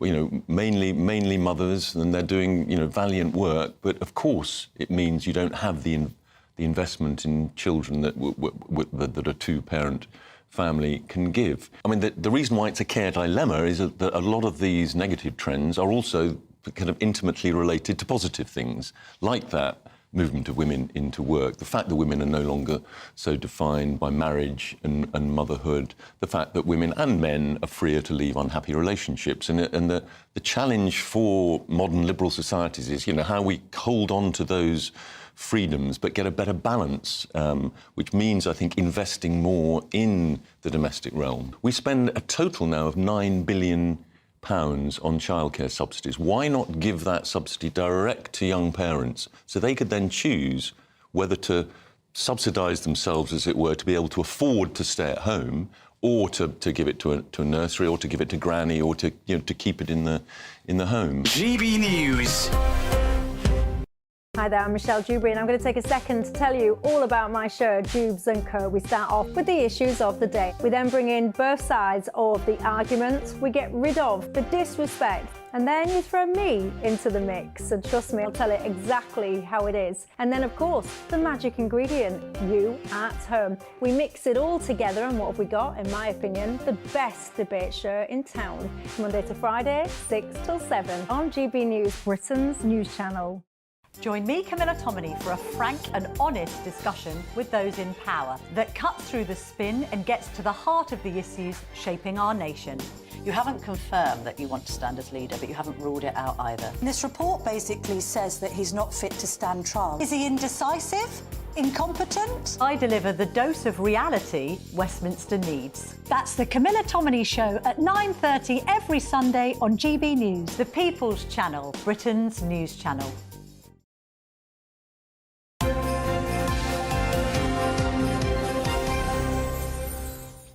Oh, we've really enjoyed this morning seeing photographs of your Christmas trees. Let's have a look at this one from Trish. Should we look at that? It's what a beautiful lounge you've got. Yeah. It's all red and white and... Well, I love the big clock over the fireplace. It's very nice nice too. seeing inside your homes. It is, because we're nosy as anything. Trish says, my Christmas tree is a collection of my children's and grandchildren's handmade items along with a woodland theme. Yeah, that's very really nice nice too. William says, we got our tree up really nice and early this year. Oh, it's a good fat tree, that one. I do like a nice shapely tree. Yes, very nice. Is that... Well, lots of white on that. The white lights seem to be the thing this year. I've got white lights this year. I like soft white, though. I've normally got... I like coloured ones, but we've gone white this year. Nikki, Stuart and Holly have sent this in. Oh, no, see, that's lovely, with all the stockings over the fireplace and what have you. Here's a picture of our tree and mantelpiece in Ipswich. Good morning, Good coloured lights on that one. Very nice, too. And there's a separate festive pic of our holly. Oh! Now, is that black Labrador It might possibly be a black underneath lab. all of that? But they've forced a false beard over a snout. Yeah, but the holly seems to be taking it very well. I think that's a great If you're picture. listening on the radio, there is a black Labrador with a Father Christmas hat and beard on.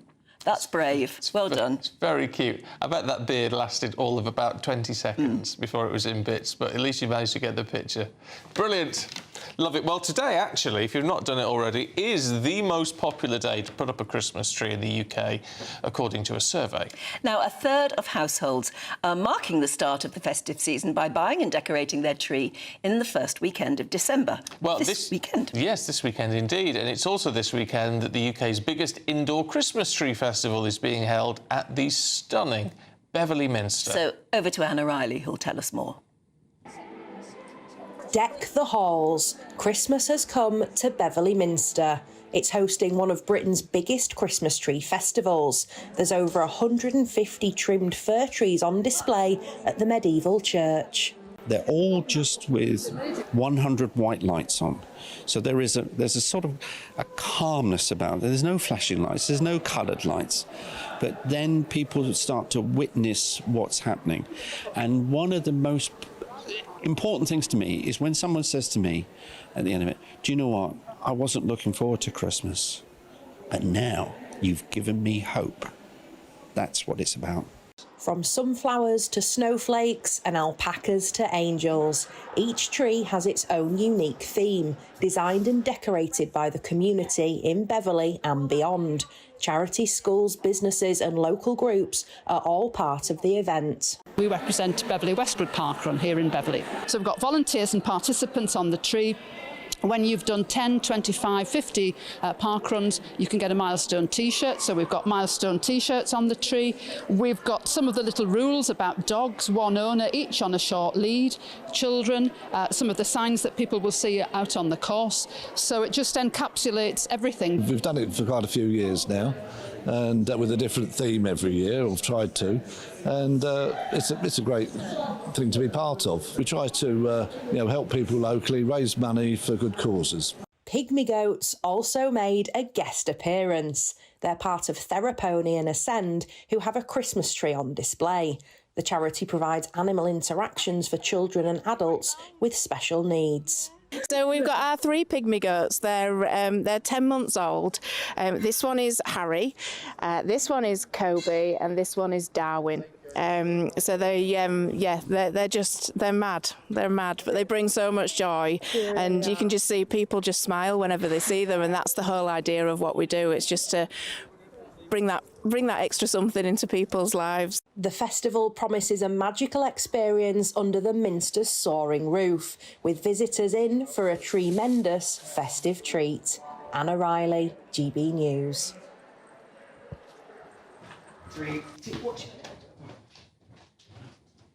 The Beverley Minster Christmas Tree Festival runs until 5 o'clock tomorrow, and then the town will also be hosting its Festival of Christmas. Fabulous. Fabulous. Our poll of the day today is about Christmas trees. Have you put yours up yet? Are you putting it up today? So, yes, 24% of you are putting it up today. 46% of you haven't done it yet, but 30% say it's already up. Yeah, so there you go. Yeah, I mean, that may change during the day because those who haven't yet done it might have done it by this afternoon. Because that's what I'll be working on the minute I get home. Will you? Yeah. Got to. I'm still looking for that Christmas palm tree. If you sent in the Christmas palm tree, will you please tell me where you got it from? But it might just be an actual palm tree they were growing. It might be a real one. In which case, I've got to get growing. That'd scupper it. Anyway, if you want to take part in the vote, gbnews.com/poll. Ben Leo and Ellie Costello are here this morning. Well, they're here in spirit. I'm not sure they're actually here properly. Oh, yeah, I've lost an earring. So Ellie keeps falling to bits. I am falling to bits this morning. I'm sinking. You're sinking on a chair.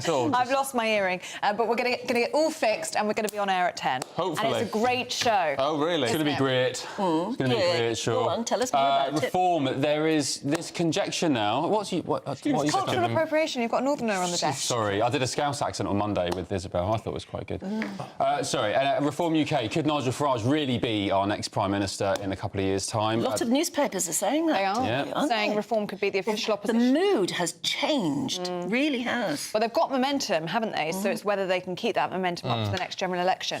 Elsewhere, Christmas traditions. Are there any particular traditions you guys at home do every year? Ours is having a blazing family row and not speaking until the new year. That's one of ours. Do you really? Most years, yeah, something goes wrong. I know, that's what I'm dreading. Nobody can mention the word Nigel Farage, Brexit or politics at all, any form of, or Trump, because I'm going to walk out if they do. You can invite Nigel round for a drink. That would...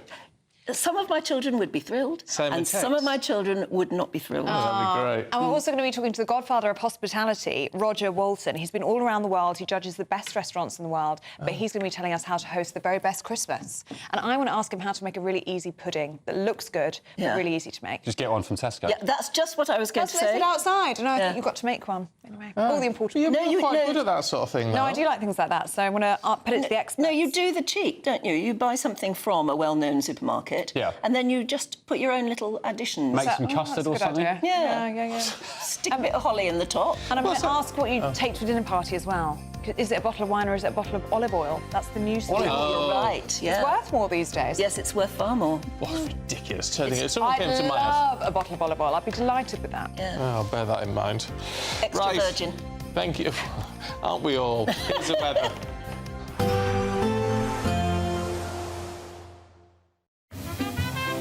Heavy showers first thing will be followed by a warm, cosy day.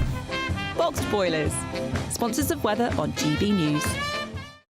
Time for your latest weather update from the Met Office here on GB News. As storm Darragh batters into parts of the UK, we have a number of Met Office warnings in place, including a red warning across parts of Wales and southwest England, where gusts of wind could reach 80, perhaps in exposed areas 90 miles an hour. Those kind of winds are dangerous, potentially very damaging. We have a broader amber area covering Northern Ireland, southwest Scotland, other parts of Western England and Wales, and many areas are covered by yellow weather warnings for a combination of wind, rain and snow across the hills of Scotland. The heavy rain potentially causing problems across southern parts of Wales, where we also have an amber warning for that rainfall after recent flooding. Further rain here may cause more issues. It's a wet and windy day for many, perhaps a bit brighter in Northern Ireland, some sunny